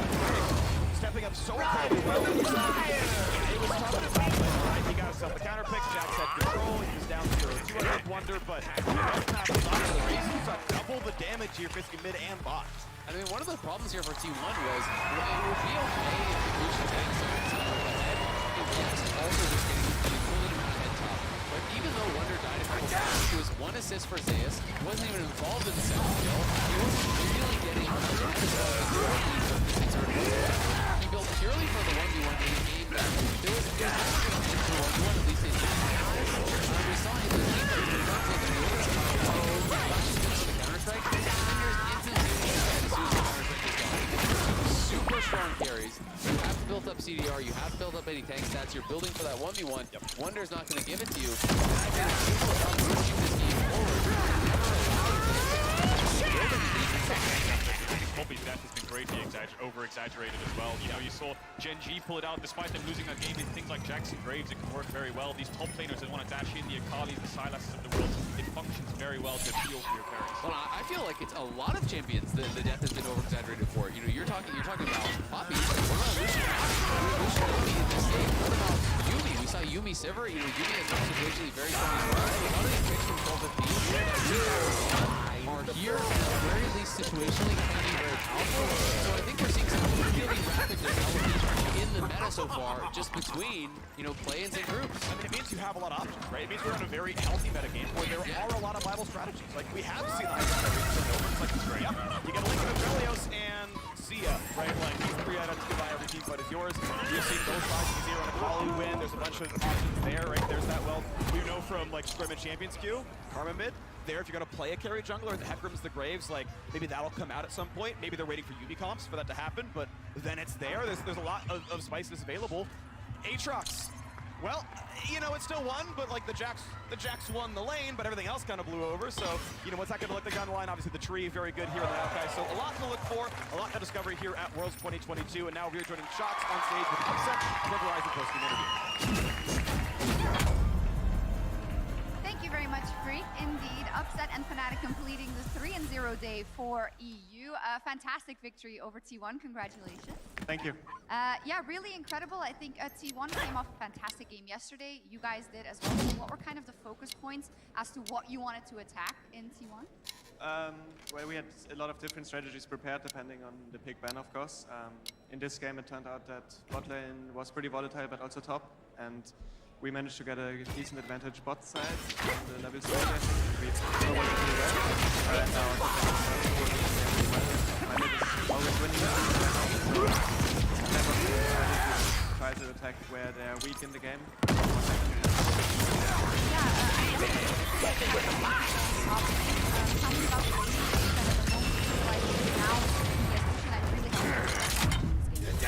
The landing phase was very close. First wave, but everyone on bot was very low, but the Lego ended up committed 2. So it was a 2-for-1, and after that the bot lane had shot, and it was quite good for us, especially that we have just really get advantage from what we were glad we had. Goblin was on 3 stable lane stand. Afterwards, one shot, one attack. I think we killed him 2v2 on time. After we killed him, they were really hard. When it comes to the bot lane, had some changes that made the mid top a bit stronger at points as well, and some how comfortable are you with bot lane even in this meta against a multi-player? I think the meta is very well balanced right now. I think we can very lane. I think bot lane is maybe a little bit weaker than before, but this is also more volatile, I would say, because it's not about Varian Silver now, it's more about Lucian Aphelios and MF and all of kind of these champs. So I think the game snowball harder, so you can still carry on board if you don't have it, because very good the disadvantage snowballs more, so you have more impact. When it comes to how it's going for Fnatic, it was a very tumultuous start to the tournament, of course. Now it seems that everything is calmed down, so we can say it's kind of different atmosphere and a different level of comfort to have as Cloud9 kind of on stage. Do you feel like you've turned the page, so to say? Yeah, we definitely had very, very little practice for the lane tournament. We still didn't win that much, I think, compared to most teams at Worlds. But it's going fine, I think. We got more and more practice, and I think it's with more and more wins we get more confidence, and it definitely helps everyone.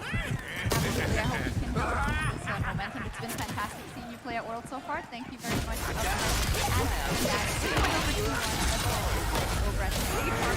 That's as of next.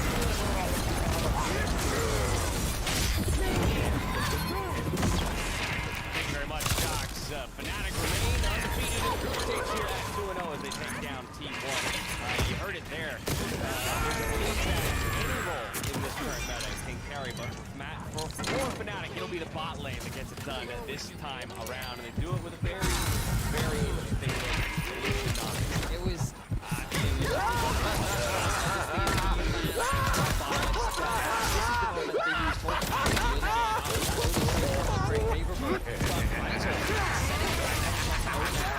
upset and Hilly is there to punish, and then the moment that Carrier commits, that's when they see the window. And the unfortunate situation is Carrier gets that kill, meaning that the topple buffs can then be transferred over to this Lucian, but then with this lead, Lucian and Upset just dominate. And this is some killer instinct right here from Upset. So he knows ult is down, just dash, gale force, bop bop.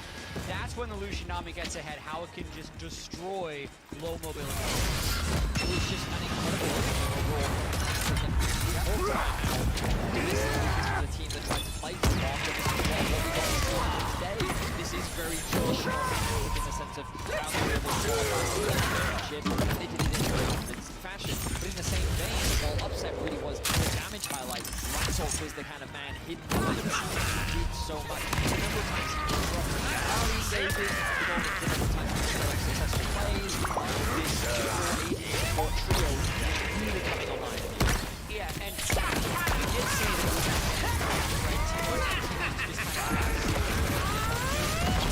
what happened here is once Fnatic had the lead, they played with so much discipline, right? Every action that T1 wanted to take when trying to enter a fight, there was always a spell waiting for it for Fnatic, right? Like when Akali comes in, Humanoid's ready with his. Whenever Jax jumps in, immediately the Poppy throws up the anti-dash, slams him into a wall, and focus him right away. So they played just remarkably clean and extremely well organized with their lead. And when we think about, like, looking at this comp once again, Mobility is a great dominant. Fnatic have tools to mitigate the mobility on the side of T1, but T1 also didn't have the crowd control to limit. And like, we're seeing the value of here. A beautiful set of into the team fighting prowess of this Aatrox. The Nami wave into the amount of machines that Upset did have. What a fight that looked quite promising to T1 continued to limit what they could do. Fnatic just continued to find fight after fight.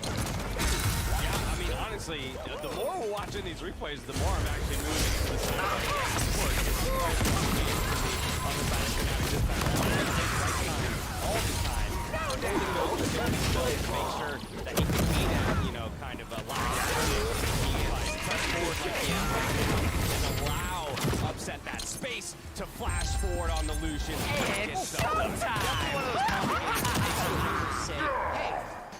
popping. It's really effective.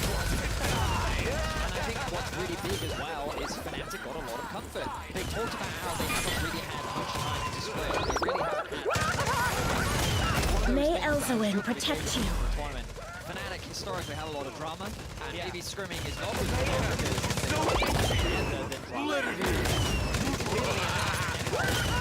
it seems very good. They're sticking to what they know and found success with the regular season, and then converting it here on the world stage. They find themselves 2-0 now. EDG, the only remaining opposition, standing in their way to get a clean 3-0 in this group. Yeah, this is a team who's already had to play with up on the world stage, back with Philly right now here in the group stage. The EU is 3-0 on the day. Day 2 here. What a massive 3 games here for the and LEC. the West is 3-0.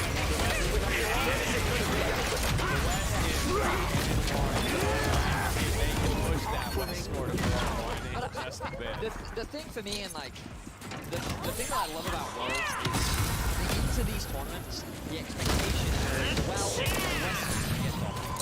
Yes, they're going to get demolished. They don't stand a chance. I think that this best one demonstrates that. Of course, it is only a single game. Of course, there's still a lot of the tournament left to be played. But individually, as a talented region, I think that you can compete. I think that they have the drafts and they're capable, and I think that that's true for the entire West as well. And I think you can't afford to underestimate every team that is competing at this tournament. And just more specifically in Group A, we heard Azael talking earlier that he felt like this was one of the groups that really could go in any way. You could take those 4 teams, scramble them up, and hey, I could see it ending up in that way. And I think that in a sense, where T1 looked so dominant yesterday, seemingly to be able to take okay, that's not as easy as it looked like it was for them to do. And so now it seems more plausible for EDG to clap back, or for Cloud9 to take that kind of game. Really, it's Fnatic who's starting to separate themselves from the rest. I'll remind everybody, there's only one team in the world that's beat Fnatic, and that's they're not here in the tournament anymore. They're out of this by any means. Like, that's what they're doing up and down, losing, getting their kills doubled, or winning in 25 minutes. I think that might continue for them. But what is here to stay, at least right now, is just like the European team's fearlessness. Like, they believe that they're able to win this game. Something that I'll say, it doesn't look like any team have that. Oh, you're giving me permission to talk. That's a very rarity. Not allowed. Sorry, that was a rarity on the desk. I never really had an analyst give me permission to talk. So I didn't really check out play style on the official role play that's on the spot by Nate Listen, and we'll see if Cloud9 can get inspired for their game versus Brooklyn.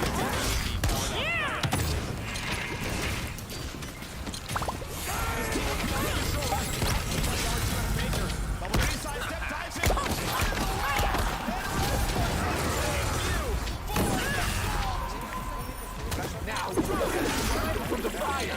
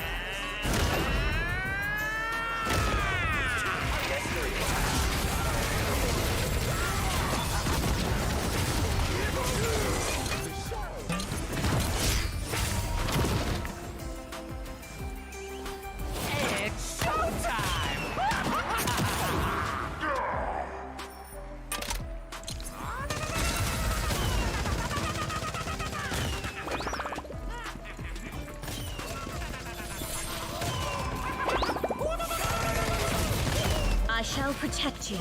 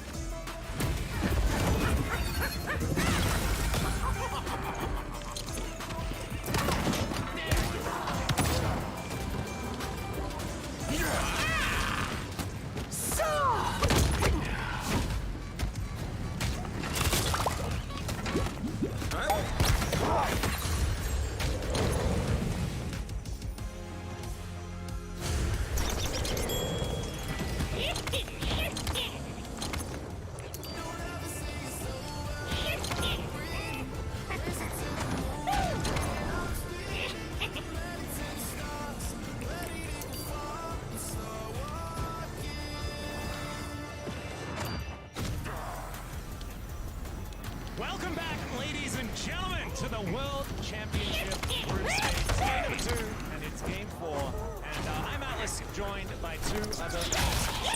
In the theme of trying to find some Eastern camaraderie, we've decided to come together under one banner. And that banner, I guess, is my head.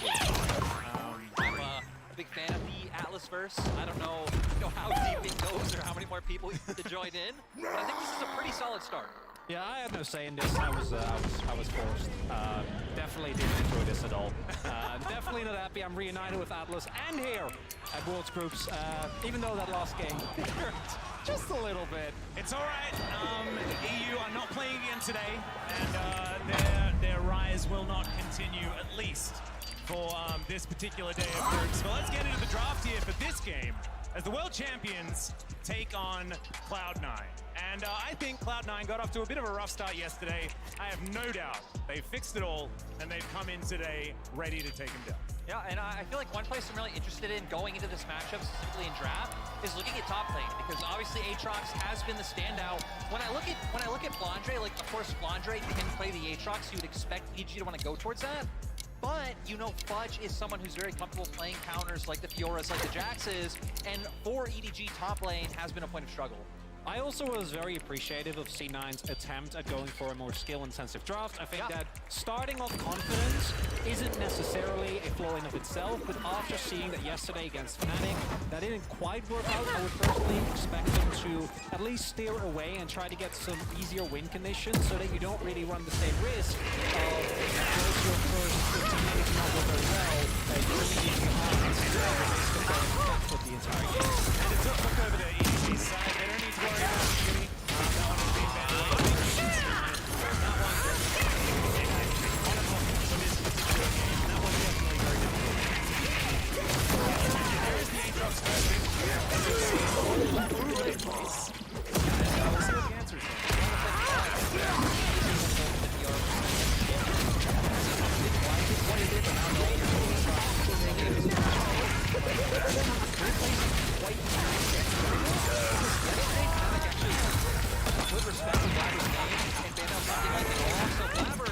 players able to bring out a lot of different picks in the jungle over C9. I'm actually really glad that this Fiora has been locked in. I think that Fudge, even though you think they didn't necessarily go so well, I think that this would be a fantastic lane to play. I agree. I just want to see C9 pivot so that the rest of the comp actually allows Fudge to pop off. Because what happened yesterday, as how many times have we seen this exact draft? I know. How many times do we have to see the fact that Gen G picked the wrong bottom lane yesterday? Because this worked so well in the game we just saw for Fnatic, and the Lucian Nami was brilliant there.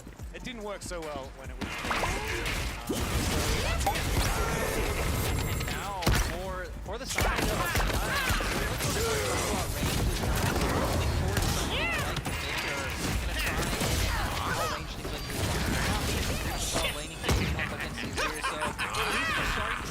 pivot in terms of how they draft against this draft.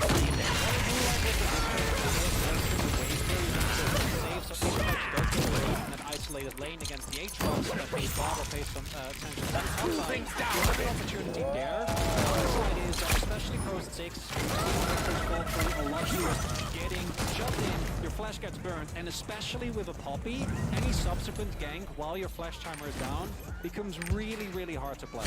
Yeah, being Victor into Azir, we've seen all across the world be a very, very difficult thing to deal with. You just get sort of what happens. Just much mobility coming out from both C9's carries that does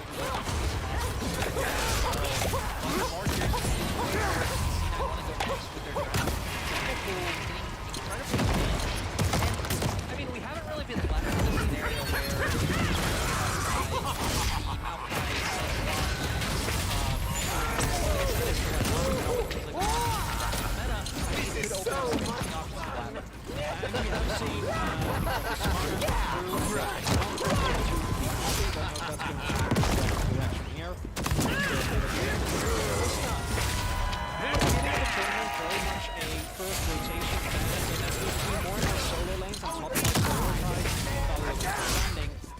she's been making it through to second class before still getting better. Oftentimes actually falling entirely through the draft. She is going to be banned away here against Viper, who didn't find success on the best very position quite nicely. They're not going to be able to play that Lucian Nami, so we're not going to get a run back of the Fnatic draft. This is now being considered for Blabber, definitely a pick that can influence the early game. You're going to be very happy about that if you're a C9 fan.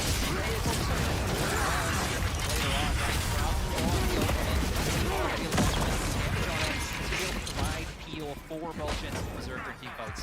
Disengage too, going to be pretty important with that Crescent card, with the fact that EDG already presenting a lot of ways, you know, a lot of things that they want to get out of their line. But Viper is going to lock away the Jinx. Jinx, Thresh to be locked in here potentially for EDG. Mako to bring that one out right after the area being in the game before. And EDG saying, well, scaling so far has looked pretty good in the tournament. We're going to just follow that. Jinx coming back again, Mako going to be able to provide a lot of innate safety, and the front to back from EDG already looks incredible. If you can get to the 5v5s, you can have the Jinx with the range combined with Azir. It becomes really hard to find backline access, and especially with that Kench lock-in, I think C9 really gonna have to get Fudge ahead early. Yeah, 100%, because I feel like we're seeing things like the Jinx pivoted into not only for scaling, but you hit on it a little bit, the range. This brings us back to Spring Split, where it's like, okay, Jinx, you're able to outrange the Aphelios, you're gonna outrange the Victor later on as well. They're gonna have an incredibly strong front to back. For the side of C9, I feel like you're also going to be relying not only on getting Fudge ahead, but also abusing the fact that Aphelios is a bit of a better mid-game with things like the Gale Force to just try and find that outright burst. And of course, having the Xin setting up for that well with the early pressure it can provide. Yeah, this is definitely looking like it could be interesting as the game goes on.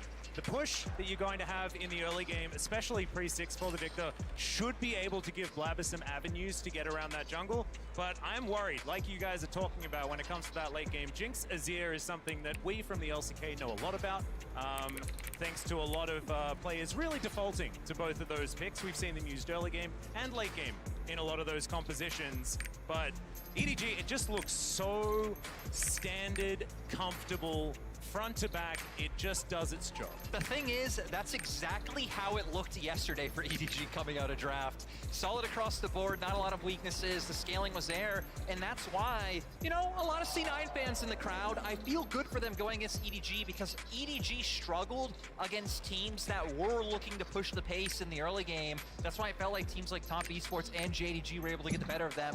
So with Cloud9 having agency in this draft, if they can find those leads, they can snowball this game.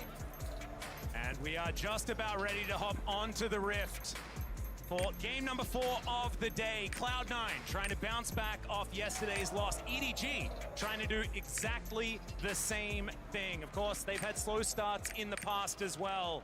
And our world champions from last year really wanting to find some success now. They'll have to go through C9 to do it. Here we are.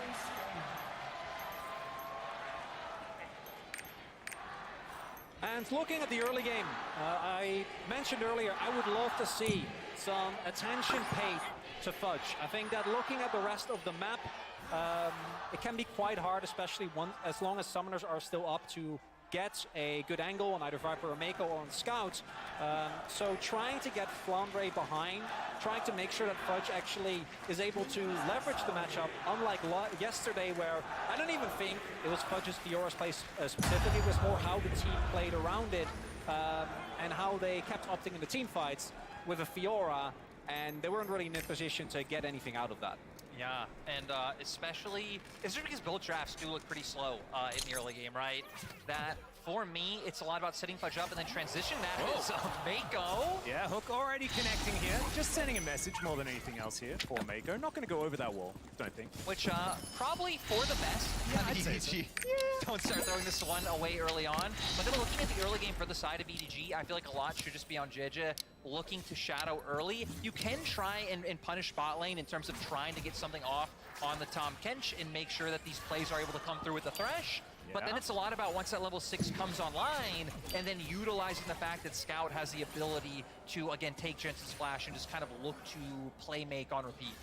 Yeah, we're seeing already that ADG playing pretty aggressively here towards the bottom side. Of course, this is a bit of an age-old matchup, the old Aphelios into the Jinx, something that we haven't had to talk about for quite some time because we've been stuck in Zeri Sivir purgatory for quite some time. Thankfully, we are now out of it and back to an old purgatory that we used to deal with many moons ago. Mako gonna miss his first hook. Can't hit all of them. And C9 gonna have to now deal with ADG pushing underneath their turret. Yeah, all comes full circle. We went from a spring with just these two champions to a summer with just Zeri and Sivir. And I guess now we're back to the Jinx and the Aphelios. Looking at the path, opposite path, so Blaver making the play. Whereas JJ, as you're saying, at least in the early game, where neither team has a lot of intel as to which jungle to start there, but EDG trying to get the crash there, and with JJ there as well. To keep the pressure out of reserve spam. And I think it should be expected, right, for both teams. Very clearly wanting to play towards that top side. Having those pixels down towards bot side, so we are just going to end up stalls. And I think a lot of it's going to come down to either side. Cool guys don't look at explosions. And some shellfish fall left. So very happy is C9 jungler. They're also going to pick up the first. Scout to be in trouble. Blabber trying to get in there, but thankfully Shiv is going to be available there as well.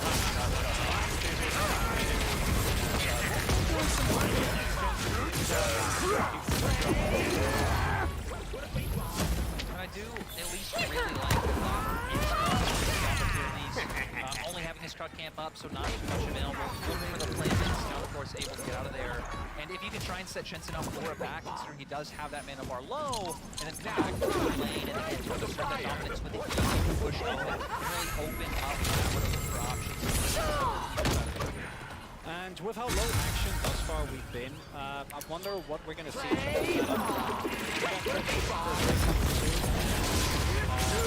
I do remember Lyric how much the LPL prioritizes the rate. Actually much more so than their team, and I wonder whether that's going to be the case here for EG as well, because while I think that they have a pretty easy way of finding priority in all of their lanes, actually winning an early skirmish against the power of something like Xin Zhao can be quite tough. Yeah, I think it will be quite hard. Before EDG, I think it's about getting that vision down, spotting where Blabber is, and then using that prio, coming out from your bot lane 2v2. C9 not going to want to let that happen. I already like that they're moving towards mid. A bit of gravity.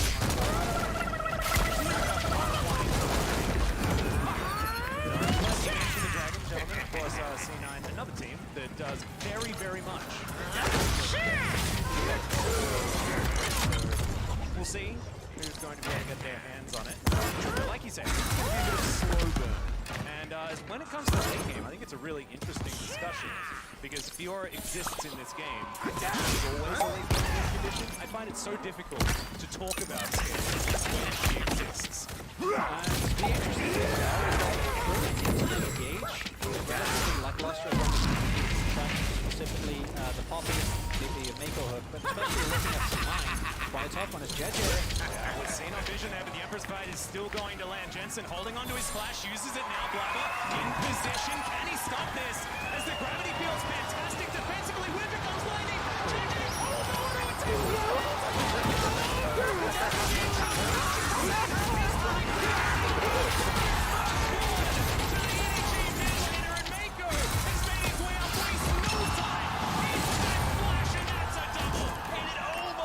was there on the side of Cloud9. Jensen able to escape, but sadly Blabber not able to finish off the kill. Scout able to go for the turnaround. A great duo start for EDG. And we talk about this being...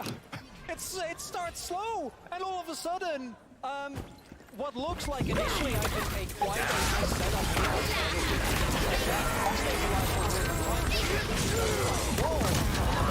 And you're thinking, he's done it.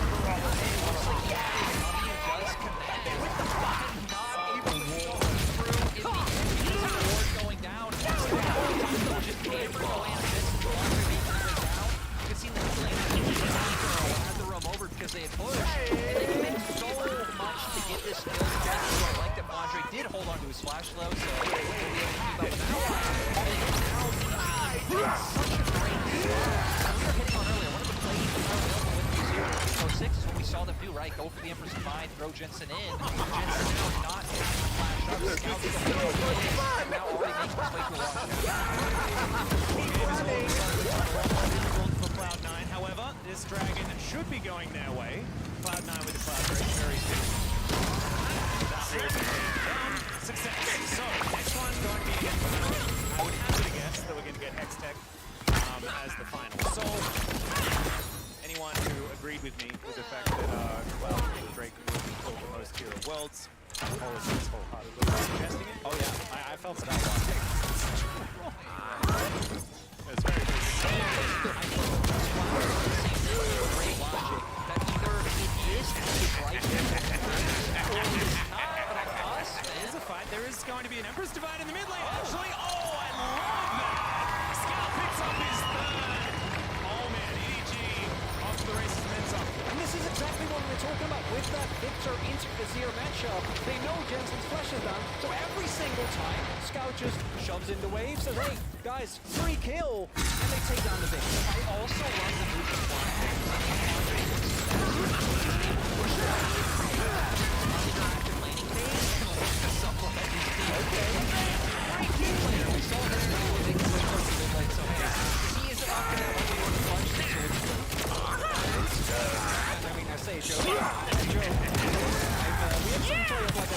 as well, of like a skip lane, but it's the, I think, map play that EDG is showing here, and finding early proactive leads for a team that I think by default is handled exceptionally well once you get to later.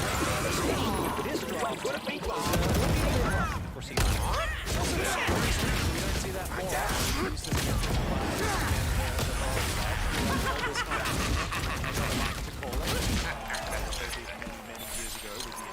It's a throwback. It does the same thing, but he's not using that opportunity. Still sitting on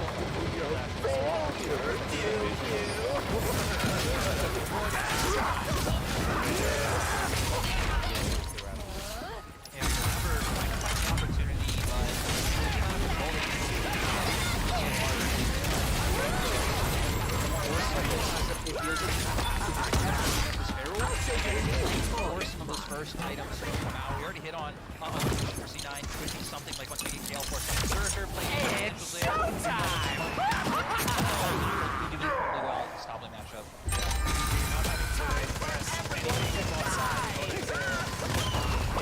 Rift Heralds are everything.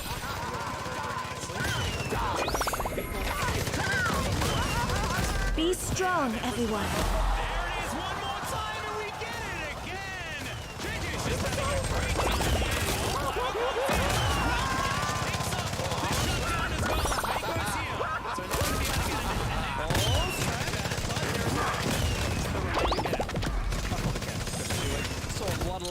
But this is, again, EDG just playing a technical game. His Viper can get chunked, but Zerker not having enough damage. And I think specifically with champions like Azir, that even into something like Victor with a lot of wave clear, you get a big lead, your poke becomes so oppressive. So with the early Mythic, now Jensen is just continuously forced underneath his turret, and that makes it so much easier for EDG to play the rest of the map as Fudge. Flandre chasing him down. Grand Challenge is going to be issued, and Fudge just gets himself out of there. So, does have to use his R button, but holds onto the flash. Should be absolutely fine. As we check this one out one more time. Really good for C9 to be able to actually... I just want to know what Jensen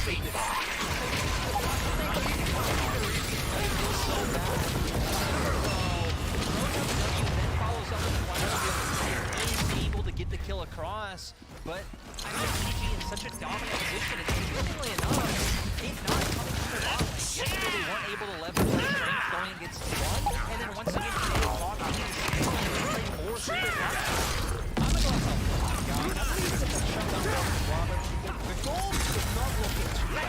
It's going to be worse. They have the great lead as well.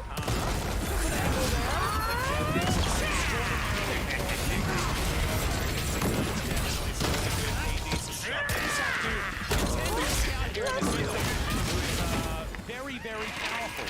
As this is it. Also now picking up some plates for himself.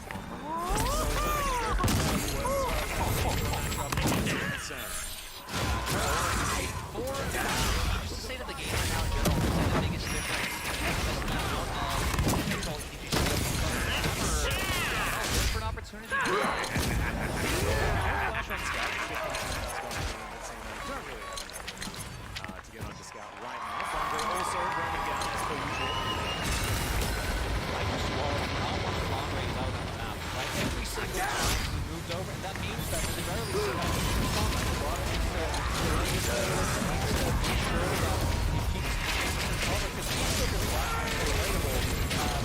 Into the fun shuffle, out there. It's not that 2 or 3 more games, just like we've seen in the last couple of minutes. It becomes very, very tough for C9 to kind of get that. Yeah, and I'm not just so happy with Flandre. Just go back to what I knew of Flandre.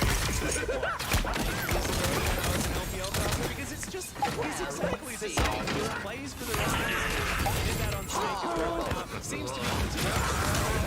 He just has been such a great player all year long. And even like what he's doing right, he's not making his way down to make it playing off and fog. It's really up where he can start making his plays. C9 are constantly guessing, hey, where's the Aatrox going to be?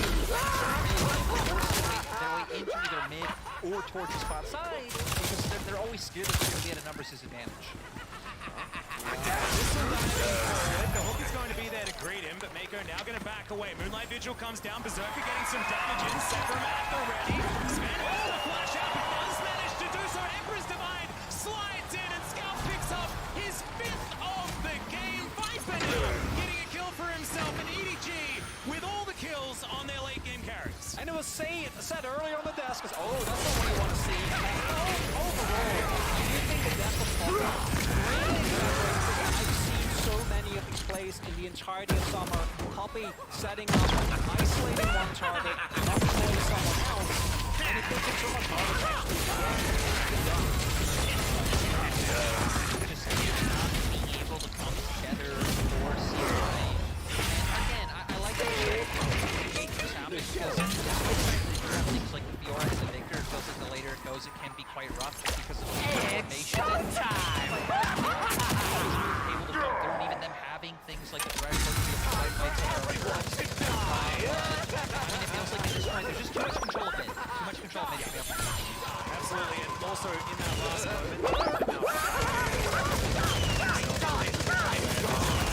shall protect little you. bit earlier. Just to let you know, guys, we will be keeping you updated as much as possible.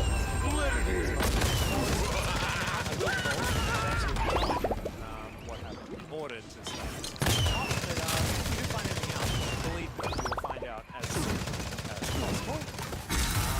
Is it a Thresh thing? Because, you know, the last pause we had was a Thresh involved. Do we blame Thresh? I actually find surrounding pauses. Because the LC, we feel like the LC gave us. Obviously, we're like, yeah, that's classic. I actually think this is almost very comfortable right now. Look, I gotta say, we actually don't have a pause team in the LPL. Okay. I'm happy to feel like one of the boys. You're fantastic. Because on the other end, obviously, we have the Fnatic who are also very notorious. And if I'm not mistaken, I remember well. So, I guess every region besides the LPL, but it's okay, George. Right now, you're a part of RTF. Yeah, it's okay. You can take away the pause. It's absolutely fine. We, in fact, made an entire video, not our last finals, but the finals before, just in case there was a pause. There wasn't actually a pause, which is very unfortunate because we didn't have this video prepared. I learned how to say pause in Dutch because we were told we should probably do that. Thank you very much. You're welcome. You're very good at Dutch accent. I wonder why. I wonder why. Fascinating. But we still haven't figured out why this exists right now. Normally, I peer over to see the intention, but I can't see it today. It's tough. I'm not getting any intel from the stage show. We'll just normally in the LCK the conversation would have completely derailed, but fortunately I was kind of expecting, you know, Pokemon or... You're here to keep us honest. I don't really know where you guys go these days. Yeah, I think it's a little bit different when it's the World broadcast. We want to make sure that we keep it as serious as possible. Yes. Just like our serious matching haircuts that we have right here on the desk right now. But as far as this game goes, I think that it's probably good that C9 get a little even though they can't discuss being able to take a bit of a step out most of what is a pretty uncomfortable situation, even though we're still within touch of this. The stage of the game that can be the problem. And going back to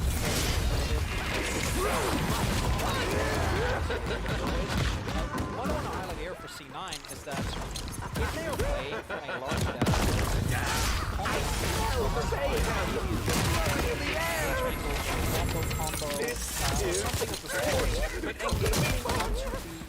EDG comp is a nightmare. There is W, River Ultimate, there is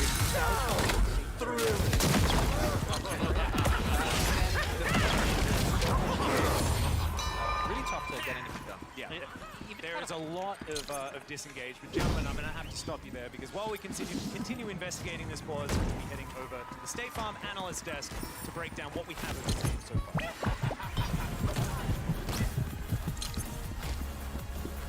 Thank you very much, Atlas. We're back. Another pause. I don't know how many of you know this, a little behind the scenes bit of info. Vedius really likes screen time. So basically, yeah, he hits the officials. He says, I've got something to say. I'm going to need you to pause this game so you can get up there and espouse some. Now you put me on the spot because that's what it is. You have no knowledge? You want to say? Oh. Like, well, everyone, well, I'm Welsh. I speak another language. Also, Cloud9 is technically. Yeah. Unrelated. Okay. Unrelated? Yeah. So we're already off the rails. Yeah. It took us 30 seconds. It's a little worse than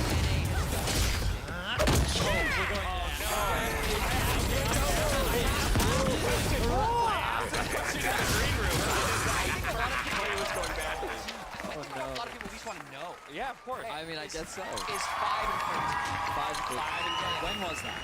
This was 2019. 2019. I will say they were not the worst though. At the time, LMS had regions in the group stage, and they were 3. So the worst 8 region team is 3. Okay.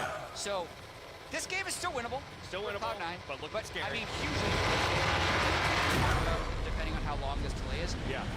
But yeah, Vedi is doing some quick math. Dash has an update. Yeah, speaking of, I'll give you the real update on why it is we're sitting in a pause. Tournament officials are investigating currently, but Viper is experiencing in-game issue. So it is a problem on the EDG side. We're going to go ahead and get that resolved as quickly as possible. Once I have more information, I will update you all at home a little bit more. Venius, you're doing some quick math? he's doing some quick math. I was literally writing down 5:30. Oh, you not doing any math. I wasn't doing any math. I was just writing it down. Taking Yeah, notes. I was Taking notes. That was MSI, my friend. Wait, that was MSI? I thought that was Worlds. No. That was the Oh, yeah, MSI was you taking got notes. me. How did you forget that already? Come on. Quick maths. Yeah, do it. There's a lot of games left. Yeah. So the worst NA has done is 5-13. They're currently 0-4, right? Yes. So you need 9 more. Which would then you'd have to be 5-9 to and if they lose this one, it would still be 5-8, which is like super doable to not be the worst. Okay, super. What sort of perspective is that? Yeah. Which is like, guys, I know it's bad, but So somewhat unironically, I will say in 2020, NA started really poorly. That was the 0-6 TSM year, but also TL started 0-2 and FlyQuest started 0-2. And literally every interview question any player ever faced was, man, why does NA suck so much? And like, why are you not winning, et cetera, et cetera. All right, I got to jump in here because it is a shorter pause than we expected. Tournament officials have reviewed the footage, determined that the performance Viper was experiencing was within limits. They have informed the player who has accepted, and we are Thank you so much, gentlemen. Fantastic we got to give Vedius some screen time, especially when he's had such a great day. With the seemed like it was going right. Backing. And didn't look like it was going very wrong. 1-0.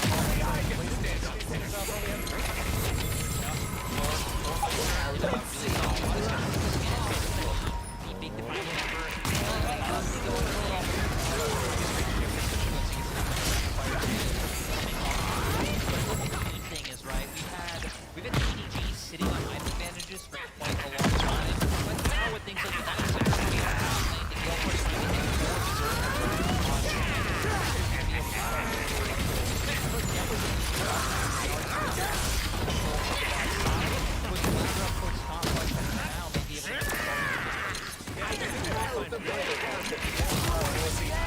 If EDG are able to just stack up mountain tracks, any sort of competition just becomes so much more fun. Yes, Gyarados improved and things like that, but there is just no way that you ever win a team fight against this game, no matter what happens.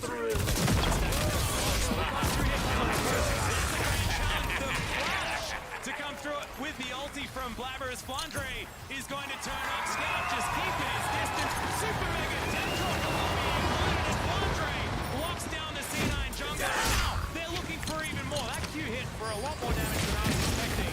And EDG will see us into the way. It's an attack from C9, but EDG turned it around. Unfortunately, killing a feather zero with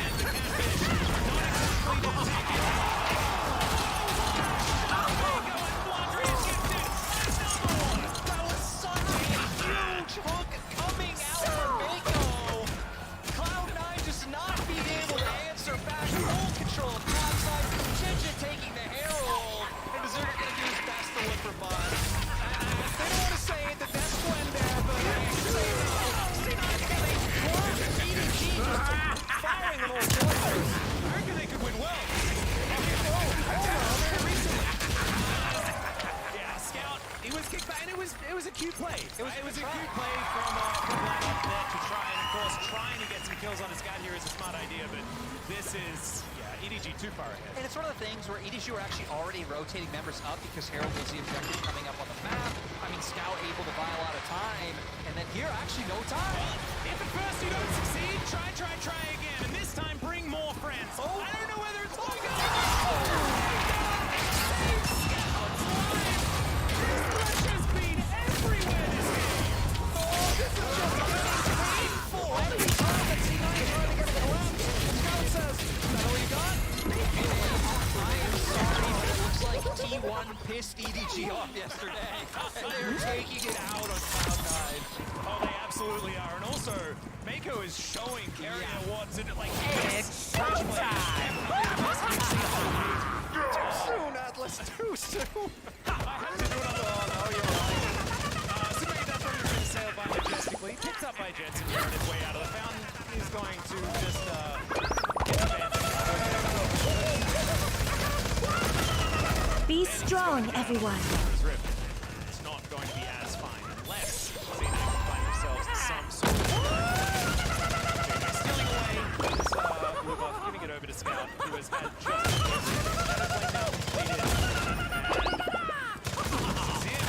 Is just doing wonders. I swear, this top side of the map, the Aatrox down Azir, it's undefeated. Oh yeah, we're gonna see this is gonna start. I mean, you know, it's maybe the Senna cinch not to play, but for EDG, you just cannot deny Scout have the champion in my mind, coming so well on it here in today's game. And honestly, being a full item up over Jensen in the mid lane, we just saw them drop the Herald, so getting even further ahead, and Golden sets them up for the pressure with C9 being pushed in to start up the Drake. And as far as Dragons go, if it wasn't hard enough for C9, with Fudge being very far behind, their composition having a really tough time in general playing against the extreme range that is available from EDG, and them having a relative lack of hard engage, they're also stacking Mountain Dragons. Yeah. And if you thought EDG had leeway before, if you get a couple of those, actually killing someone who's caught inside is just going to become impossible. No, Fiora does true damage, Chronicler. Yeah, that's good. It's a good point. I didn't consider that. Thanks, Atlas. I just need to provide. I need to provide as much hopium as possible here because it's very difficult to find. Yeah. At this position in the game, we're about to crest the 20-minute mark. EDG, couple of dragons and a 6,000 gold lead, and on top of that, like you say, just a teamfight composition that is looking extraordinarily powerful with where the money is and how the map has been set up at this point in time. Mako comes on over. Sven not going to have a long enough tongue to dissuade the Thresh from clearing out that ward, and Viper happily clearing up minions here in this mid lane. And I actually really like the way that EDG are playing this, right? Scout being on the Azir is very safe to push outsides, keep Viper in mid, and then kind of have JJ and Mako as this two-man core roaming back and forth, making sure if C9 do look for picks on side is kind of the only option even potentially available, that you have them there to shadow and match, and then make it so like every other play we've seen, right, goes in EDG's favor, but also giving Viper some safety in mid lane. And Flandre now, having the dead stance, I mean, you guys already hit on things like the Mountain Dragons already starting to come out. Feels like he's just gonna have the better time in the 1v1 against Fudge. And now with EDG also trying to choke out Vision as much as they can around the Baron Pit for C9, it's gonna be even worse because, especially if you can get the Jinx and the Azir both towards the objective, you can take it very, very quickly. And for C9, you have two choices. Either try to walk through fog into an EDG, which seems like kind of a disaster. And even if you do get there, is JJ going to have his ult? Are you actually going to be able to find an angle in as it's found?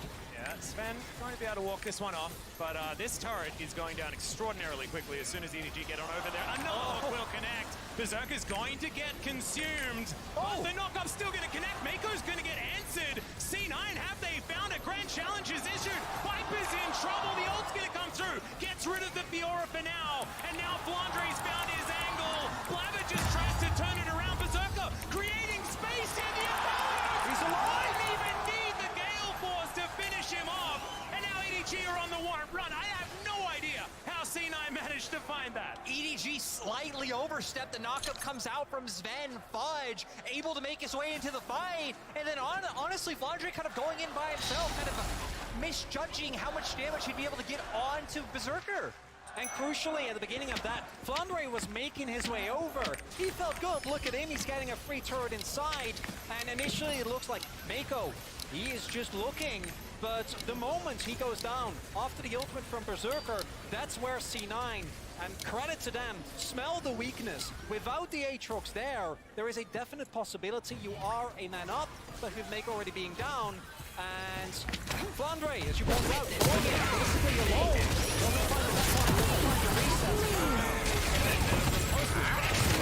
Fantastic from Fudge as well. Not only did he avoid avoid all of the damage, but managed to keep the Aatrox still for long enough for Berserker to just kill him. Really fantastic play here from C9, but they're going to need more of that. Yeah. Get back in the top. And, you know, looking at it, right, it doesn't really change the state of the game, but the fact that members of C9 now able to hit 2 items, Fudge now able to pick up the Hydra, we can see Bloodthirster now picked up for Berserker as well. Definitely hitting some of those key mid-game spikes is Blabber. Hook's going to land. Chomper's not going to activate, though, so the Xin Zhao will be able to make his way out. Gets on over, we'll clear out some Krugs, and otherwise everything is going to be fine. And I think Sven is going to be so important here for C9. You saw already that the Devour, very, very powerful in these fights if someone gets hooked, if someone gets engaged on, and that could be a way that C9 find this miracle that we're looking for. Keeper's Verdict going to get charged, but just JJ being a bit of a helicopter, zoning the rest of C9 away as the inner turret is going to get taken. Blabber may have stepped a little bit too far forward, but thankfully the Poppy not quite fast enough. Really liking the Bloodthirst here from Berserker as well. Playing into Vibrant and Specified.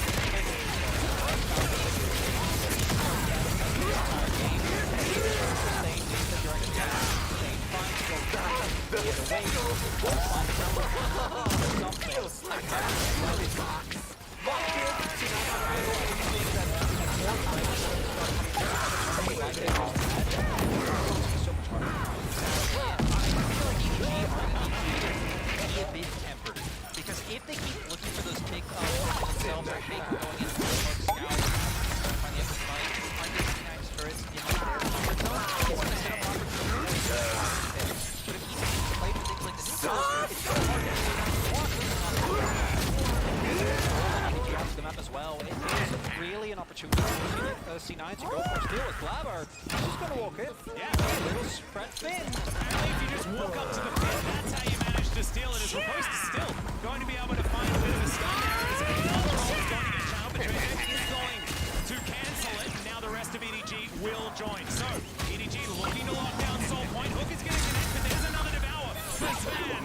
Alright, the Poppy's going to be able to take down the Drake, but can they win the team fight is the question. This time, Drake once again going to get stunned. And it's going to be Fudge punished this time around. And honestly, it looked a bit dicey for EDG, like they didn't expect C9 to contest. Still, EDG able to make the turnaround, make the rest of the finds the hook. There was some Barons on the card for Gaming. All they needed was Scout's teleport, and yeah, initially, as you pointed out, Blabber just walks up. What's going on? Where is everybody? Am I gonna get this dragon? But the response from EDG is immediate. Enough smite, doesn't flash, but no, not happening. Keeper's Verdict is going to finish the Xin Zhao. That means yet another smite. It's very, very comfortable here for the Poppy. Going to be able to secure it. Secret Agent Poppy to secure both of them, one after the other. Let's check out this fight one more time. This hook. Just amazing from Mako. Yeah, great from Mako. Forces out the ultimate to come from Sven. But C9 feeling desperate, look for the engage. A fair amount of damage actually done by Jensen and Berserker at first with the burst. But this hook on Mako, Riposte was already down. It just allows for the pick on Fudge to come through. Yeah, picking the juke yet again. Pulls off what I like to call the bunny foo-foo in the top lane for that first one. That is a callback to 12. I'm not going to do that. Did make it. Being able to do it one more time. Certainly Mako having a fantastic game here on this Thresh. And it's nice to see because even though I think Mako it still looks so much better when he is on stage champions with the setup, with how decisive he is in finding these opportunities. And the mechanics today have just been on point. He's just looking incredible, and I'd say, barring that one mistake where they got a little bit over the has just looked very fun. Better than yesterday, they were a little bit more opportunities for how the game went. None of them came to fruition, and on the verge of going down to 2, we're going to have to use because otherwise, I think I might keep running to the same problem. Since that smart overextension,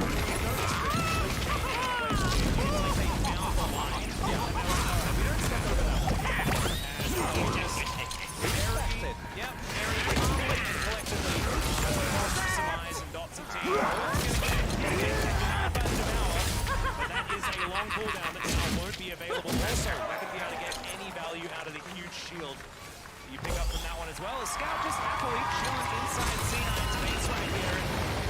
EDG just looking to knock this one down. C9 don't seem to have any sort of answer at this stage. Oh man, these rockets are really starting to do something. Right, but I feel like it's too early for Jinx to really be online right now. Then he's starting to do a whole lot of damage now. Those autos are going to come through sidesteps. On the reverse, will be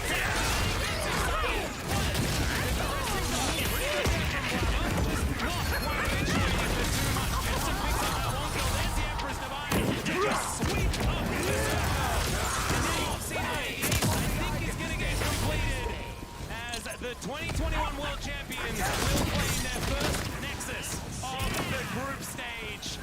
C9 denied this time around, but man, EDG just looking dominant this game. Great bounce back from their loss yesterday. It looks like they came in with a plan. Punish mid lane over and over and over. And you know, he just keeps going with how much they were putting into the mid lane. And then they just never let go of the control of the map. When the Victor was logged in, we mentioned it, maybe they'll go for that. Well, they did. They were 4 to 5 times in a row. Some of them, Jensen was able to stay alive, but most of the time, just didn't quite work out. John looking at the word on how to... there we go. It was all not intentional. I thought we were worried there for a second. A bit of patience and they got there. EDG, they were well-deserved foul after an absolutely amazing performance, especially that gentleman's in the middle. Scout, dominant, and also the base is and to me, it felt like a textbook PG game, where everything is working out. Was late. We got a lot of early pressure from Scout. We got Viper being able to just skill very comfortably, picking up a couple of kills. That fresh, that's gonna hold. Yeah, it was just great performance overall. And Scout really is the best player we have in the LPL. Like, it didn't lose yesterday in T1, but it was the one like bright spot in that game. And now today showing what it could do. He's a huge playmaker. He doesn't just sit and play for the 3S advantage. He's going to set the team up for success. And EDG, to me, when they get a lead, just have such fantastic macro. It's about, hey, can you find the aggression early to prevent that lead from being able to come to fruition? And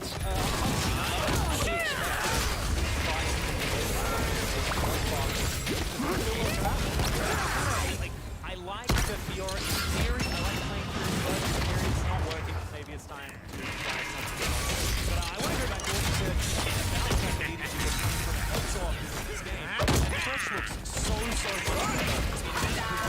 But Mango's performance, not taking anything away from it, he was absolutely undeniable. I see you, Flandre.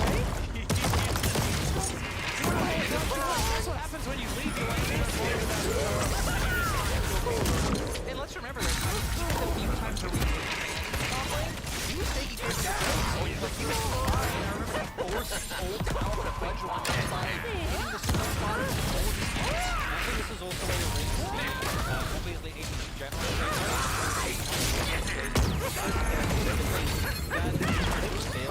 Once that item is finished, the amount of damage you get on spots just doesn't really do really snowballs. Yeah, and it really does help balance out this composition that does peak a lot later into the game. We only really got a couple of small glimpses of what it is supposed to be able to achieve if this composition gets online. Because unfortunately, EDG just kind of wants to game a little bit more quickly than the Jinx was quite prepared for. But man, if this is what EDG is going to look like from now on,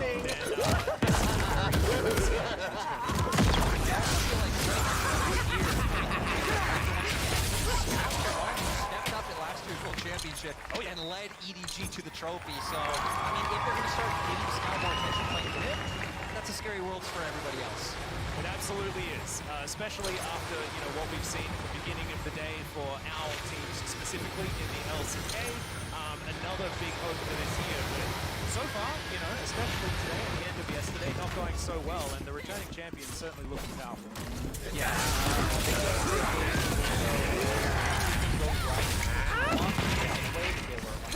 Unable to my personal dismay. I think this is what we're expecting.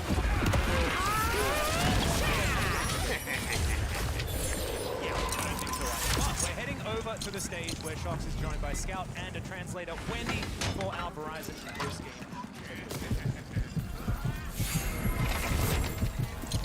Thank you very much, Atlas, for standing by with Scout after that amazing game. First off, congratulations, Scout. I would like to ask you first off about the moment where the gang seemed to go not in your favor, but then you turned around and actually got your advantage. What was that like from your side? 首先恭喜你们非常漂亮赢得今天比赛的成绩，终于拿到了比赛。其实在游戏的前期，对面是想要稍微干一些你一下的，但是你是非常完美的化解，反而是你们拿到了前期的优势。所以想问一下前期当时。因为当时刚好已经100%他一个兵日的情况下，我也是说往前走位的时候，就叫姐姐过来抓那种机会，这样。So at that time I was so close to my level 6 with my ultimate, so I just hit the minion and also I just called JJ for help, and after that we were able to have a very clean gank and build advantage. Yes, JJ coming in with the clutch help, of course. Now, yesterday wasn't the best start for EDG. What did you identify as the issues that you had to work on in order to have such a good game today? 那其实也想问一下，关于昨天其实并不是一个非常好的表现和发挥，可能在中间一般有哪些方面的？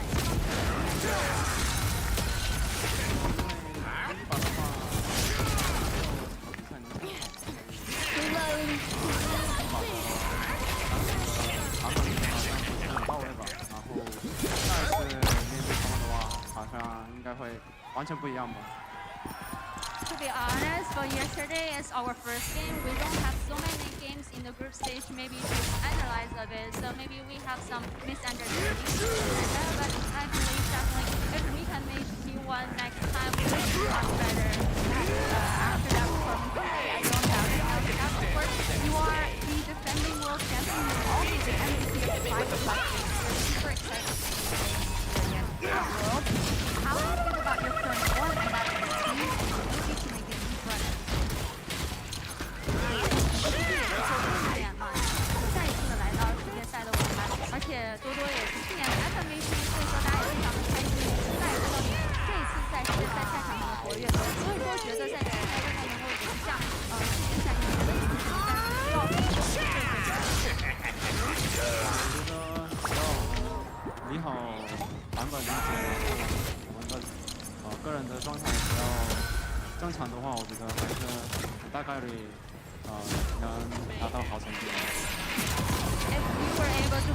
Good understanding towards the meta and also maintain a very good momentum as a whole. I think we still have a huge potential to have a very good quality time. Awesome. Thank you very much, Scout. Thank you, Wendy. As always, back over to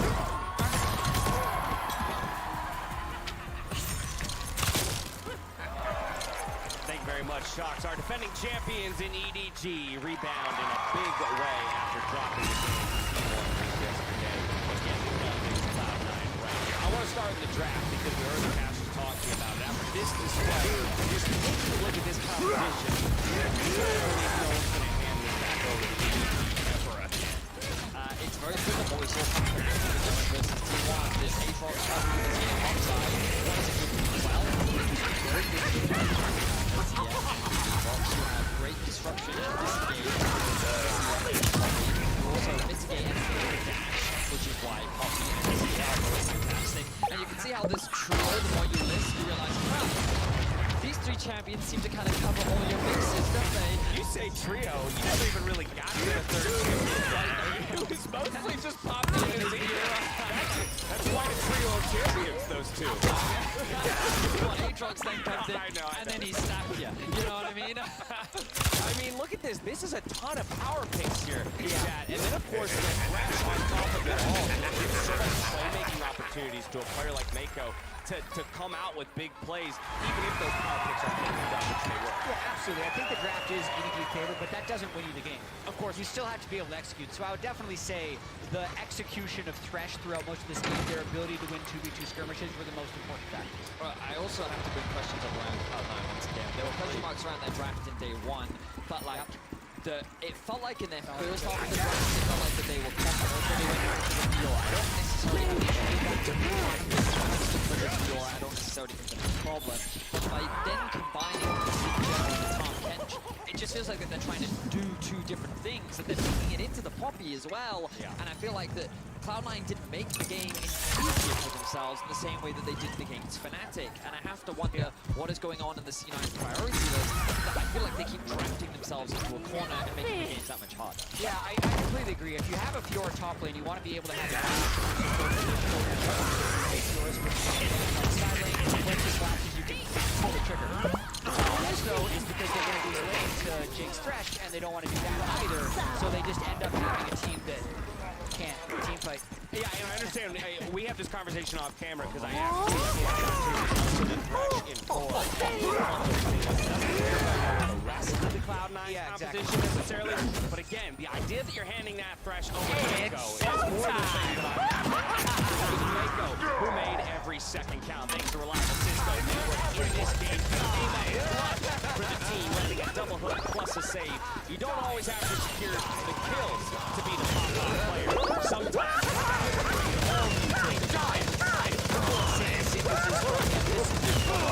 predicting the flag, going at the end of and then this save was just, this is the icing on the cake. You come out of the pause, you think they finally finished off Scout. Nope. It was overall a really fantastic performance from Mako, one of his OG champions. You saw it in the original video for the World Song, and I think that it's great to see Thresh back in the meta. I was questioning why it wasn't showing up when there's so much Lulu and Yumi in the meta, but it's great to see it back, especially when they have such a talented song. Absolutely, and it's great to see our defending champions coming away with a win.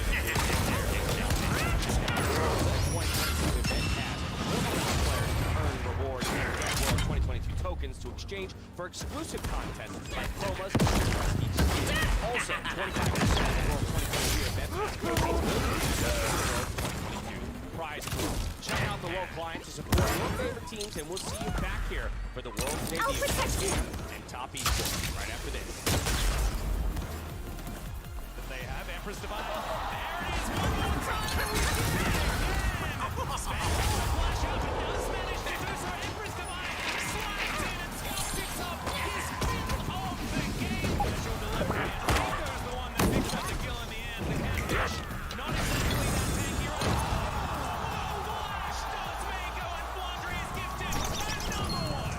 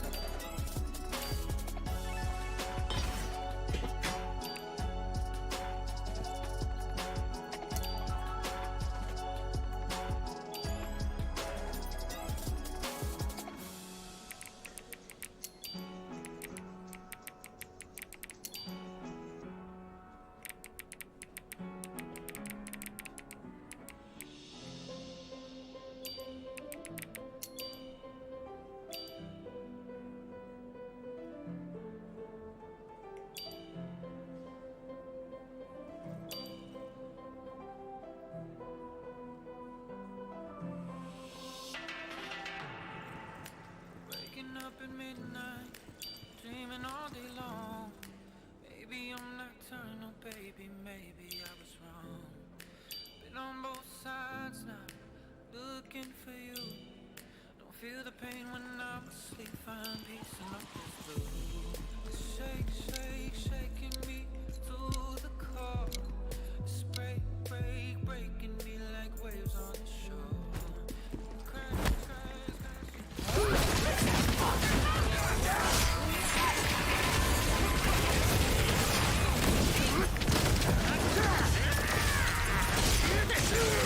Welcome back to New York City. We're incredibly excited to see Kenny in the BCS. Three long years, and they still on stage to battle against Top Esports. But let's start with this BCS squad again. People will remember them as the Gigabyte Marines, but as one of the most exciting squads to step on to the world stage in their creativity and their strategies. Yeah, that was a level 6 Nocturne at 520. They also arrived at Worlds 2019, didn't make it through, had so many complications with COVID to not be able to make it to Worlds that they would have otherwise qualified for. Even winning Springs for taking a different step, it wasn't in their eyes, not being able to have their capacity. Finally coming back here, and the fact that Levi has managed to come back to return again, it's just so cool. It's great, honestly, to have them back in international competition because Cam was a roster that always turned heads. They were players that always drew attention and people would underestimate them, and then they would come in and they would create chaos in a group. And while yes, they are yet to make it to the quarterfinals, they're obviously like the these players in this region over the years have only gotten better, but they haven't had that opportunity to prove it. But now, 3 years later after 2019, here they are. Unfortunately for them, they're going up against a team looking to prove themselves on the international stage as well. Yeah, it's a tough way to get reintroduced to the international competition after 3 years on the sidelines, going up against Top Esports out of the LPL. And this is an organization, the last time that we saw them was 2 years ago at 2020 Worlds. They were favorites to win the whole thing, and then after a shaky group stage, nearly being beaten by Fnatic in the quarterfinals to then be defeated by Suning. Overall, it was underperformance from the roster and the organization. They'd not even make it in 2021. They're looking to prove that they are a world's contender, and they are some of the best players in the world. You already mentioned Levi and how great it is to have him back on this GAM squad and representing the VCS. And of course, that's going to be the matchup that we're going to focus in on. Levi on the side of Top Esports. You look at Levi, first people are going to remember his name. Of course, that's not the highlights, but all about yeah, and the 377 damage by extremely high rate. Oftentimes, historically, that level of damage share doesn't translate to best international play when playing for Summit. Actually, yeah, even though he is a former world champion, didn't have the most explosive year in the LPL, but it's also incredibly stacked at that position, so still going to be a very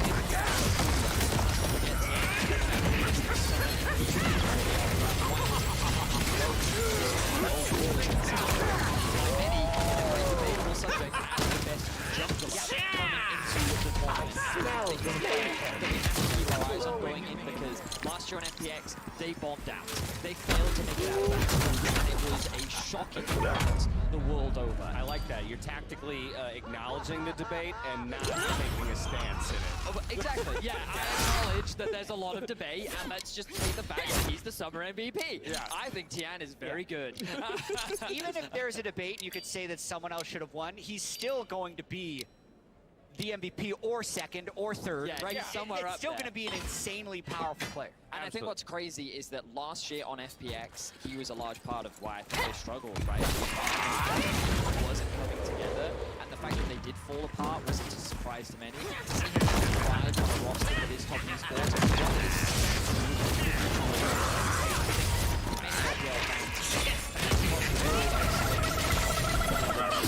alongside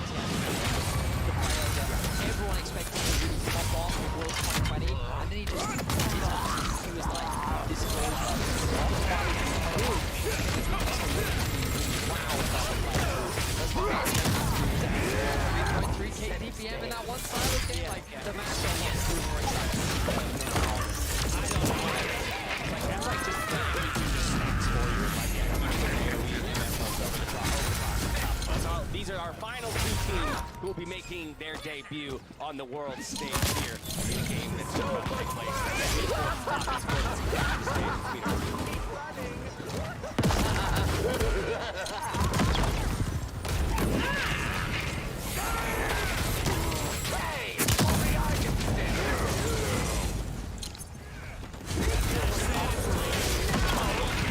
To make their World's 2022 debut. First, from China's LPL, with titans of the game across the rift, it's Top Esports!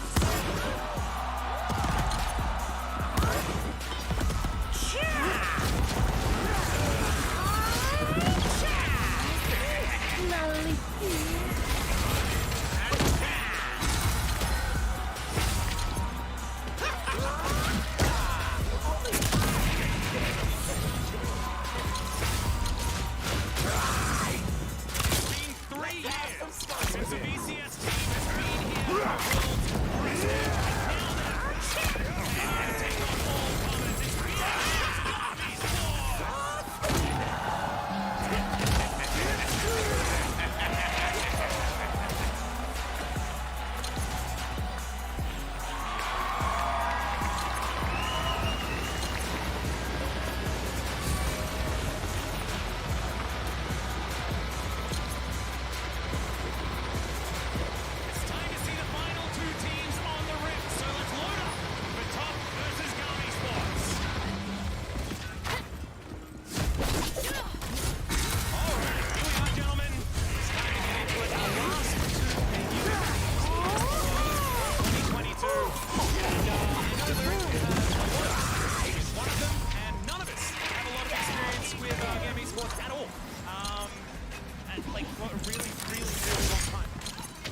super happy that the VCS is back, of course. At MSI, we got Simon Buffalo. I think a lot of people really enjoyed what that team showed in creativity. But let's not forget that domestically, again, they demolished everyone in their own region. And I can't wait to see what they do in the tournament. One issue that they are playing against Top.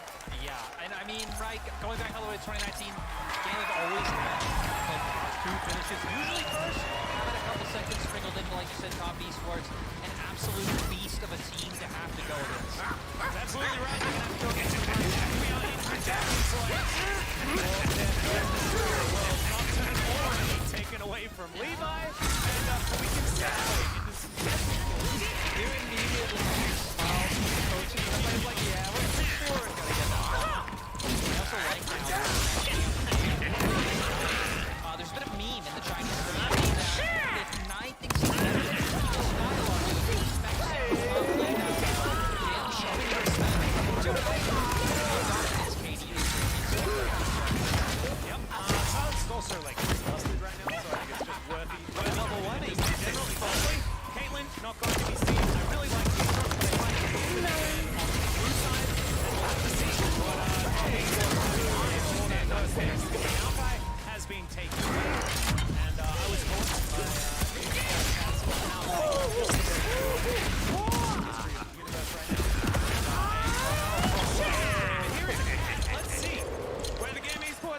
themselves an answer for this one. I will say that inside of TS, they're also one of the teams who look incredibly happy in things like the Sivir, Yumi, meta. Jacula was absolutely popping off, so huge pickup for the side of TS.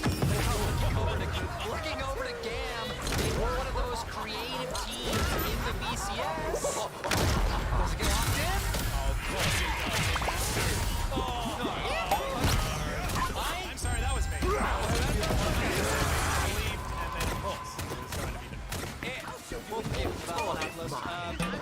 Metal Horse is actually still. I wouldn't even mind. Okay, never mind. I was saying I wouldn't mind. Definitely backfired. We were going to get very early on. Yeah, he was such a big part. May you feel my heart. Domestically, for roster, they looked overall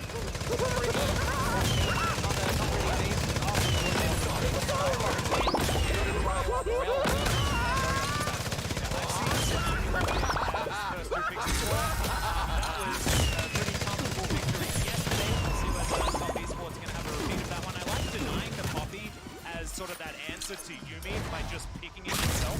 I think it's kind of awesome, but Tristana Rel has a lot of power in the early stages of the game. This could be something. And that's what we're looking for, right? Instead of trying to set behind that ball lane coming out from the side of TS. I will say over in the BCS, GAM were a lot more of a team who they don't necessarily always find abilities to go crazy like Saigon Buffaloes were doing, but they were the best team fighters in the region by far, so a lot of power there, but like we were seeing on especially with the champions that GAM have picked up so far. I'm also hoping that we're going to see a counter pick saved here for Kiaya. He, to me, together with Levi, are some of the most interesting cool parts of this team. Their top side 2v2, I think, is incredibly strong, and with that R5 counter pick, maybe we can see them find an angle there. I also think just using that to go against TS, that Wayward's a rookie coming onto the international stage this year. He was one of the weaker parts of TS. I won't say weakness because he's still incredibly good, but if there is someone on the side of Top Esports who can punish, it would be Wayward. We'll see whether they can do that here on the side of GAM, as we have got through the bans. It was Rise Renekton banned on the blue side. Interesting. And there's the Syndra, not quite reworked just yet. And the Azir and Akali were banned away, so not going to have those options. Goes for something a little bit more tried and true. And there is definitely, like, I'm starting to feel it, you know? Like, we just want to fight you in the mid-game all the time. And I think this comp's kind of starting to work there. Yeah, I think it looks good, right? That they have the range available, the aggression going to be able to come out in the mid lane. It also is a bit of a takeaway from Knight. He was a huge Syndra player, and it might not be something that's a staple in the meta right now. This would be a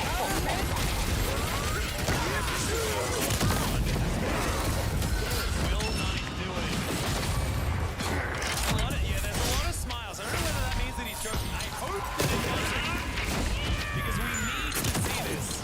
Oh no, that's the only core break we like to see. Again, Atlas. Don't talk about that. And overall, I'm not saying it. I'm not doing it.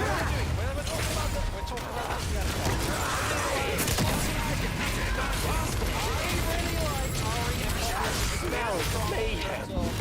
Blowing in the air. Yeah, I didn't do it. Yes, you did. No, I did not. We have the same hair. You were thinking it. Started the high five. I can never get away with anything anymore. Jack's going to be locked in, and we're not going to have too much as far as interesting picks are concerned. But we already haven't seen so much, and Syndra is going to be coming out as well. So the mid lane kind of saving it. You know, to me that's the exciting part, right? We have this matchup coming out the mid lane. Syndra's such an aggressive champion. For those out trades tonight, I think it'd be way better ability to try to watch out this time. But again, right, a lot of early and mid-game aggression coming through. On the side of TS, I'm very curious to see how this one works out, because a bit more scaling oriented, they still have the Ahri to set up some big potential. And on the side of GAM, I think you want to spend a lot of time in that bot side to find a incredible power. And if you can snowball those and you can continuously forward harsh engages in the mid game, it can become very hard for the Sivir Yumi to ever reach critical mass. Yeah, and that's exactly what TES need to try and do in this game, right? It's about weathering the storm to allow those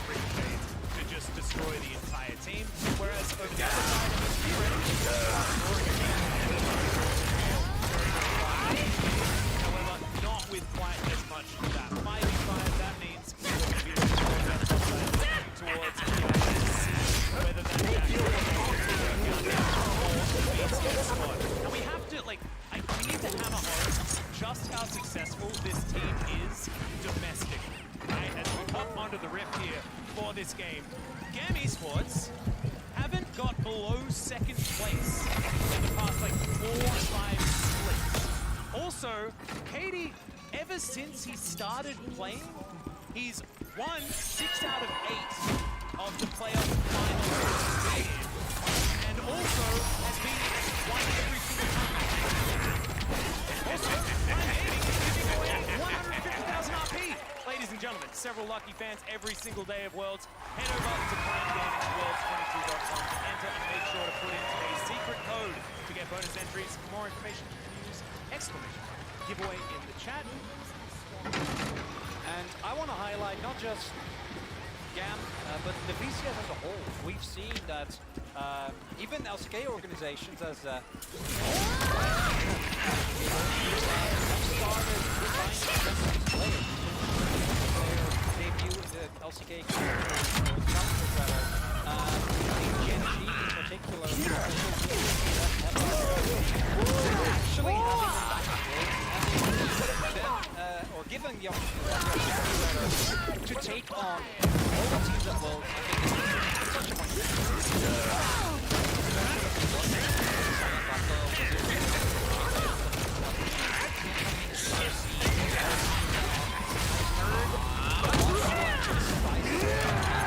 even looking in their draft, we kind of talked about how they're going to set up on the side. We can already see Levi coming down there right now. One thing I like is style. I think already setting up for this. You can see Katie just putting that ward down towards the bottom side. And the crash this action isn't going to stop. Yeah, exactly. And I know like it's not necessarily a play-by-play moment, but it was starting to get a little bit dicey there. It was getting dicey. So I had to try and jump in as best I could. But jump in. Take it back. I'll try to be a little bit more... If you have something to say, Atlas, then feel free. No. It's about whether they've got something to play, not about whether I have something to say. I was interrupted. It was very, very rude. But here we are, checking out all of the lanes as Prowling Projectile being frustrating on the bottom side of the map. We're trying to avoid looking at that one too much. I think the mid lane's definitely going to be interesting because we haven't seen so much of the good old Ari Syndra for a while. Used to be a matchup we saw a fair bit. Has since fallen off, but Levi's lying in wait as the Poro Sejuani. Tien's going to get the bad news here as the Steadfast Presence will give him some movement speed, but just waits it out. Does Levi, is this going to be a first blood solo kill? Not quite yet, as Tien's going to have to back. What are we doing? Okay, not going to blow the flash. He is going to be absolutely fine, but it looks like this red steel should come through. Levi is completely bullying and decimating the summer MVP of the LPL. Oh, he's going in. Yeah, gets the smite as well. Okay, PA's going to be coming over here also. So, yeah, GAM Esports off to a pretty good start.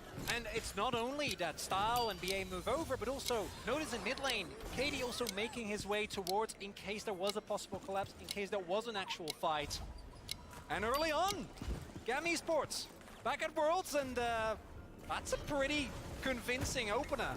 Yeah, and what was the way that this sort of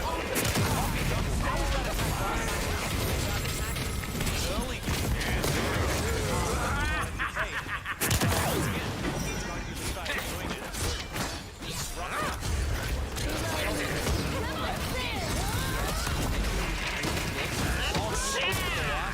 if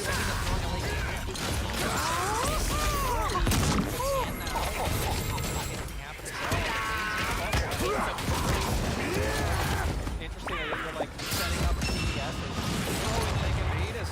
Kiaya gets a little it's kind of a given.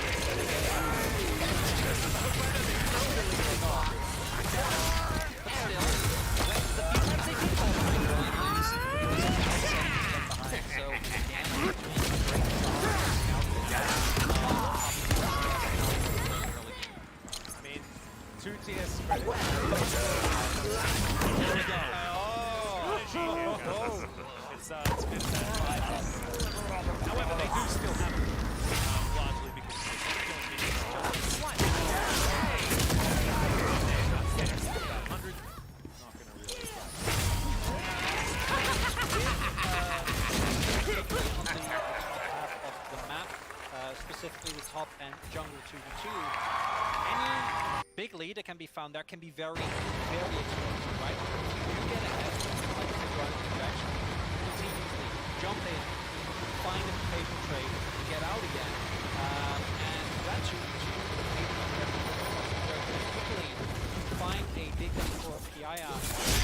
pointed out, like, attack wayward, not only might also be another way.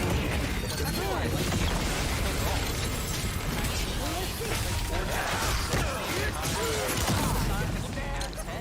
all you can really do is Tian is kind of shadow your lanes, make sure Gam isn't able to find those opportunities, and try and play out these skills. They might have cut out Katie. Yeah, they in fact do.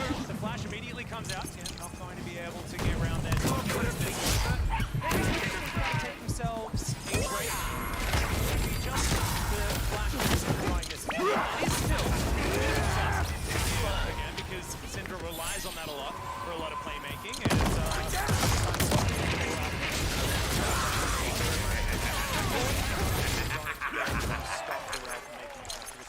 And now it is, I think, up to Levi to make sure that they keep the proper track of where Tian is. You can find that out Katie. Katie is not able to find the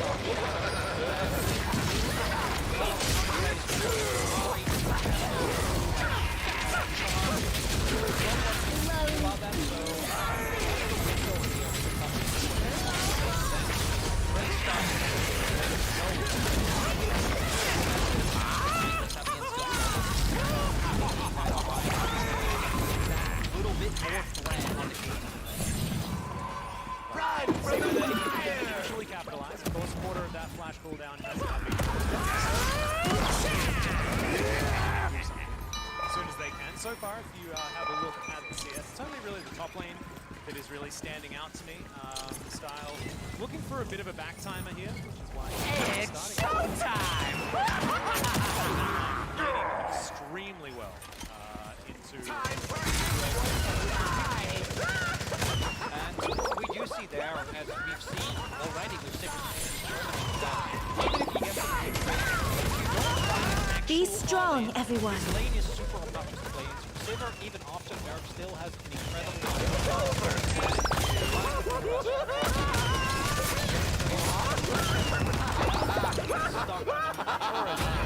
and it becomes really, really tough to ever find a good back time without giving anything up.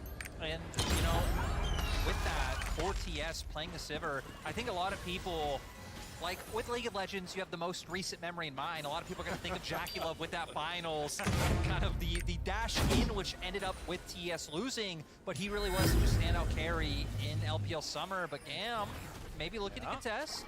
Levi over the wall here, actually going to hold off for a moment, buying some space for Kiaya to get forward. KD and BA just standing alongside. TS have this one low, and it looks like Gam are going to give it up. And they will do so. Not going to lose anyone in the process. Of style a little bit late to the party. And that was the big thing, right? Just that prio coming in from the Sivir Yuumi that Kirk Chronicler was just hitting on, able to push in those waves to make sure that play was able to come through. In 4TS, I mean, it seems like they're completely fine with how the pace of this early game's going with the draft they have, but Gam going slow down. Yeah, immediate flash there from BA to start this one up, but the final chapter is fantastic. First blood to be picked up for JackeyLove of all people, and they're not done there. It's a double for Knight and a double for Jackie. Oh man, Top Esports, it was a slow start. I was about to start talking about the fact that there's a bit of a lull state in this one, and then all of a sudden the game explodes.